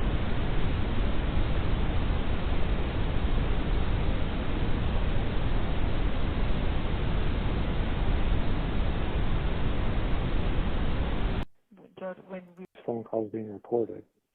You have 1 minute remaining for this call. yes, that will come out. That will come out. Okay. When we were driven to the jail, the detective was putting us in the car, and Jodi said, God, so loud. They're going to be in the hospital for 3 days. so weird. It's just not necessary. They're trying to exaggerate this. I'm going to take a moment to pause. This is exactly why she deserves the maximum. Because I saw that and my mind immediately went to, this is a victim of a concentration camp. That bad. I kid you not. Jordan sent me this the first thing in the morning. And unfortunately, I am extremely desensitized to seeing gore and horrible things on the internet. It was like somebody in a war zone that had been trapped. I have it down, Joe, if you want to add anything. No, I think that covers it. It's like 3 days is conservative. yeah. One for her to be, I mean, it truly could point to potential altered mental status if we're thinking about like, it wasn't that bad. They're fine. Like they're exaggerating it. Like either she is doing that for self-preservation because she doesn't want to deal with the pain that comes with acknowledging that, or she is truly in an altered state and is in complete denial. Yeah. I am going to say this. I put it in the chat earlier. I really do not recommend. I'm saying this from the bottom of my heart. You will regret it if you go and seek this out, because the added context and being in the know of all this stuff, it's just it's more, it goes beyond the images themselves. It goes into knowing how it arrived at being that bad. Anyway. God.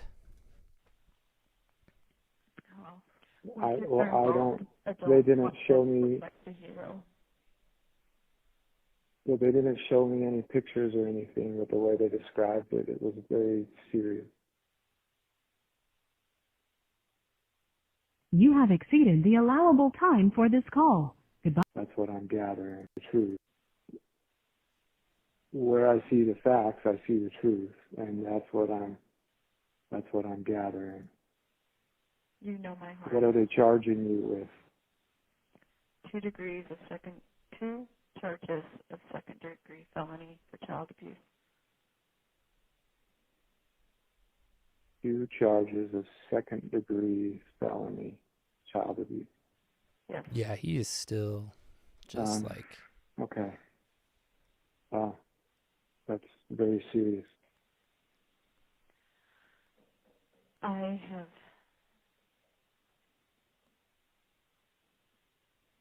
It's interesting, I had the prompting over the last month to read Viktor Frankl.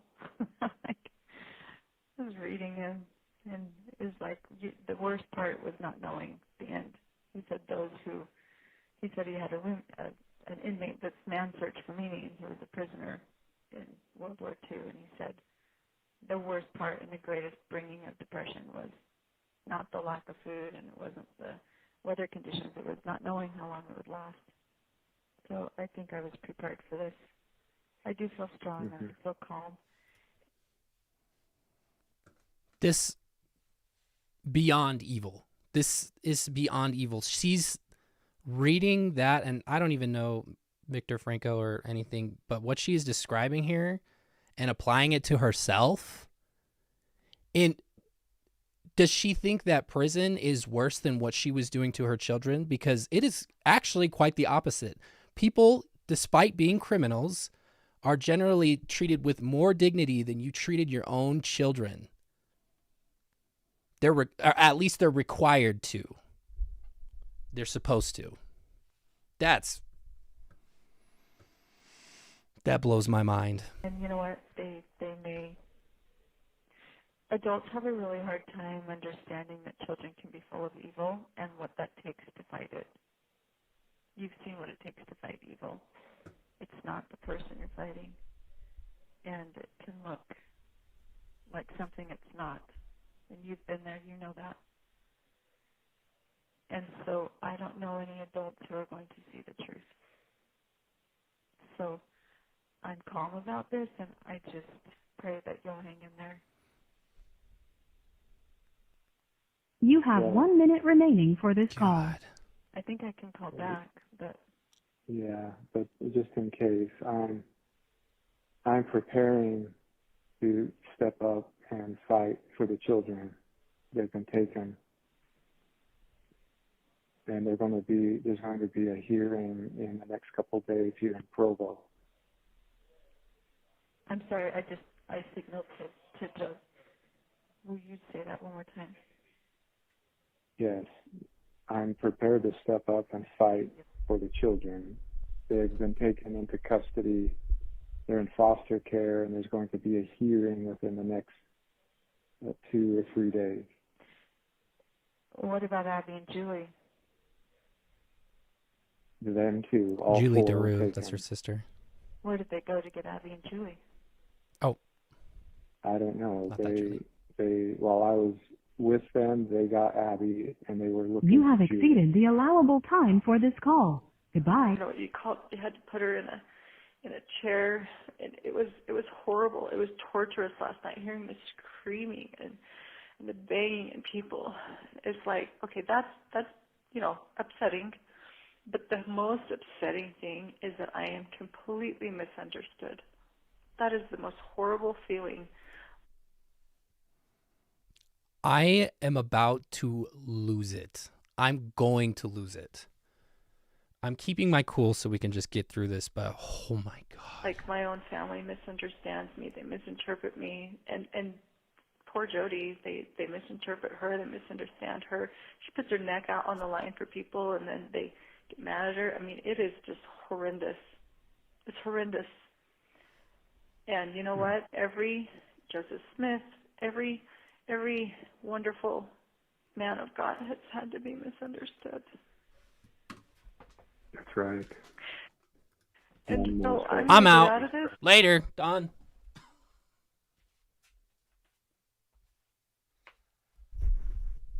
Be so fucking for real right now.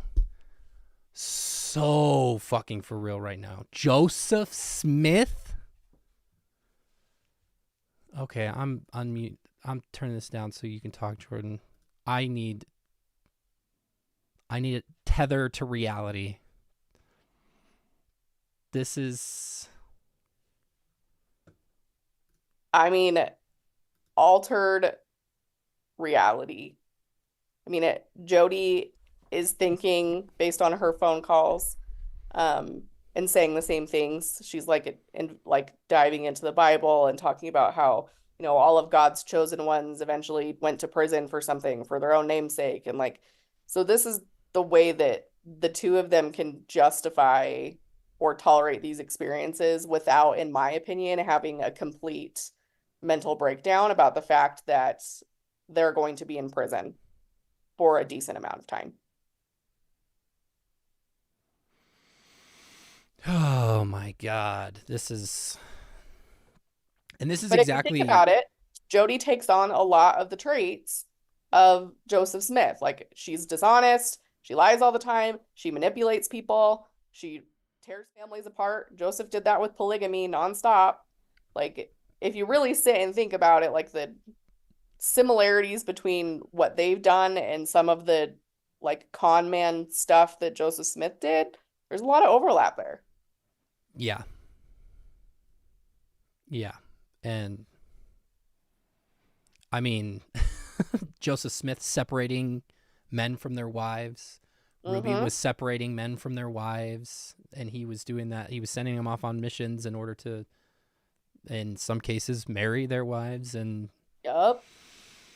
stuff like that. I don't want to be making any sort of implication on sexuality or whatever. It is really weird that she ended up getting Ruby to sleep in her bedroom. So if anything, if people are going to try and speculate on that, you could not really make a case that Ruby was a consenting party in that one.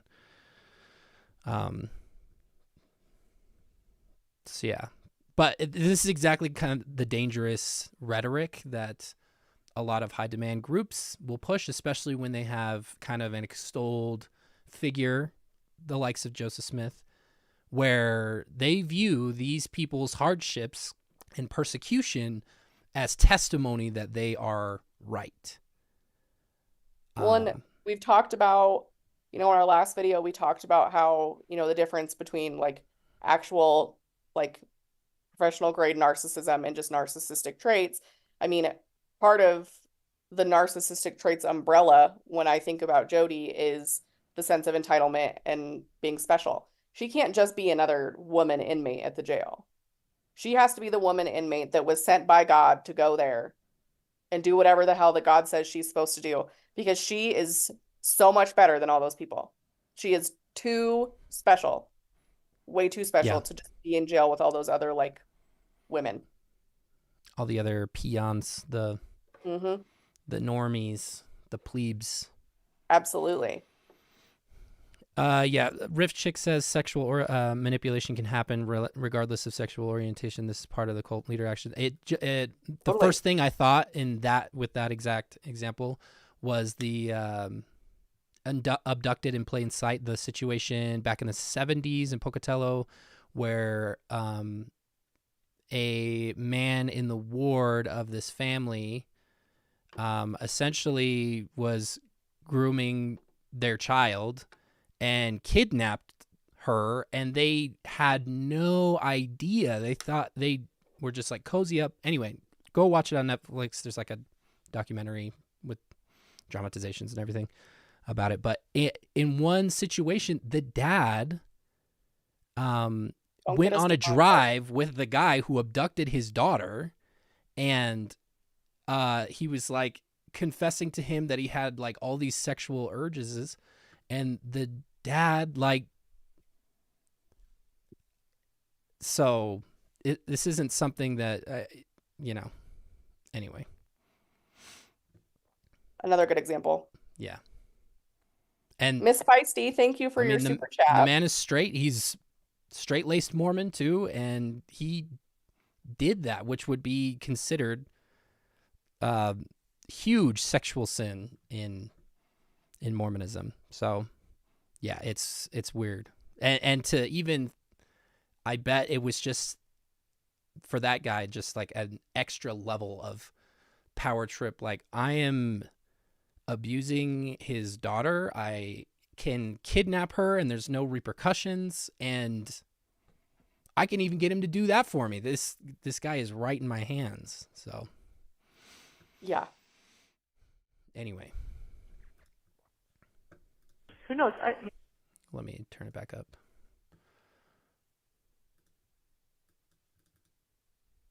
Oops. Maybe in 10 days I'll get out of this.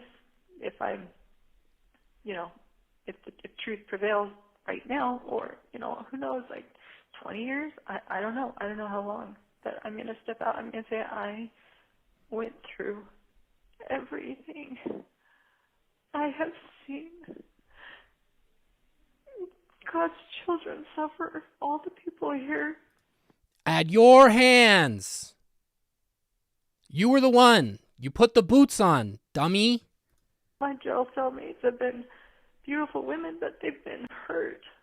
You know, they've been deceived into drugs, and my heart just has so much compassion for them. And I have compassion for the cops, and I have compassion for myself, and then to be told that I'm suicidal, I'm like, no, that's not true. Anyway, if you need to let Sherry, that was either Sherry or one of your siblings. well, they're all in cahoots. One means all of them, but yes, you're right. In your hearing, I don't know if you've considered this. I don't know if it'd be helpful, but you could have the house. And if all the kids go to the house, you've got room there, and I will gladly stay away and let you guys be. So I don't know if that's helpful. I'm just giving it to you if it is. Thank you. And in the discussions with my attorney, that's the only way that we're going to retain custody of the children. That's fine. He is 35 years in this, and he said even if you are acquitted and are released, they will place legal restrictions on your access to the under 18 children. I figured such. God told me. I think the fucking judge told you, dummy. God. I called you. I didn't have any information. I didn't know anything, and the Spirit said, your children are going to be removed. And I cried out loud. I'm like, no, I'm not done. I'm not ready. And God told me I'm done. And I just, so.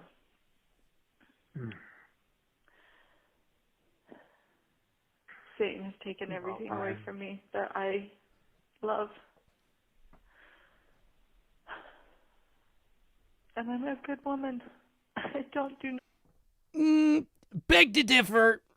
Yeah, no. No, nobody can call themselves a good person when they lay their hands on their own children, or any children for that fact. Sorry. Naughty things. Like, even in the religious scope of things, you think that invoking the name of Jesus is not better than you kicking your kid? Like, I'm sorry, but your version of Jesus is kind of weak if you can't even get this kid out of your, or get this demon out of your kid. Like, I'm sorry, your God kind of sucks balls. I don't do naughty things.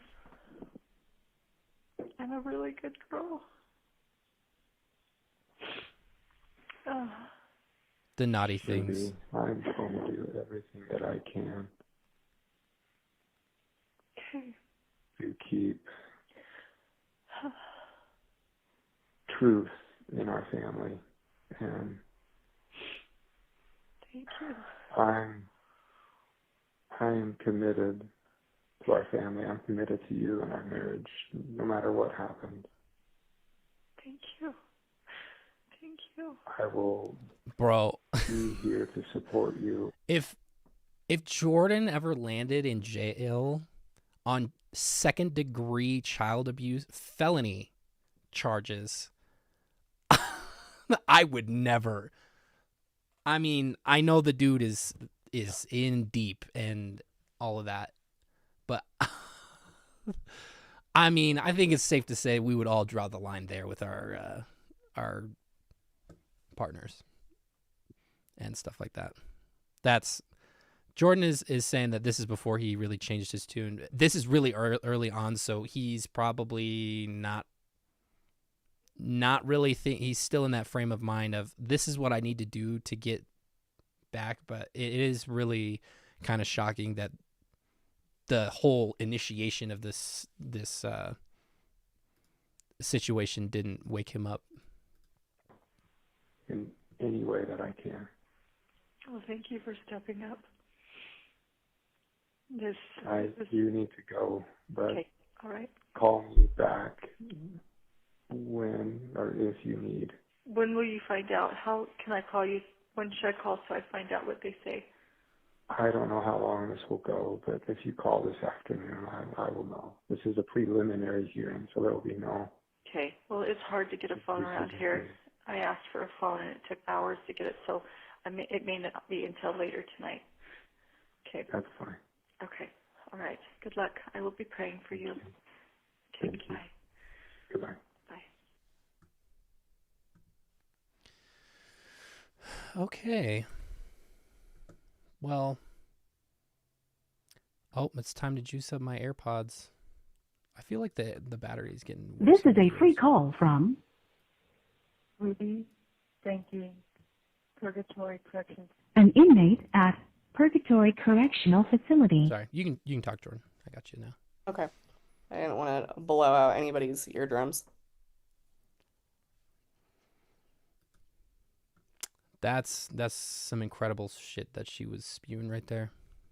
That was and started off very business-like, like, let's figure out the money, I'll get my own, whatever. Yeah. But was this in like one call session? She just had to call back 2 different times, or was this like? Yeah, I think they combined them all together. Oh, okay.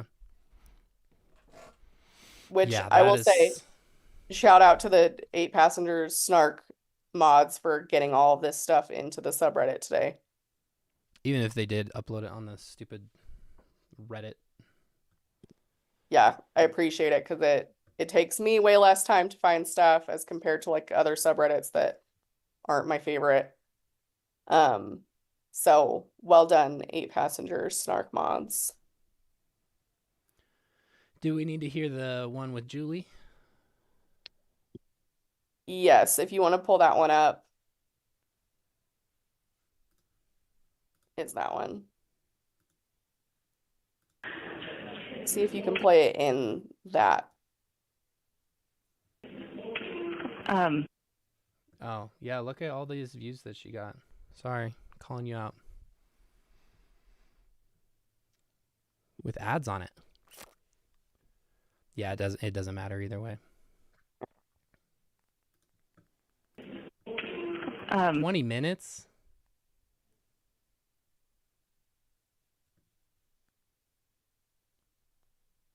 Or we can just listen to the first little bit. If you wish to use them, please credit me. Are you kidding me? This is not your fucking content, dummy. Well, her name's on there, so. I know, I'm calling her out. Get me This mad. is not your content. This is public information. I'm not crediting you, dummy. Are we for real? Oh, she's already getting a... Anyway. Well, it's on YouTube, so I'm not gonna turn up speed or anything, but did she do a re-upload? I did edit the audio to be louder, but Ruby's sister is still super muffled. Okay, that's fine. Did you see that Jodi pled guilty do 1.5 today? speed. I don't want to speed it up for people who aren't. Not everybody hears things on sped up, so sorry, guys. I did see that. Yes, is that a relief for you? Yeah, it's a big relief. It's a big relief. There would have been positive the other way too had she not pled guilty. There's enough evidence that she could have been convicted for life, but that would have been messy. It would have been really messy, and the kids would have. So do you and her get the same outcome no matter what now, or is there a chance that it would be different?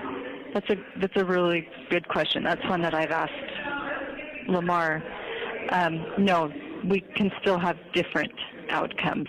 So Ellie asked a little bit about this. I wrote it out in a text to her. But so the next thing that will happen is I will fill out, and she will fill out probation and there's another P. Parole? Paperwork. And basically you go through your history and you tell them your history, which there's no history on me. There's nothing, no criminal history, no mental health history, nothing. And I'm also hiring a professional to do a mental health evaluation, just to say she's good, like there's no mental health problems at all. And then that will go to my probationary board. Jodi, she can lie on her paperwork, and she probably will. I don't think she's going to give them her history. But I think in the interview it's going to be apparent that she's mentally ill. And so that will affect how long someone, because they're looking, how repentant are you? How much responsibility are you taking? How are you aware that what you've done is wrong? And she's not. She's the only reason she pled is because she didn't want to do life. And she knew I would testify. She can't do life in the state of Utah. 30 years is the maximum. But, okay.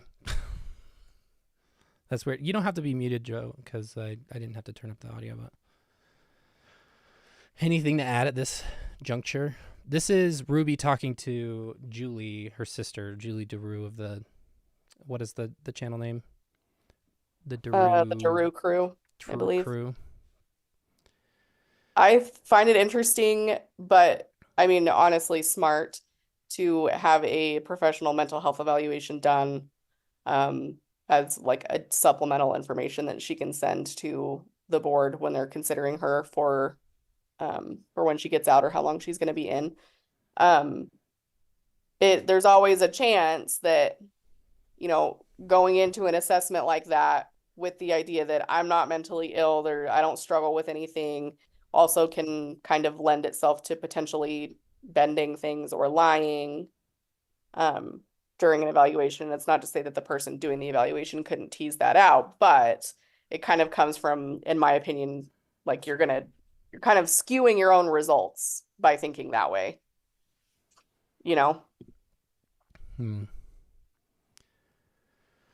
All right, are we ready? She wants to make sure she's not mentally ill like all the other mentally ill girlies. Yeah. She is about that. Does she know jail calls are recorded? Seriously, like, hello? People are saying this is Bonnie. Do we have any? It sounds like Julie to me. I don't have any point of Last I reference, heard, honestly. Bonnie and Ruby are not getting along. So, but I'm also terrible with voices. This sounds like Julie in my head. So. What did the subreddit? This is Julie, Ruby's younger sister. Yeah, no, I think I don't think anybody else is. Even the girl who posted it, I think her name's Jessica. I don't think she's wrong here. I'm pretty sure this is Julie. Yeah. Which she has taken issue with us before, and I'm going to say this. Throwing something in Adobe Premiere Pro and then running the auto caption tool and then just fixing the errors, that does not make anything like your content, especially when it's public information, but whatever. The other thing is on my plea deal, when I come up for probation, the prosecuting attorney can will often, if they think that you're a danger to society, will talk to the probationary board and or write them a letter saying, I think she needs to stay where she is. He's going to stay neutral and not write any letter when my probation comes up, which is a really big deal. But for her, he's not going to stay neutral. So I don't know. I feel like after he went kind of easy on her, if I recall correctly. Am I mistaken? That was the prosecuting attorney, wasn't it? Yes, you're saying that he went easy on her? Yeah. Well, comparatively to Jodi. And he was like, I don't really think that she's a danger. But I'm reading all this other stuff. I'm like, this Sounds woman is dangerous to a me. danger. Yeah. Mhm. I don't know. Maybe it has to be a danger to society, but she's a danger to her children. Yeah. So, I don't know. come up to probation and I can get off on probation and she may not. So what does probation look like? Like, what does that all entail? It can look like several different things, I think. I'm still learning about this, and I think I never realized how complicated it is. I always thought you pled guilty and they'd tell you how long you're in. Yeah, there's a lot of terminology to know. Yeah, and you know, half of the stuff that is said goes over my head, and then I have to go, you know, I come back and I ask the girls here, I'm like, what does this mean? What does this mean? Yeah. But probation could look like going home. Like, you could go home. Sometimes, you know, it might look like going home with restrictions, like you can go home, but you need to live with somebody who's responsible and you can't be around certain people. Like, they may say you could go home if your parents agree to house you, but you can't go home to where your kids are living. It could look like something like that. Or it could look like something where I have an ankle monitor. Or it could look like you can go home if you pay a $10,000 fine. Or maybe it could look like instead of serving the rest of your time, we'll give you some good time and you can go home in half the time. Or so I think that probation, getting off on probation, I think looks like there's several different ways that could happen. Oh, I see. That's good to know.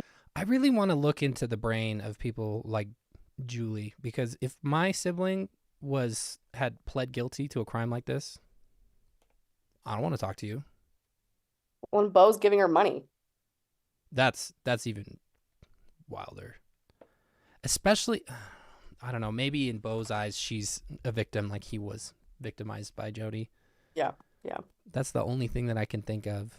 But, like, calling up and chatting about, like, parole and your sentencing potential and everything like that, like, I would not be interested in that. Not with a charge like this. Yeah. Yeah.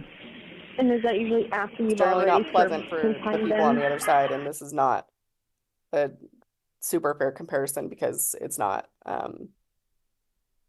child abuse. But I did have a family member that got like her third DUI and ended up having to go to jail. And I remember we on Christmas did the little FaceTime thing with her with the rest of my jailhouse family on FaceTime. Christmas. And it was like my grandma was just absolutely mortified and devastated, and it was just the most awkward experience. Like, yeah, this would not be for me. Say that one more time. But they also have that Mormon rhetoric around Yeah. families have to be together forever, and it's our responsibility to get everybody to the celestial kingdom. And so how can we help Ruby do that? Yeah, no, thanks. Yeah. And I don't know what that is going to be. I don't know if it's... One of the girls said that it would be for me 6 months, but I've also heard it could be 4 years, and some people serve several years before they ever see their probation board. So I'm really still, I mean, I could be... Are there any like big information things that we need to see in this? I feel like this is just No, not so much. Did you want to? anybody in the chat, if you've seen this before, did you? My earbuds are getting close to dead, so I want to kind of speed this along. We'll throw up some It of is just the kind of- Jodi ones because those are the people that. It's kind of weird to see. I'm glad we saw some of it. It's really weird to see. Or really weird to hear her like talking to her like this. Where are the Jodi ones? They were in the PowerPoint, but I'm texting it to you. Okay. My one is one of my earbuds is dead. I don't know why that one went off. The other one still has 20%. What on earth? Okay, I just sent it to you. Okay. So here's the Jodi one. Let's do that real quick. With 42 seconds. Okay. Yes. Oh, yeah. Nobody wants the truth. Nobody wants the truth because these kids, I told Doug, I woke up, the spirit told me, it's all the devil. I mean, you've seen him. I mean, I've known you, for 5 years? You've watched him come at me, come at me, come at me, come at me. Mm-hmm. And you're exactly right, because he knows I know what he's doing. And he uses these kids. And he uses all of us as the adults, the parents that don't hold the kids accountable. So now it's abusive to make a kid sleep on the floor. It's abusive. Or it's abusive to, it's ridiculous. It's ridiculous. You can't even raise your kids anymore. Oh my God. Who is she talking to in this? We don't know for sure. Oh, we don't know. He has a bishop voice to me. And do we know who Doug is? No. I just sent you the other one. Comments have something for us. Jodi is an absolute lost cause. There is no rehabilitation for Jodi. She is like so far into it that I have no clue if there's anything that could ever be done. Yeah, I just sent you the other one. And I don't even feel bad when I say, man, she's like straight up Lori Vallow. Yeah, it was getting scarier. She's that. Paid for by Jodi Hildebrandt. an inmate at Purgatory Correctional Facility. Did it come through? This call is subject to recording and monitoring. If you don't wish to talk, hang up now. That'd be me. Thank you for using Telmates. Are you there? Yep, there you are. Okay, yeah. Okay, so the Lord says that first they'll lay their hands on you and persecute you, delivering you up to the synagogue. The scriptures. And into prisons, being brought before kings and rulers for my name's sake. And it shall turn to you for a testimony. And then he says, settle it therefore in your hearts not to meditate before what you shall answer, for I will give you a mouth and wisdom, which all your adversaries shall not be able to gainsay or resist. And you know what gainsay means? Wow. Oh, is Doug her attorney? Oh, Douglas. Yeah. Duh. So then he says, and ye shall be betrayed by both parents and brethren and kinsfolk and friends. I'm like, oh my gosh, that's exactly what's going on. And some of you shall be caused to be put to death, and you shall be hated by all men for my name's sake. And then he goes on to say, and I've read that before, but like I've never been in prison. But I just read that, I just wept. I mean, the Spirit was like, he just said, this is you. Yeah. I read. Oh my God, she is. That's exactly why she was the way that she was in the courtroom. She was not sedated. She is all in on this. This is her testimony. She has to be there and be a martyr. read in Mark. crazy. So that was in Luke, and I read in Mark the same kind of thing, you know, because the Gospels they wrote similarly. So he said, "Now the brother shall betray the brother to death, and the father the son, like the father will betray the son, and the children shall rise up against their parents and shall cause them to be put to death." That statement right there. Oh my God. This is what having absolutely no media literacy does to a motherfucker. Absolutely no media literacy. It's just in there. It is word for word. It means exactly what it says. Jesus. The children shall rise up and put their parents to death, and ye shall be hated of all men for my name's sake. Oh my goodness. Yeah. I probably cried for an hour straight. Just everything clicked. Cry harder. And I said, Wow. I'm happy to go to prison.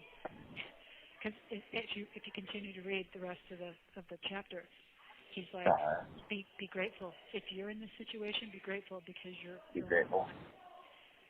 And wow. You will be saved. And wow. Yeah, that's quite experience to read that from your perspective right now. You know, wow. The dude that she's talking to with, he's just basically going, "Okay, buddy." Feel bad for that guy, honestly. I have just been begging him. Like, I would have hung up. You've got to explain this to me. Like, I cannot logically figure out what's going on here. And that's it. That's what's going on. And the spirit. Yeah. I mean, when I feel the spirit, I have two physiological reactions. I get really like shaky, like I'm shivering, like I'm cold, or I feel heat, like I have a fever run through me. Yeah. Wow. That's exactly how I thought the spirit felt. Oh shit, my earbuds died. Well, that is what that is. Will you talk real quick, Joe? Just so I can unmute. I was on mute. Sorry. Hold on. Did your Say earbud again? die? Poopy. Hold on. Anything now? Let me change my my settings real quick here. Talk again. I am talking again. Oh, there we go. Let me turn you down so you don't. That's exactly what I would have described feeling the spirit as when I was a missionary. And then it clicked for me when I was listening to Army of Obsidian Glass by Full of Hell. And I felt the same thing. So it's not the spirit. It is just a feeling of emotion. But There's a fine line to walk between being like a very avidly religious or spiritual person and feeling like you can get direction from somewhere else, whether it's like auditory or visual or whatever. There's a fine line to be walked there between that and, you know, religious delusions are often a symptom of various mental illnesses. Like it could be, for a lot of people, it's a stepping stone to a manic episode, or like somebody who's bipolar. You know, having auditory hallucinations, hearing things that aren't really there. It's common with schizophrenia. It's common with just like early on psychosis before it's an official psychotic episode. Like there could be 30 different reasons to why she's thinking the way that she is, but the waters from a professional standpoint start to get really muddied when you have somebody who's really religious. I was like burning up. It felt like I was burning up. And I was just... Also a good point that she might just be menopausal. Maybe that's why she's getting hot. Hello? That's fair. That's fair. You know? Hi, Hero of Canton. Here's what Yep. That's super cool. You'll have to mute still That's while pretty you're neat. Okay. listening. pretty neat how that works, how the scriptures can do that, Yeah. Never mind. I just realized that's my own thing. It's stereo. Yeah. Cool. Well, I have, like I said, I have probably every single day just been, trying to logic, trying to understand, Oh, yeah. trying to be humble, trying to say, Yeah, sure. Yeah. what's happening? Yeah. Oh, yeah. You're living a puzzle, trying to put the pieces together. Just. Yeah. Yeah, and in Peter, First Peter, I don't have this one written down. I kind of wrote the other stuff down, so I took it down to the phone. But in First Peter, chapter 4, between verses 12 and 19, I can't remember exactly how he says it, but he's like, when you have something happen to you and it just feels like it's random, it's not random. Like this is intentional. You're it's not just some crazy act of events that's going on. This is like intentional. And that First Peter chapter 4 was another one of the footnotes to refer to, that reinforced all this other stuff. I'm like, oh, wow. This isn't just some crazy random event. It has purpose. Right. And then, just kind of an interesting point here that you might not know if you're not Mormon. The Mormons have their own set of standardized scriptures, and all throughout all of their canonized scripture, they have footnotes that refer to other scriptures that are also canon in Mormonism, which is a really easy way for them to control the narrative and say, this connects to that, even if it doesn't. So a lot of times it is just references, especially when you're reading like the Gospels, it will oftentimes just reference the same event in other things, but then it also will reference stuff in like Doctrine and Covenants or whatever that is sort of related, or even to the point in the Bible, there's what's called the Joseph Smith translation of the Bible, where in the footnotes you'll get that translation. I'm going to use this. This is just Joseph Smith revising the Bible, but yeah. Connected it to my blessing, because my blessing I've been reading like several times a day, and the blessing is pretty clear. The first paragraph of it says, these are words directly to you from your Heavenly Father, and according to your faith and diligence, they'll either be a comfort to you or they won't be. So it's however much diligence and faith you want to put in.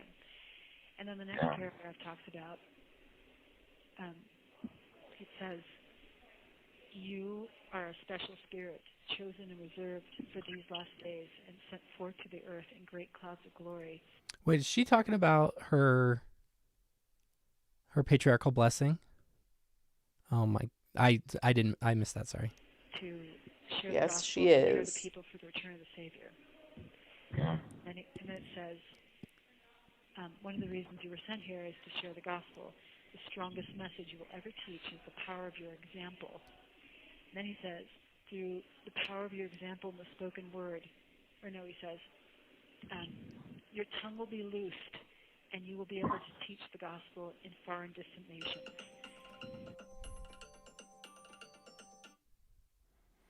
Jordan needs medicine, but we'll. And then he says, through the power of your example and the spoken word, you will be a great tool in the hand of the Lord in teaching the gospel to many. So Mormon God really came out here and said, Jodi, your mission in life is to preach the gospel at the women's prison. So you need to do something to get your ass in the women's prison. You need to torture children to get into the women's prison so you can bring the gospel to the women of the Utah State Correctional Facility. Bravo. Yeah. Bravo. Some questions on whether they're excommunicated or not. Yeah, it sounds like Ruby is not, but the jury's still out on Jodi. The fact that she was writing and receiving scripture leads me to believe that she They won't like that. Probably, if she hasn't yet, she probably will be, because that's apostasy and that's an excommunicable thing. Committing a violent crime is also one, but it also kind of depends on the leaders and what they think, if the person needs to repent, if excommunication is part of that. It's kind of up to them, because it is a violent crime, but it is not like they didn't murder somebody, which I'm not saying is like, oh, it's so much better that they didn't murder these kids. I'm glad that they're still around, but that's how they see it. No, volunteering wasn't enough, Daphne. She had to get in there and stay in there. Yes, she had to. It was a Jonah in the whale kind of situation. There needed to be a reason for her to not jump ship. Thank you, Bink, for the super chat. Thanks for hosting such a long stream. Yeah, somebody was like, "How long is this supposed to be?" Until we're done. I don't know if we're just going. Just like, and then go teach the gospel. Go teach the gospel. Like, yeah. Plan on doing it. Yeah, and that's super cool. That lady that's Jewish that you've met, and yeah, what a neat thing. Yeah. Be able to share with her. And begging God, like, please help me understand why I'm in this. Like, this doesn't make any sense Yeah. to me. And he gave me some information yesterday, and then today really sealed it with some scriptures that I'd love to share it with you. Yeah, go ahead. You got it there. I'm reading the Articles of Faith by Talmage. This is an excellent book. I think everybody should read this book. Yep, I've read that one. That's pretty deep read in some regards. It is. It hits all the principles. Talmage in Mormonism is a pretty notorious person. He wrote notably one of the missionary library books he wrote. It's called Jesus the Christ, and it's like super, super thorough detailing of like Jesus and his life as he understands it. I don't really know if it's historically accurate or anything, but it is really heavily steeped in Mormon theology, and it's part of the missionary library. It's one of the 4 books outside of scripture that the missionaries are like approved to read. There's a kitty dreaming over there. Yeah. A lot of clarity. So I've got a woman that's interested in the church, so I've been reading some of this to her as well. So she's cool. a Jew, and both her parents are from Jerusalem. So, really? Yeah. And she's like, oh, that's cool. I believe that Jesus is the Christ. And oh my God. Great. So this book is really helpful. Wow, that's neat. Oh my God. They love to talk about the Jewish people that they bring to the light and knowledge of Jesus being the Messiah. That's crazy. Both of them all at the same time. That's cool. So, yeah. So there's a section he's talking about the second coming, and I'm coming from this place of I was just getting ready to move, and all of this. Congratulations, up where the sun don't shine. You won the attention that you were seeking. This is how we do commentary on this channel. If you want to hear the audio itself, here is the Reddit post. Go and seek that out. Please, if you take problem with that, see yourself out. Don't let the door hit you on your way out. And I ended up in prison. Like, what in the world? Yeah. And, one day you'll know all the details, and it'll all make sense. But if I could talk right. code here. Right. This is the Lord talking to the disciples. They asked him, like, when shall these things be? Like, when are these things going to come to pass? And so he starts talking about the last days. And he says that nation shall war against nation, and kingdom against kingdom. And then he goes, but before all these that he just talked about, they shall lay their hands on you. Now, I have been praying for 5 months, like, explain this to me, like, what is going on? Like, I'm willing to go there, but please let me go right side up. Like if you want me to be there because you want me to be there, then great, great. I will not resist it at all, but please help me understand. So I read this morning, and I just wept and wept and just thanked him and thanked him and thanked him, because it just all Wow. click, click, click, click. The guy is like, cool story, bro. So he says, but Wow. before all these things, nation rising against nation, they shall lay Yeah. their hands on you. And I'm like, Like, oh my goodness. That was the funniest noise I've ever heard. prosecute you. You have 1 minute remaining for this call. Back. Yep, call me back. Did you hear that? Okay. Yeah, call me back. Damn, I wonder who she's talking to.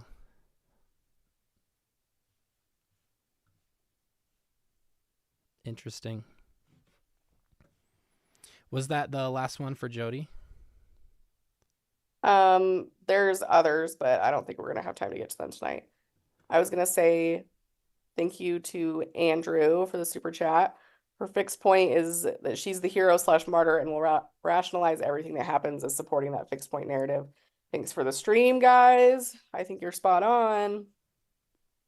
Then Alex S, thank you for the super chat. It's 4 p.m. in Australia. I can't believe you guys are still streaming.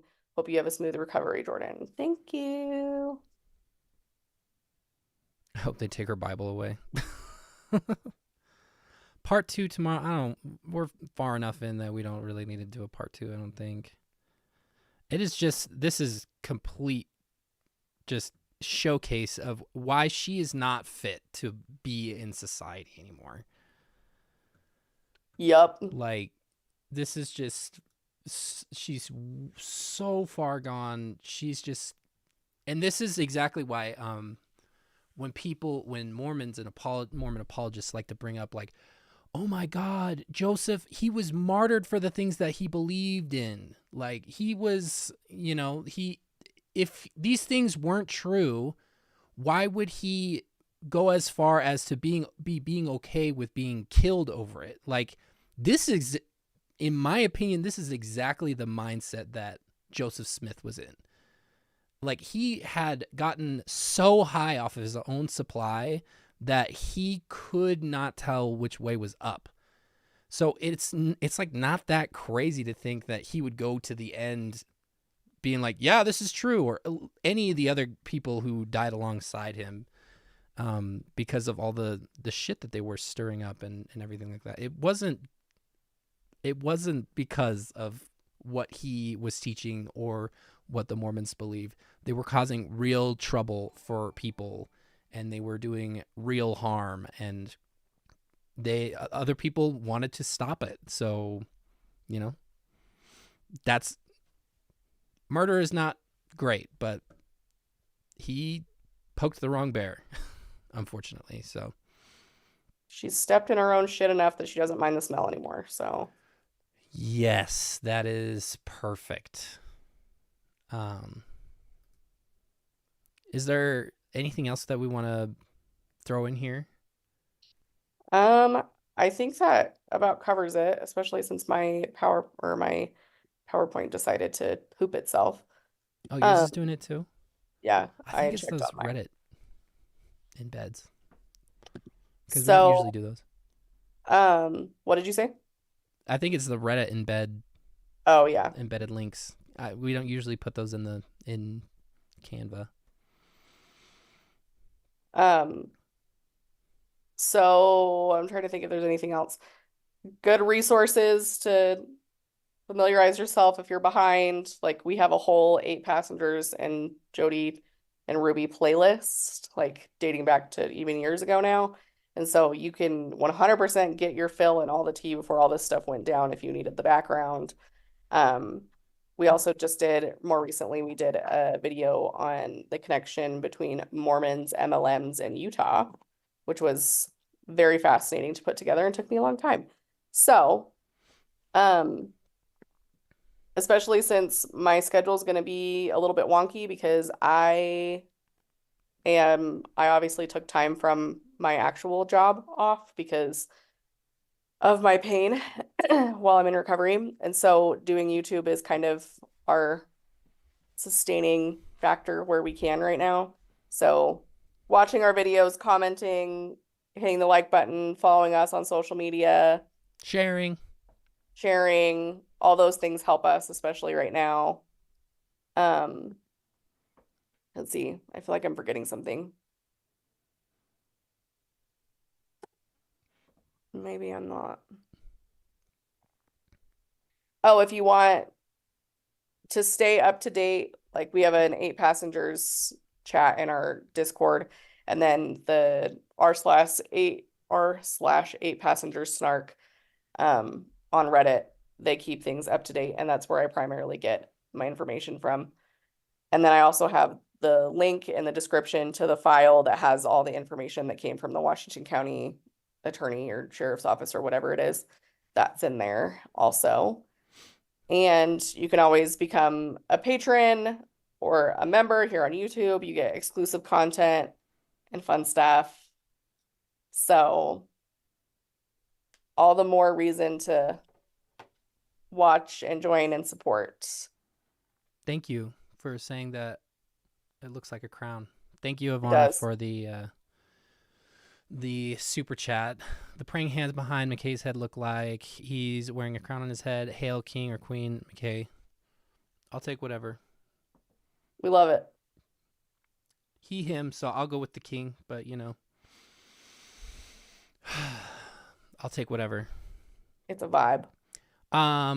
Before Jordan talks about the you can just talk about your experience real quick if anybody wants to ask questions and stick around, but just to wrap things up, like seeing this makes a lot of sense why they took plea deals, because there is no shot that either of them would be getting out before 30 years if this had gone to trial. I don't know how the parole board, if they are able to take this stuff into account or whatever.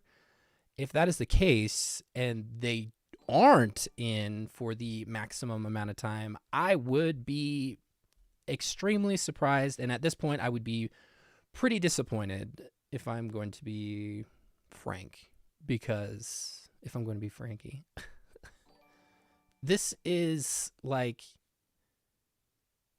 Guantanamo Bay level dehumanization and torture. Like, this is not something like people who do this in the real world. They go to prison, even if they are in charge of the prison where they're doing that. They're charged with war crimes in the case of like the stuff that was going on in that one prison in Iraq that I can't pronounce the name of. Like, this is serious stuff, and they were so bought into it. It is sickening. And like we've said before that Ruby is a victim of Ruby, or of Jodi, but she is like the most willing victim that I have ever seen. She was so quick to just go along with these horrific acts. And I cannot overstate how awful a condition these kids were in. Do not seek out these photos, because the context will leave a lasting impression on how bad these are.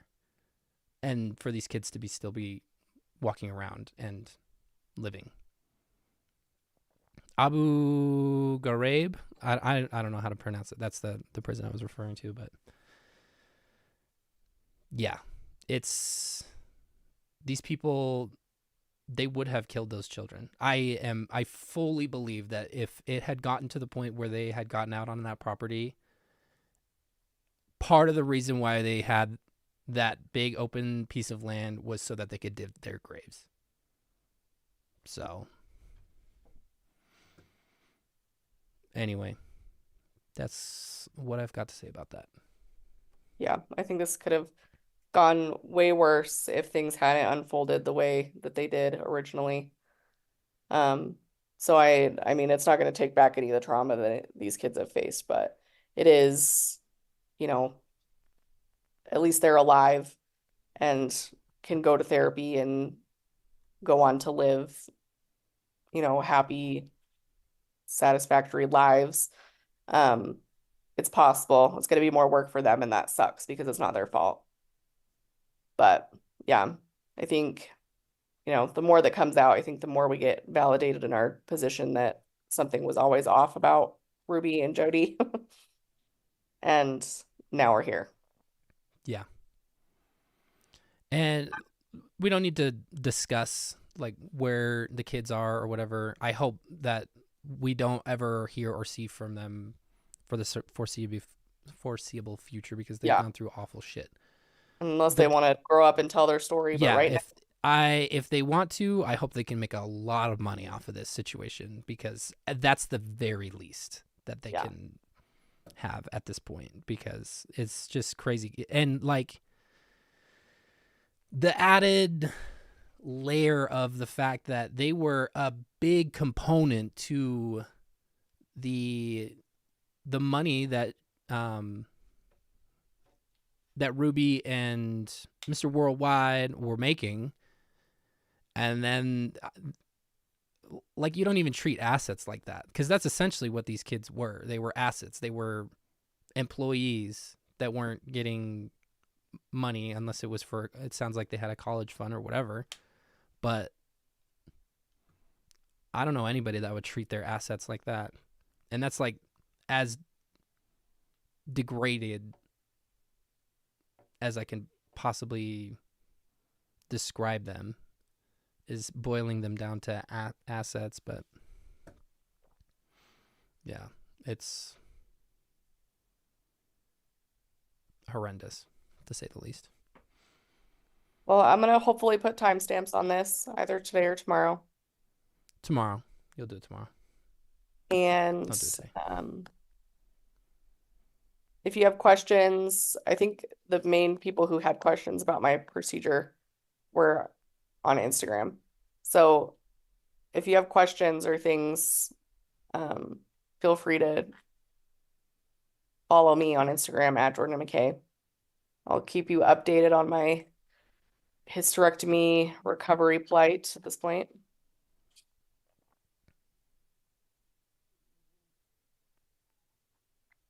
Sorry, I was reading chat. What did you say? I said if you have questions, let me know. Yeah, throw them in the chat, everybody. Or drop them on Instagram.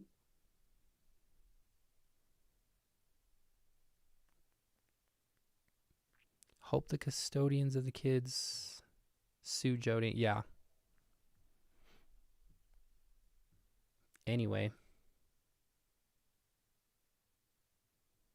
My brain is completely depleted at this point.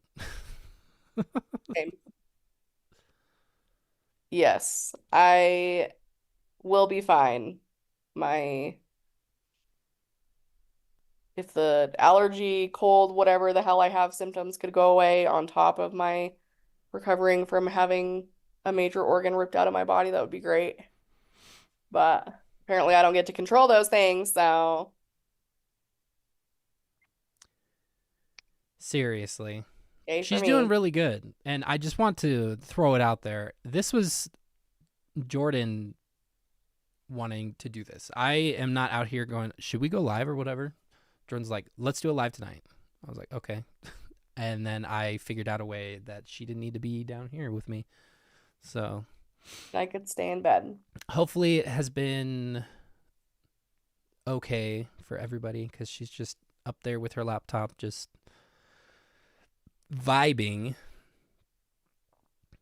having a good time. I do need to run up there and get her medication. I am feeling a bit better. Like, as much as I'm still having pain, it does feel better. And once I got my pathology report back today with all the shit that was going on down there. That makes a whole lot of sense, the amount of pain that I was in. So I'm hoping that it will just be up from here. On the ups is what we want, baby.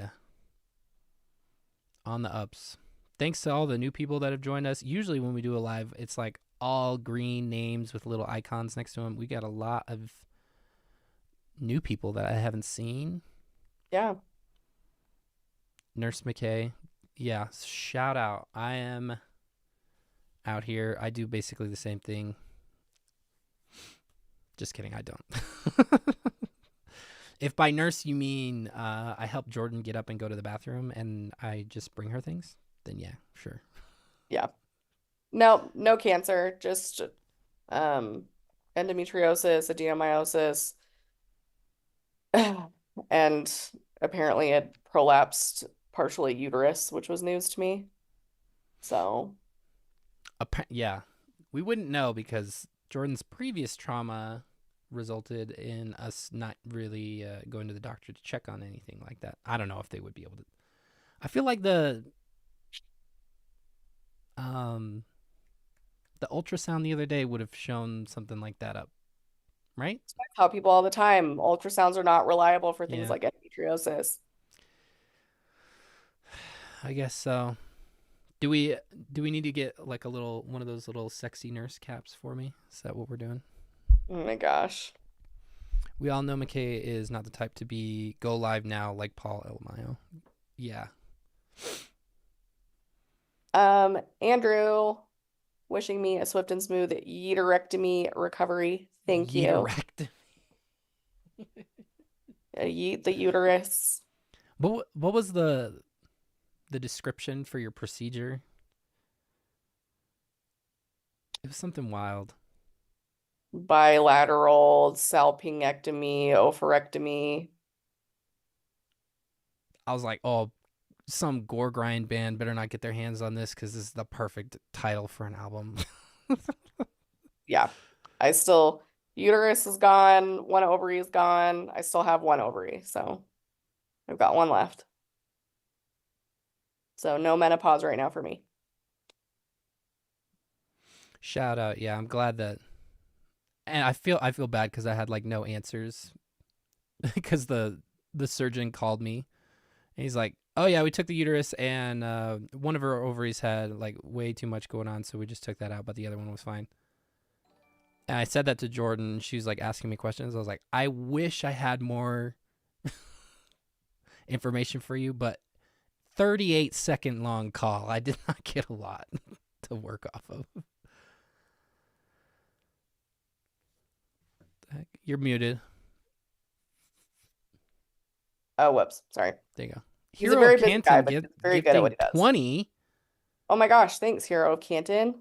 Hero of Canton is our resident, like, Sage got an. This is the second time Sage has gotten one from Hero of Canton, if I'm not mistaken.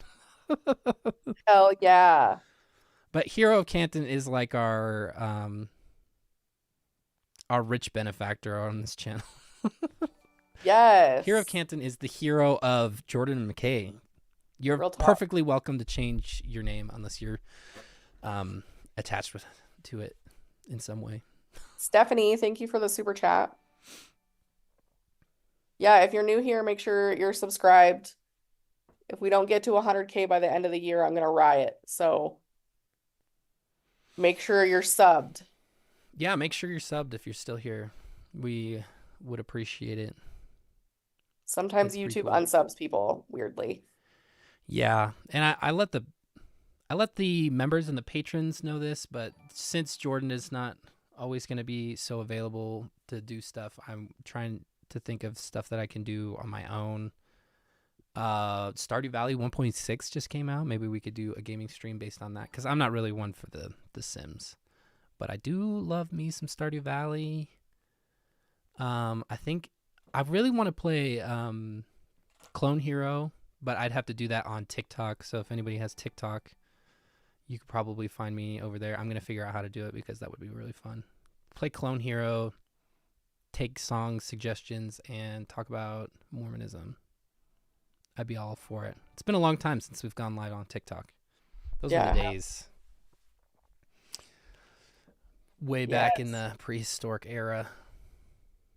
Lots of you were in that era with us. T Froggy, for example.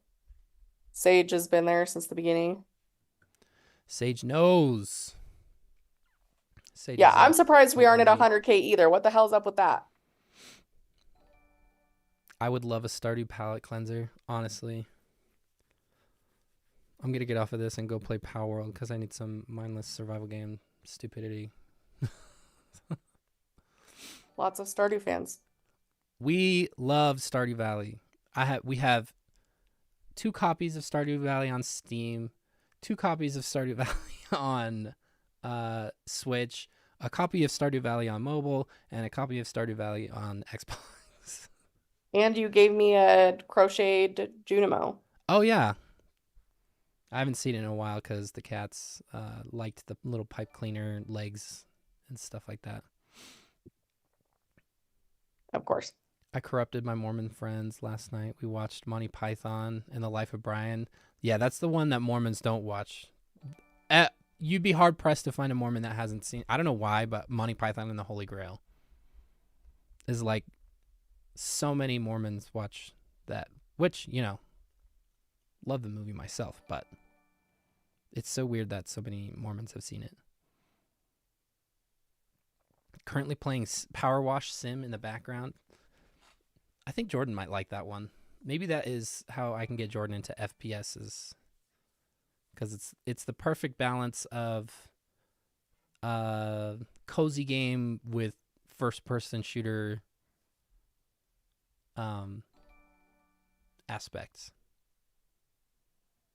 Grace is in the Mines.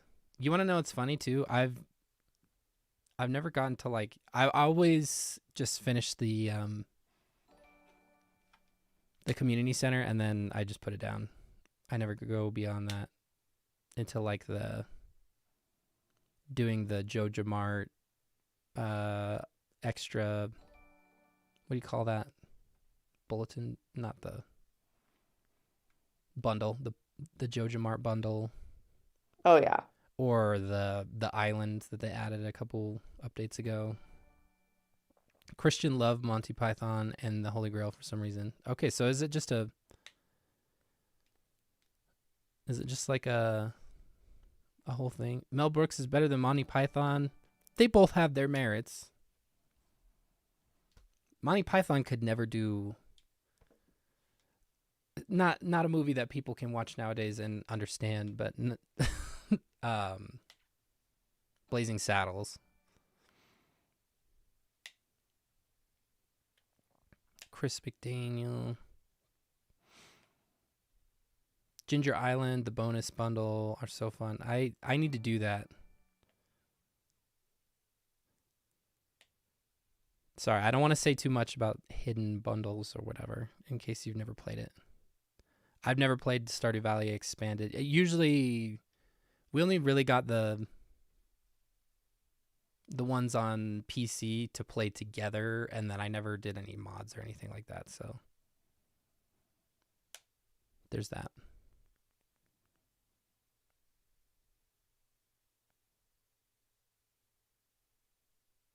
Grandma Joe is what one of the investigators said on the 2020 special, is what they understood G. Joe to mean. It makes sense, because it's obviously referring to Jodi. It is weird that she would call her Jodi and G. Joe. I don't know. Marissa, thank you for subscribing. Have you played Disney Dreamlight Valley? I'm not really interested in it because I'm not really interested in Disney stuff. Jordan isn't either, so I've heard good things about that being a cozy game. Young Frankenstein still now, but Blazing Saddles depends. Yeah, Blazing Saddles is a difficult one because you have to be clued in on the elements of the satire going on. Otherwise, it's just offensive. And yeah. It's one of those ones where the average person's media literacy is not there to be able to see what is going on there. Skywise29, thanks for insight on the situation. Speedy recovery. Thank you. I was going to say, additionally, the ballerina farm video, like my outline, my script, all that is almost done.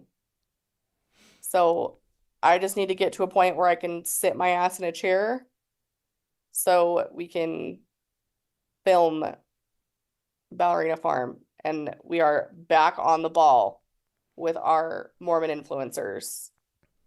Like Yeah. we have been since day one. OG. We were going to try to like film it and stuff, but we got down to the last couple nights before, and it just was not a good time to try to be doing work. So I was like, we can just do it later and whatever, and we'll release it. But yeah, I don't want to do it like this. We want to be able to sit in a chair and do our normal thing and have a good I've spent polished way product. too much time on it. Yeah, because the MLM video did good, and it turned out really good. I really liked the way that it turned out. So, Stephanie, welcome to the Terrestrial Kingdom. Thanks, Stephanie. Blazing Saddles is a product of its time. As an old fart, I get it. Yeah, and it's important to remember that it's a satire, it's social commentary, and the people who are dumb just take it at face value, and because they like to be edgy. So there's that. Also, just fucking great music. Blazing Saddles was one of our like usuals when we played when we did parades my freshman year. Yes. So the Ballerina Farm video is coming. And then after we finish Ballerina Farm, I want to talk about Nara from TikTok because she's Mormon, if you didn't know. Nara. The long stream has been great for my J&M withdrawals. I know, thank you. We do like streaming. We like doing this, even though sometimes we're talking about just awful stuff. But yeah. The influencer swinger chaos. There's supposedly a show being made with all of them, but I don't know if it's gotten picked up by anybody in particular. I heard it got picked up by Hulu, but you absolutely know that we will be watching that and covering that when that comes to fruition. Like, I'm just claiming that for us right now.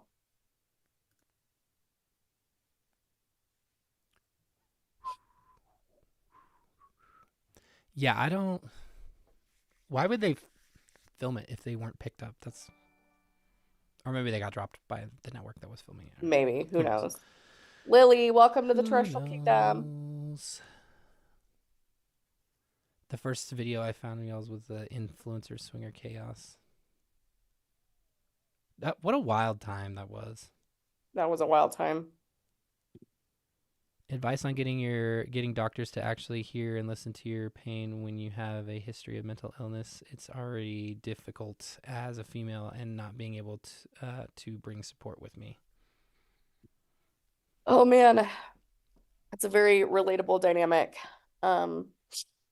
So I always bring McKay with me because that helps. If you can't bring like a male support person with you, what I do is anytime you request something or you say, hey, I'm having these symptoms, I know there's this test that can evaluate for them, and they tell you no, you tell them you want it documented in your chart that they refused to run that test.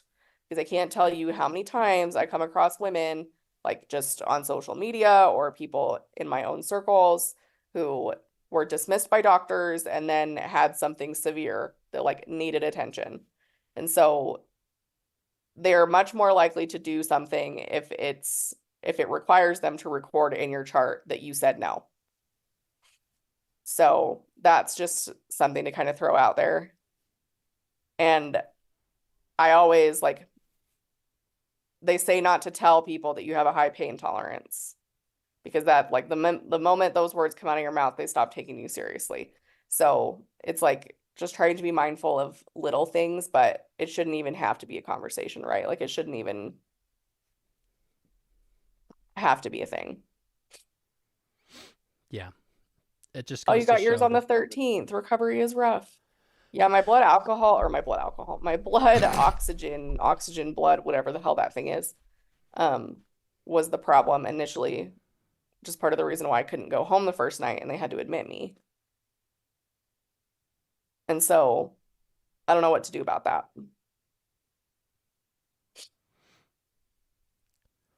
The medical field still has their misogynist and racist biases in it that have existed for so long.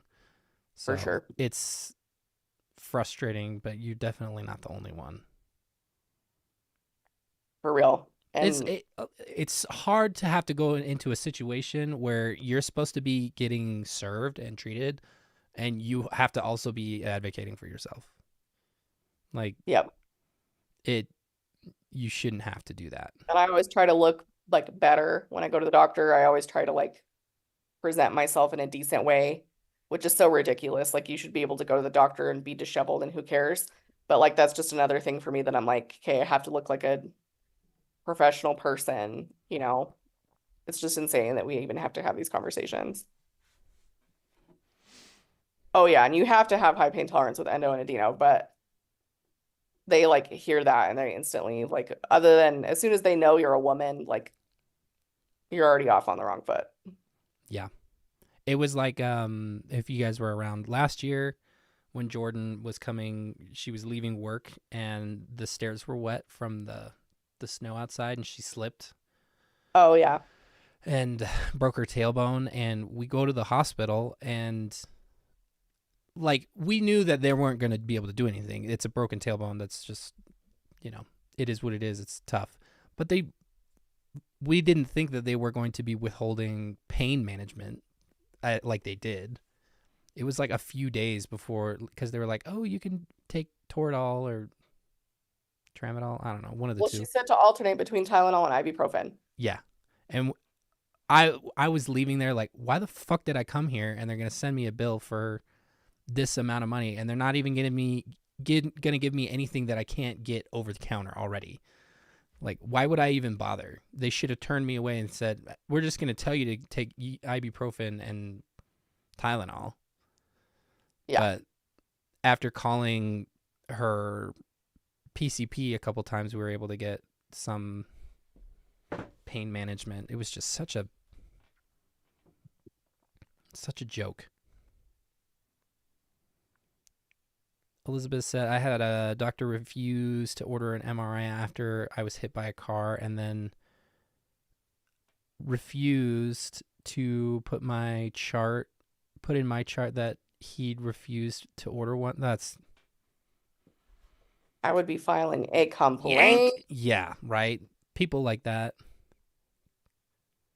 Not charting something like that, is that not illegal?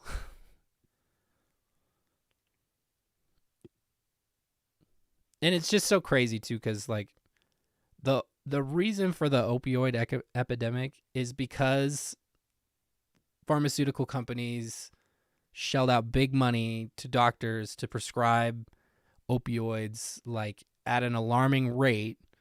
And then when the DEA is like, what's up with all these people abusing pharmaceuticals? We are all the ones who get to suffer because they fucked us over. So that's really interesting. While they won't give you pain meds, they always give pain meds. And I thought that was standard. Maybe it's different in NZ. Yeah, the dynamic that we have with the big pharmaceutical companies and the DEA now is just so ridiculous. Like, we have to go in for our medication because I take an amphetamine and Jordan takes, is it because of your antidepressant or whatever? No, it's only if you're on a stimulant. Oh, stimulant. Well, specifically because I take an amphetamine. Yeah. We have to go in and we have to do a P test and everything because pharmaceutical companies in cahoots with doctors that they were paying couldn't, control themselves from making money hand over fist. So now it's our turn to deal with the slack.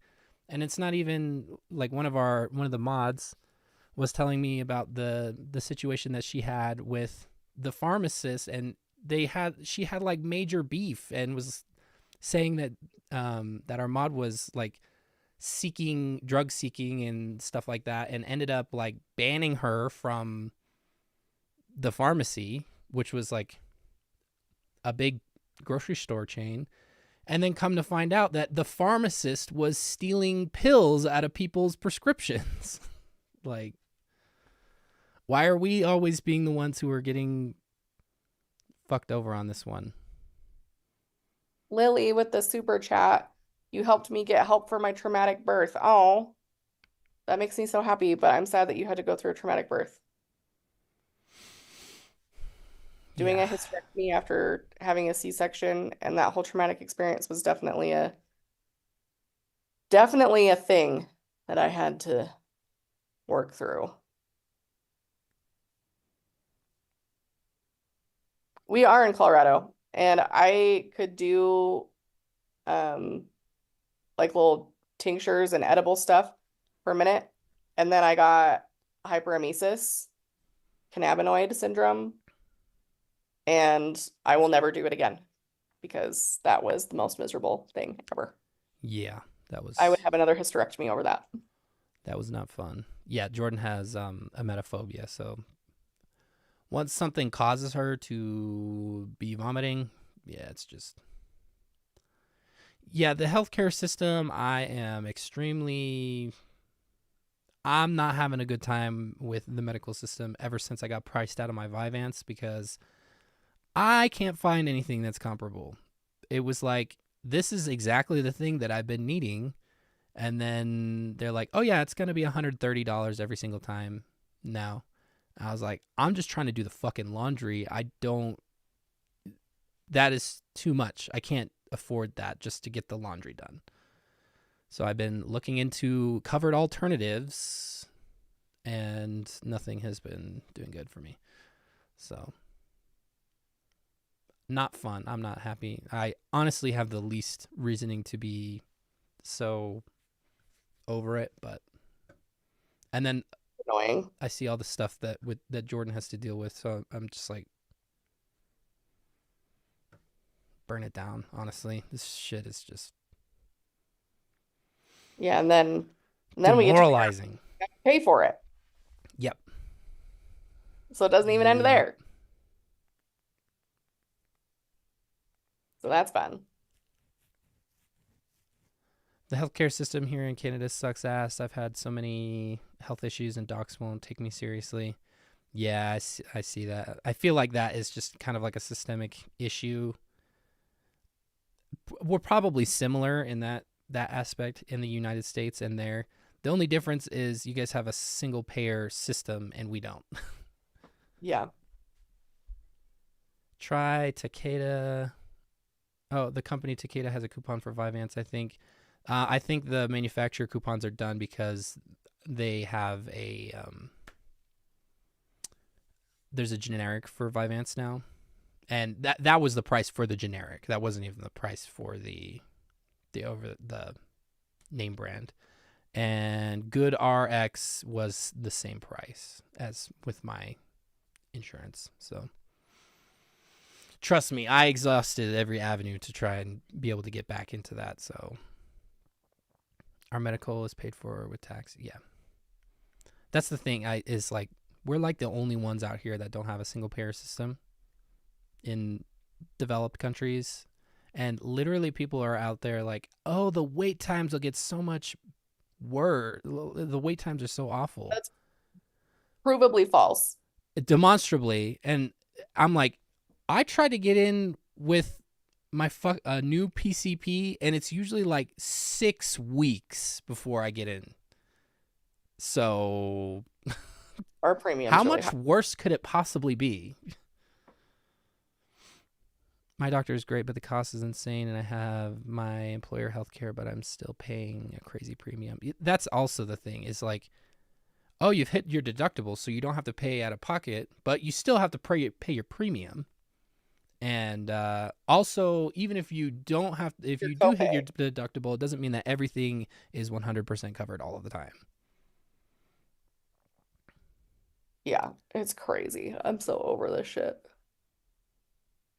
So Shire Cares won't help pay now. Dang, I wish I could help. I've never heard of Shire Cares, but I don't think there are any sort of manufacturer coupons now, because the reason they have those manufacturer coupons is because there is no generic alternative. So they're like, oh, I guess the poorest can have our primo drug, but they're going to have to go jump through some hoops in order to get it. So if you do have that prescription and you don't have internet access or whatever, you're probably not going to be able to get to the manufacturer coupon. Hero of Canton, again. America somehow has both the best and worst medical system at the same time. Yeah. True that. We are the number one spenders of healthcare in the world, and yet we do not have the best outcomes for healthcare. So, I don't know. Elizabeth, my heart goes out to you because I know what it was like when I was teaching students that weren't on their meds. So I have got all the respect for you because teaching drove me out of teaching, basically. Adderall was not doing enough. Adderall XR made me irritable, which when you're when you're around a toddler, the parent of a 3-year-old, the stay-at-home parent of a 3-year-old who probably also has ADHD, is not good. The first time that happened, I was like, this is definitely the Adderall, and I'm not doing that again. I can't. That's not going to work for me. That's not the type of parent that I want to be. I don't want to be irritable with my kid like that. So yeah, I'm just kind of, I tried Concerta. I think she just gave me the lowest dose, and it's like nothing. So I don't know. Maybe I'll have her increase my dose and see if that does something. Still on my parents' insurance, they have a $10K deductible, and it doesn't cover anything pregnancy or birth related after deductible. Generic Concerta is $120 a month. Oh my God. At the very least, Concerta was like super affordable on this one, but Vyvanse just was not. I don't know why. Vyvanse is softer than Adderall. I guess, I don't know.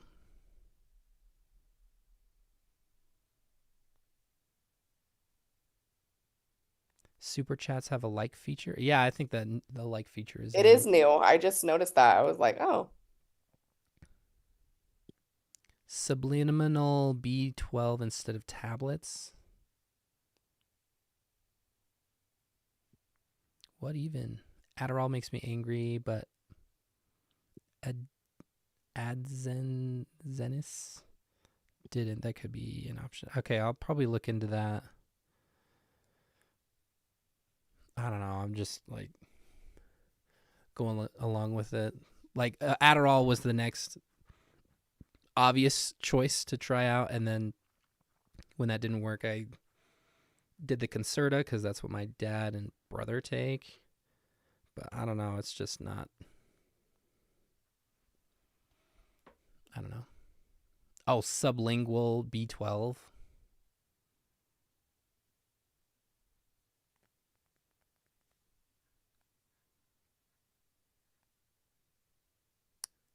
For vitamin B12 deficiency for ADHD. I think I have ADHD. I'm feeling good. TPZ 1987. Hope you're having a fun Friday night, wine drunk night. Onyx hit Jordan up with the question. Oh my God, it's almost midnight. This will be the last one. Yes. You can ask a question. I will not guarantee that I will answer it. Sometimes people ask me weird MS shit. medication is $3,000 a month. How much are meds in Canada? $0. If you do pay for meds in Canada, it would not be a lot.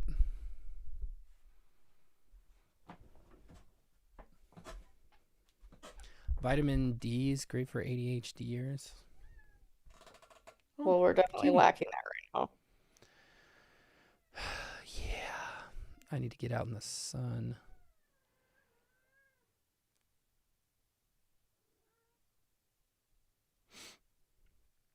We're waiting on Onyx.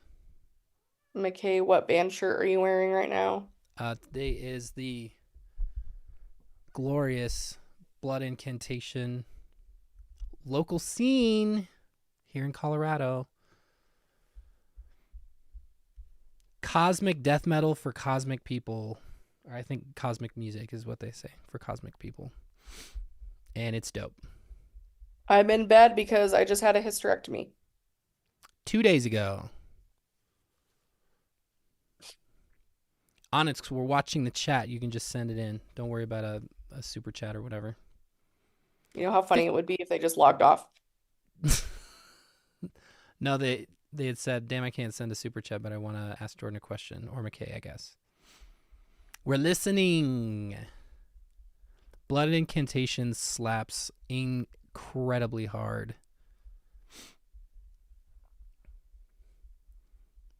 I got the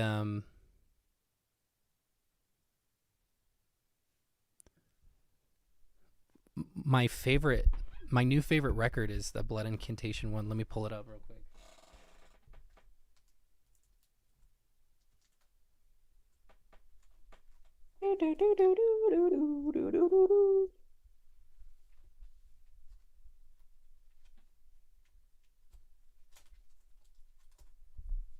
They did give me pain meds this time around, fortunately. This is like a European reissue of Hidden History of the Human Race. Let me pull this bitch out. This is like the coolest record I own. Yes. Follow me on Instagram at Jordan and McKay. I'll post updates about my hysterectomy. It's got That's cool. the alternate cover art, but you open it up and it's got the real cover art on the inside as a pop out. Coolest gatefold I've ever seen in my life. And I didn't pay an absurd amount of money for it either. I think I paid retail. It was just a little extra to tell me it's purple. I can't remember what color it is.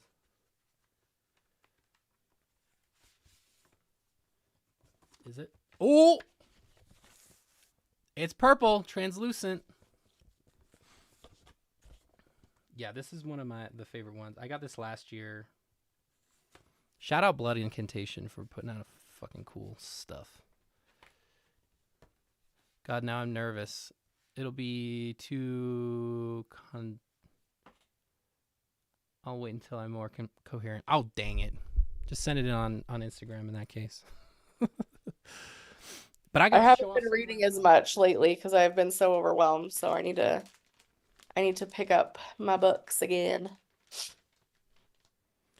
It is a good purple. I love that one.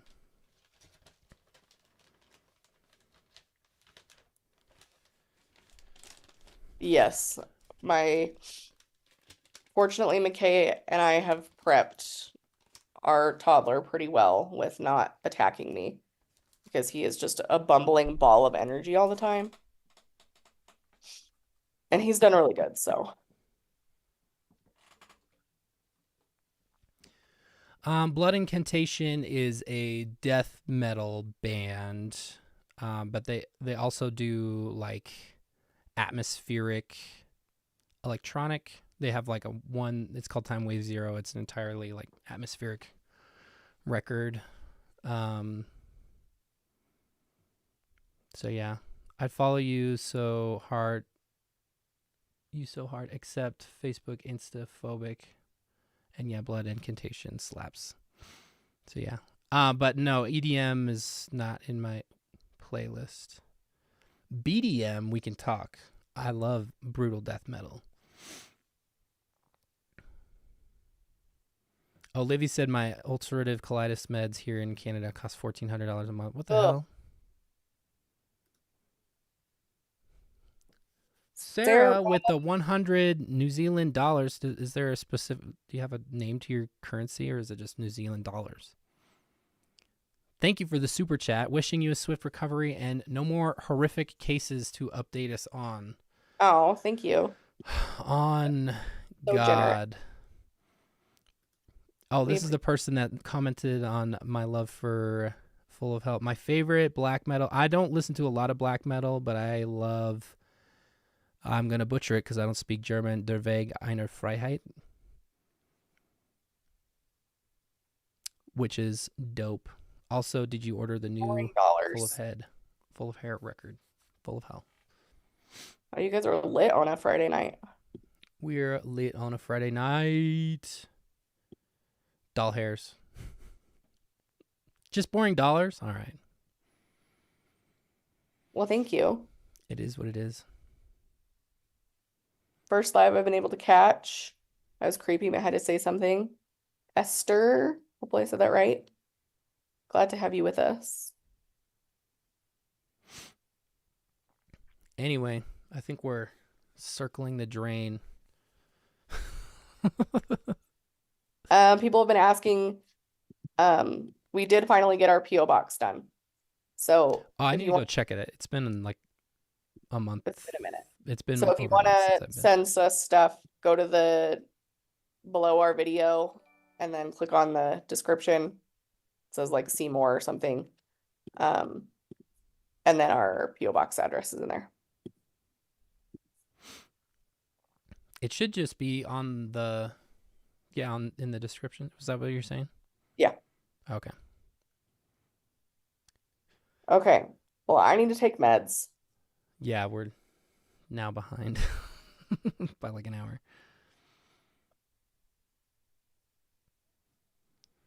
Anyway, shout out everybody who came to hang out. We love you all. You're amazing. We appreciate your comments and your input and everything. And we will talk to you soon, whenever we can. Bye, guys. Grid night. The stream will be. Thank you.